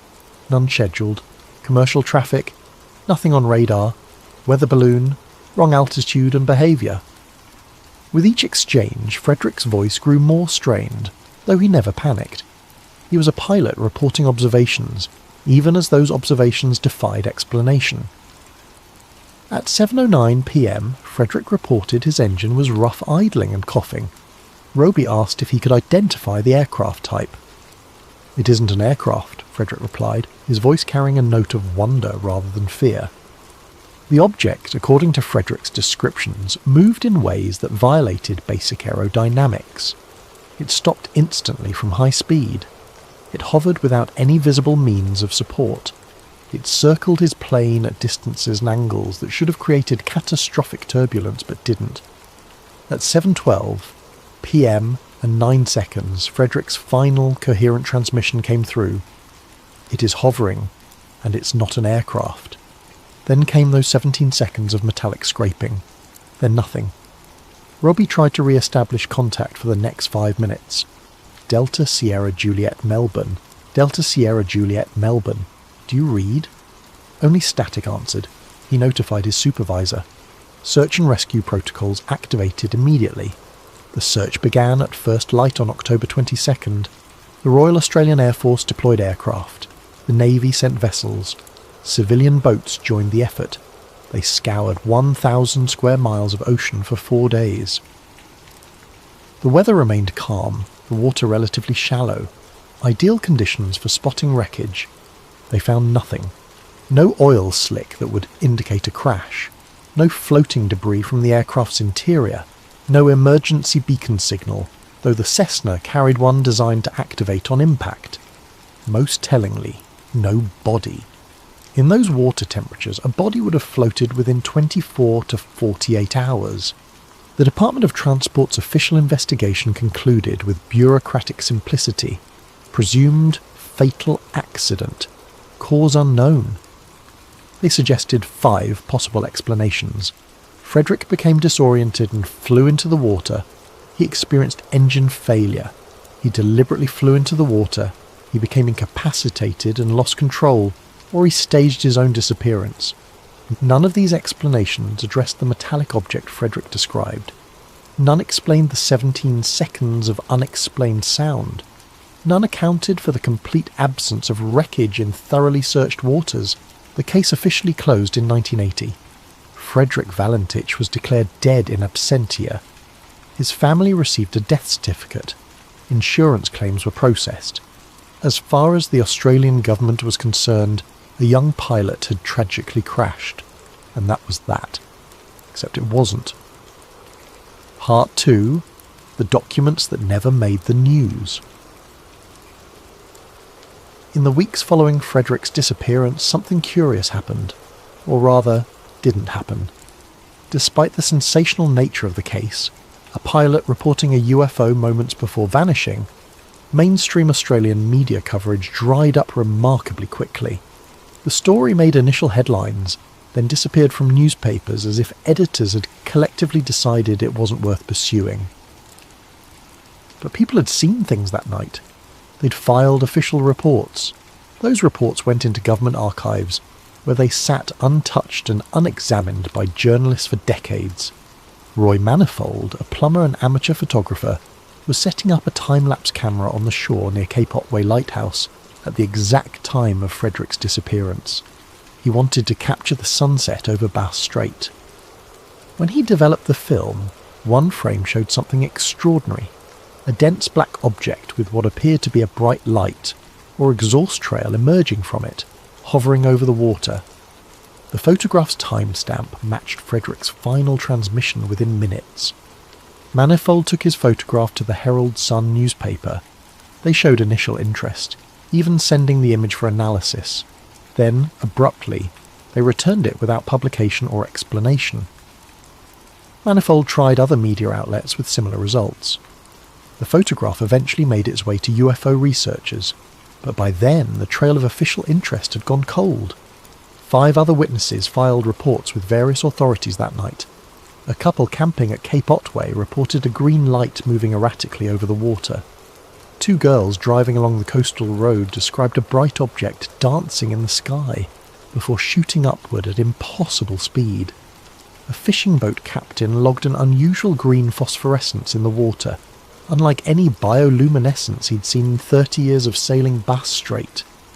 These reports shared common elements: green light, erratic movement, the time window matching Frederick's disappearance. They were filed with police, Coast Guard and aviation authorities. They were stamped, dated and archived. They were never investigated. In 1982, researcher Bill Chalker gained access to Department of Transport files through a Freedom of Information request. Hidden among routine documentation, he found a memo that shouldn't have existed. Dated October 24th, 1978, 3 days after the disappearance, it came from an unnamed Royal Australian Air Force officer to the department's Aviation Safety Branch. The memo's language was carefully bureaucratic, but its implications were staggering. It referenced non-ballistic movement patterns inconsistent with conventional aircraft, observed by ground-based radar systems on the night of October 21st. It mentioned anomalous returns in the area of Frederick's last known position. Most significantly, it stated that further documentation has been classified under national security provisions and forwarded to appropriate channels. Chalker pressed for these classified documents. He was told they didn't exist. When he provided the memo's reference numbers, he was told the classification was a mistake, that the documents contained nothing relevant to the Valentich case. When he formally appealed, his request was denied on grounds of international intelligence sharing agreements. International, not domestic. Someone outside Australia had an interest in what happened to Frederick Valentich. The pilot's father, Guido Valentich, spent years trying to understand his son's fate. In 1980, he gave an interview to Italian newspaper Giornale dei Misteri that Australian media largely ignored. He revealed that Frederick had been obsessed with UFOs for years, collecting magazine articles and attending UFO discussion groups in Melbourne. More significantly, Frederick had told his father 2 weeks before the disappearance that he believed he would soon make contact. He said strange things were happening, Guido recalled. Instruments in planes were going wrong. Pilots were seeing things. He believed something big was about to happen, and he wanted to be part of it. This context transformed Frederick's final flight. Not a routine crayfish run, but possibly a deliberate attempt to encounter something he believed existed in Bass Strait. The question became not what Frederick saw, but what he might have been looking for, and whether something was looking for him. In 1983, an aviation mechanic named John Murphy came forward with disturbing information. He'd serviced Frederick's rented Cessna 2 days before the disappearance. Frederick had paid cash for an unusual request. Murphy was to check and double-check the aircraft's radio equipment, specifically its ability to transmit on emergency frequencies. Frederick had seemed nervous, constantly checking over his shoulder, asking if anyone else had access to maintenance records. Murphy had thought it odd but not alarming. Young pilots could be particular about equipment. After the disappearance, he'd reported the encounter to investigators. They'd taken his statement, thanked him, and never followed up. When Murphy later tried to access his own statement through official channels, he was told no such document existed in the case file. The pattern was clear: systematic suppression of information that didn't fit the official narrative of a simple crash. Witnesses ignored, evidence dismissed, documents classified or disappeared. Someone wanted Frederick Valentich to remain an unfortunate accident rather than an impossible mystery.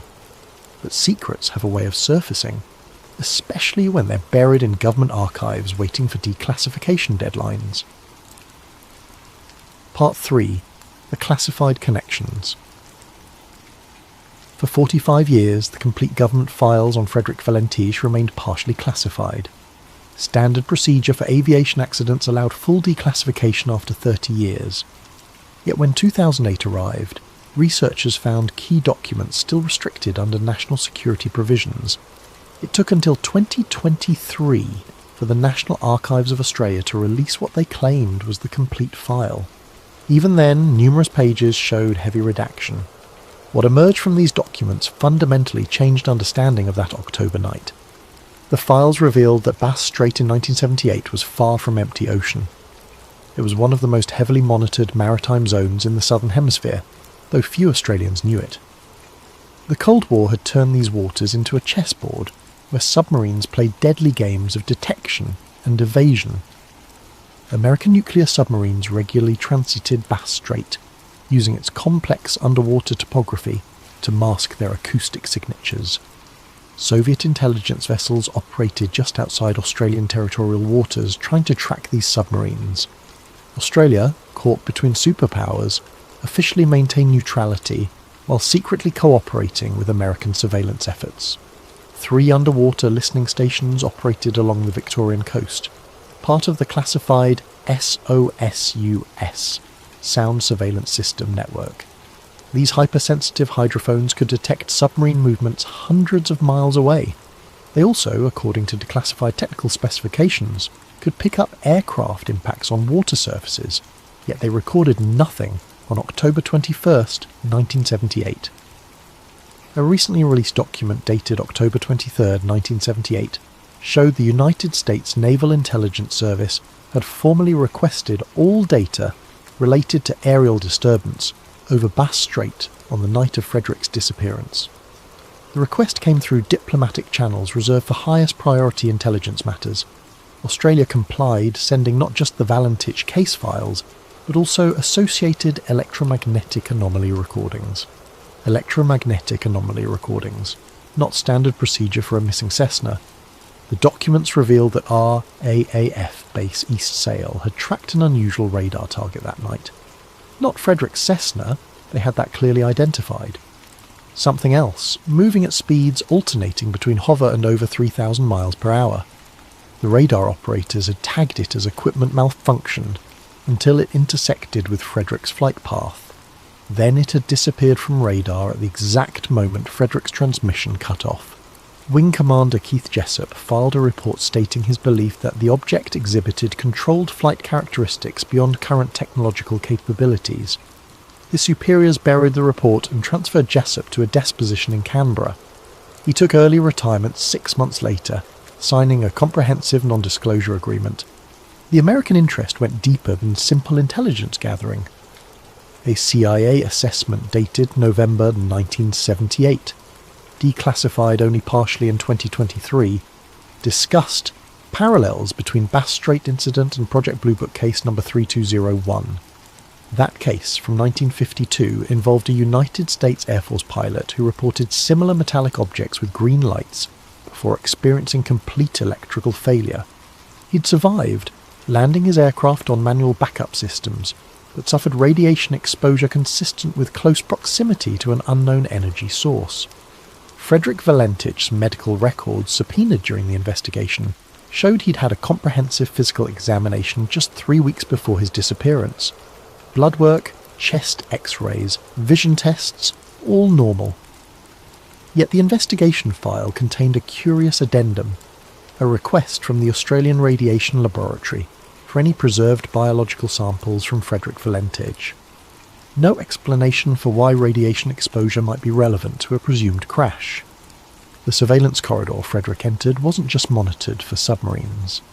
Declassified American documents revealed Operation Sky Scanner, a joint US-Australian program using the area to test advanced electronic warfare systems, experimental radar spoofing, communications jamming, even early electromagnetic pulse weapons. The exact nature of tests conducted on October 21, 1978, remained classified, but the operation's log showed unscheduled termination due to civilian air traffic interference. Frederick hadn't just flown into monitored airspace. He'd flown into an active military testing zone that shouldn't have been accessible to civilian aircraft. Yet no NOTAM, notice to airmen, had been issued warning pilots away from the area. Either the military had failed in basic safety protocols, or they hadn't expected anyone to be flying there, despite Frederick's filed flight plan. A handwritten note in the margins of one document, presumably from an intelligence analyst, posed a chilling question. If target acquisition was successful, where is the package? Target acquisition, package, language suggesting Frederick and his aircraft weren't victims but objectives. The Royal Australian Navy's involvement proved equally puzzling. The destroyer HMAS Torrens was conducting exercises 100 miles south of Frederick's route. Its log showed it diverted toward the search area before official search and rescue operations began. How did they know to divert if Frederick's disappearance hadn't yet been reported? The log offered no explanation, only coordinates and the cryptic notation. Standing orders executed. In 2019, a retired United States Navy sonar operator named Marcus Webb violated his non-disclosure agreement to speak with researcher Keith Basterfield. Webb had been stationed at the secret Pine Gap facility in Central Australia in 1978, officially analysing submarine acoustic signatures. On October 21st, his equipment had detected what he described as impossible sounds from Bass Strait. It wasn't mechanical, Webb explained. Not like engines or propellers. It was modulated, almost musical, but at frequencies that hurt to process. The computers couldn't classify it. We were ordered to delete the recordings and report equipment malfunction. I kept a partial copy on personal tape. The FBI confiscated it during a routine security check 3 months later. The implications were staggering. Multiple government agencies had detected, tracked and documented something extraordinary in Bass Strait that night. They'd moved to investigate, or intercept, before Frederick was reported missing. They'd systematically suppressed evidence and silenced witnesses, and the Americans had been involved from the beginning, suggesting this wasn't an isolated incident but part of something larger. Yet questions remained. If military forces had been tracking the object Frederick encountered, why hadn't they warned him? If they'd known something dangerous operated in Bass Strait, why allow civilian flights at all? And most disturbingly, if Frederick's disappearance was connected to classified military operations, why had no one been held accountable for his loss? The answer might lie in what happened after 1978, a pattern of incidents that suggested Frederick Valentich was neither the first nor the last to encounter something extraordinary over Bass Strait. Part 4. The modern anomaly chain commercial airline pilot Captain Richard Davies had 23 years of experience when he encountered something that made him question everything he thought he knew about aviation. On March 15, 2004, flying a Boeing 737 from Melbourne to Launceston, he crossed Bass Strait at 35,000 feet under clear conditions. What happened next would have ended his career if his co-pilot hadn't witnessed it too. A green, luminous object, roughly oval in shape, appeared off their starboard wing, not on radar, not on collision avoidance systems, visible only to human eyes. It paced their aircraft for 12 minutes, maintaining perfect relative position despite the 737's 450-knot airspeed. Then it accelerated upward at an angle Davies estimated at 70 degrees, disappearing in seconds. Davies faced a choice: report the sighting and risk his reputation, or stay silent and violate aviation safety protocols. He chose to file an official report. The response was swift and unsettling. Within 48 hours, representatives from the Australian Transport Safety Bureau interviewed him, took his statement, and classified it under environmental phenomena. They strongly suggested he avoid discussing the incident publicly. His co-pilot, First Officer Jennifer Chen, kept detailed personal notes. They knew, she wrote. The investigators weren't surprised. They had a protocol for this, formed specifically designed for anomalous aerial observations. How many pilots have filled out these forms? The answer emerged through careful research by aviation safety advocate Michael Carmody. Using Freedom of Information requests, he discovered that between 2000 and 2019, at least 47 commercial pilots had reported unusual phenomena over Bass Strait. Green lights featured in 31 reports, electromagnetic interference in 23, complete instrument failure in 8. The geographic concentration was remarkable. Plot the incidents on a map, and they clustered in a corridor roughly 50 miles wide, running northeast to southwest through Bass Strait. The exact corridor Frederick Valentich had entered in 1978. Captain Sarah Hendricks experienced the worst recorded incident in 2012. Flying a Qantas 737 with 162 passengers, she encountered what she described as coordinated harassment by multiple green lights. They surrounded her aircraft, matching every evasive manoeuvre. Her instruments failed in sequence, first GPS, then radio altimeter, then primary flight display. For 6 minutes she flew on backup instruments and visual references, her passengers unaware of the crisis. They were testing us, she told investigators, seeing how we'd react, what systems they could compromise. It felt deliberate, intelligent. Qantas management placed her on administrative leave pending psychological evaluation. She passed, returned to flying, but never crossed Bass Strait again, accepting only routes that avoided the area. The electromagnetic effects showed disturbing patterns, analysis by electronics engineer Tom Patterson revealed that the interference specifically targeted certain frequencies, those used by military communications and encrypted data links. Civilian systems failed as collateral damage. Whatever caused the interference understood human technology well enough to attack its weak points. In 2016, the Royal Australian Navy quietly rerouted submarine training exercises away from Bass Strait. The official reason cited environmental concerns for marine mammals. Retired Admiral James Morrison later admitted the real reason. 3 submarines had experienced simultaneous complete electrical failures while submerged in the strait. Emergency ballast blows had brought them to the surface, but investigators couldn't explain what had caused systems designed with triple redundancy to fail simultaneously. Tiger Airways Flight 381 provided the most documented case. On November 8, 2018, the Airbus A320 carried 178 passengers from Sydney to Melbourne. Approaching Bass Strait, Captain Michael Torres noticed an unusual green phosphorescence in the clouds ahead. He requested deviation around the weather.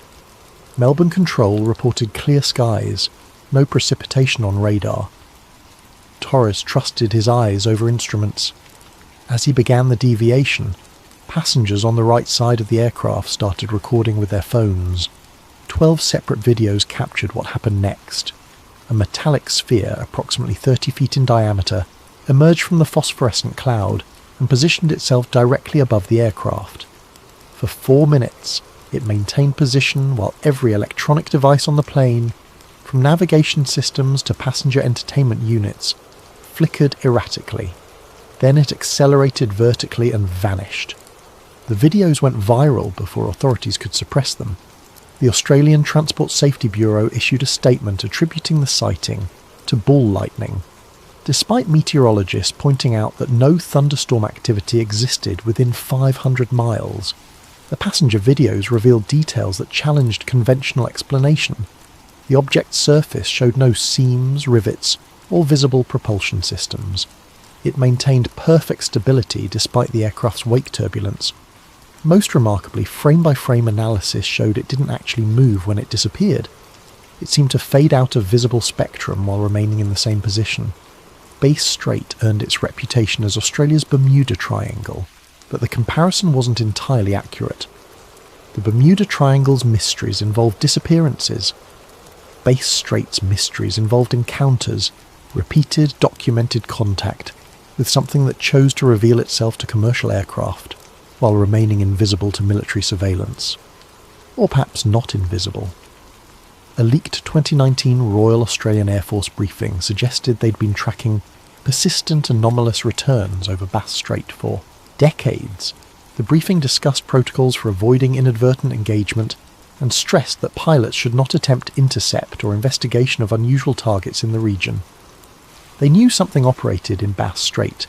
They'd known since at least 1978, possibly earlier. They'd chosen to allow civilian aircraft to continue flying through the area, accepting whatever risk that entailed. The question was whether they were protecting the public from knowledge of these encounters, or protecting whatever was causing them from public scrutiny. The modern incidents shared one crucial detail with Frederick Valentich's disappearance: the complete absence of official explanation. No coherent theory explained how multiple unrelated aircraft could encounter similar phenomena across 4 decades. No natural phenomenon accounted for metallic objects that defied physics. No secret military project remained operational and unacknowledged for 45 years, unless of course it wasn't military at all. Part 5. The question no one can answer. Geoffrey Thurgood spent 37 years as an air crash investigator. He'd examined wreckage from 200 accidents, testified in countless inquests, and thought he'd seen every way an aircraft could fail. The Valentich case haunted him precisely because it broke every rule he'd learned. When a plane crashes in water, he explained in a 2020 interview, it leaves evidence, always. Oil spreads for miles and lingers for days. Composite materials float. Seats contain foam that's essentially unsinkable. Even if the aircraft sinks intact, which is rare, bodies eventually surface due to decomposition gases. The Cessna 182 had mechanical controls with steel cables, that would survive impact and sink slowly. We should have found something. Bass Strait's characteristics made the absence of wreckage even more puzzling. Average depth, 200 feet. Seafloor composition, sandy sediment over limestone. Currents, predictable and well mapped. Commercial fishing vessels crisscrossed these waters daily, their nets dragging the bottom. In the 45 years since Frederick's disappearance, they'd found no aircraft parts. The theory that Frederick staged his disappearance collapsed under scrutiny. His bank accounts remained untouched. His passport never surfaced at any border crossing. No credible sighting ever emerged despite extensive media coverage. His girlfriend, Rhonda Rushton, insisted he'd been genuinely excited about their planned future together. He'd put a deposit on an engagement ring 3 days before his disappearance. Private investigator Malcolm Sutton spent 5 years tracking every lead, funded by the Valentich family's desperate search for answers. He found nothing suggesting Frederick had motivation or means to disappear. People who fake their deaths make mistakes, Sutton noted. They access money, contact family, leave digital footprints. Frederick left nothing. It's as if he simply ceased to exist. The suicide theory proved equally problematic. Frederick's psychological profile showed no indicators of depression or distress. He'd scheduled flying lessons for the following week, paid 6 months advance rent on his apartment, and told friends about his plans to apply again for commercial pilot training. His final radio transmissions revealed confusion and wonder, not despair. If Frederick had experienced mechanical failure or spatial disorientation, why describe a metallic object in such specific detail? 7 minutes of coherent observation couldn't be dismissed as hallucination. The transmission showed no signs of hypoxia or carbon monoxide poisoning. His speech remained clear, his responses logical. The 17 seconds of metallic sound defied all attempted explanation. Audio analysis by the University of Melbourne's Acoustic Laboratory identified multiple frequency harmonics that didn't match any known aircraft noise. The sound exhibited Doppler characteristics suggesting rapid rotation, but no part of a Cessna 182 could produce such frequencies even in catastrophic failure. Aviation engineer Patricia Williams attempted to recreate the sound using aircraft components. She tried propeller strikes on various materials, engine failures, structural collapses. Nothing matched. The closest approximation came from electromagnetically induced vibration in aluminum sheeting, but that required powerful external magnetic fields far beyond anything a small aircraft would encounter naturally. The government's behaviour raised its own questions. In 1982, Transport Minister Ralph Hunt ordered all Valentich files sealed for 30 years, citing public interest. When pressed by Parliament to explain, he stated only that premature release could cause unnecessary distress and speculation. What information could cause distress beyond what the family already endured? In 2008, when the 30-year period expired, key files remained classified. The government cited national security provisions that should never have applied to a civilian aircraft accident. Legal challenges by Freedom of Information advocates revealed that multiple agencies, defence, intelligence, foreign affairs, had placed holds on different documents. The coordination suggested high-level decision-making about maintaining secrecy. The partial declassification in 2023 answered some questions while raising others. Why had the United States shown such immediate interest? What were the electromagnetic anomaly recordings they'd requested? Why had Australian military assets moved toward Frederick's position before he was reported missing? Former intelligence analyst David Crawford, speaking anonymously, offered a possibility that challenged conventional thinking. What if Frederick Valentich encountered something that wasn't hostile, but was absolutely not meant to be seen? What if his disappearance wasn't an attack but a containment measure? That would explain the government's response. They're not covering up a crime but a contact. This theory aligned disturbingly well with the evidence. Frederick had deliberately sought out UFO phenomena. He'd positioned himself in an area of repeated sightings. He'd encountered something that matched his expectations. Then he'd vanished without violence. without wreckage, without any sign of destruction. The continued incidents over Bass Strait suggested an ongoing presence, something that revealed itself selectively, tested human aircraft systems, then withdrew without causing harm. Commercial pilots reported feeling observed, studied, evaluated. None reported feeling threatened, despite the obvious danger of instrument failures at altitude. Captain Richard Davies, reflecting on his 2004 encounter, voiced what many pilots thought privately. It knew we were there, it chose to show itself. It could have done anything to our aircraft. We were completely vulnerable. Instead, it just watched us, like it was checking on our progress, seeing how far we'd come technologically. The Bass Strait mystery had evolved from a single disappearance to a pattern of contact. Frederick Valentich might not have crashed or been destroyed. He might have achieved exactly what he'd sought, contact with intelligence beyond Earth. The price of that contact remained unknown, as did its purpose. But one fact remained undeniable. Something extraordinary operated in Bass Strait. It had been there in 1978 when Frederick vanished. It was still there in 2024, still watching, still waiting, still selecting who would see it, and who would be allowed to remember. The Australian government continued its policy of official denial and unofficial acknowledgement. Commercial aircraft still crossed Bass Strait daily. Pilots still reported green lights and electromagnetic anomalies. And somewhere in classified archives, the complete truth about Frederick Valentich waited for someone brave enough to reveal it.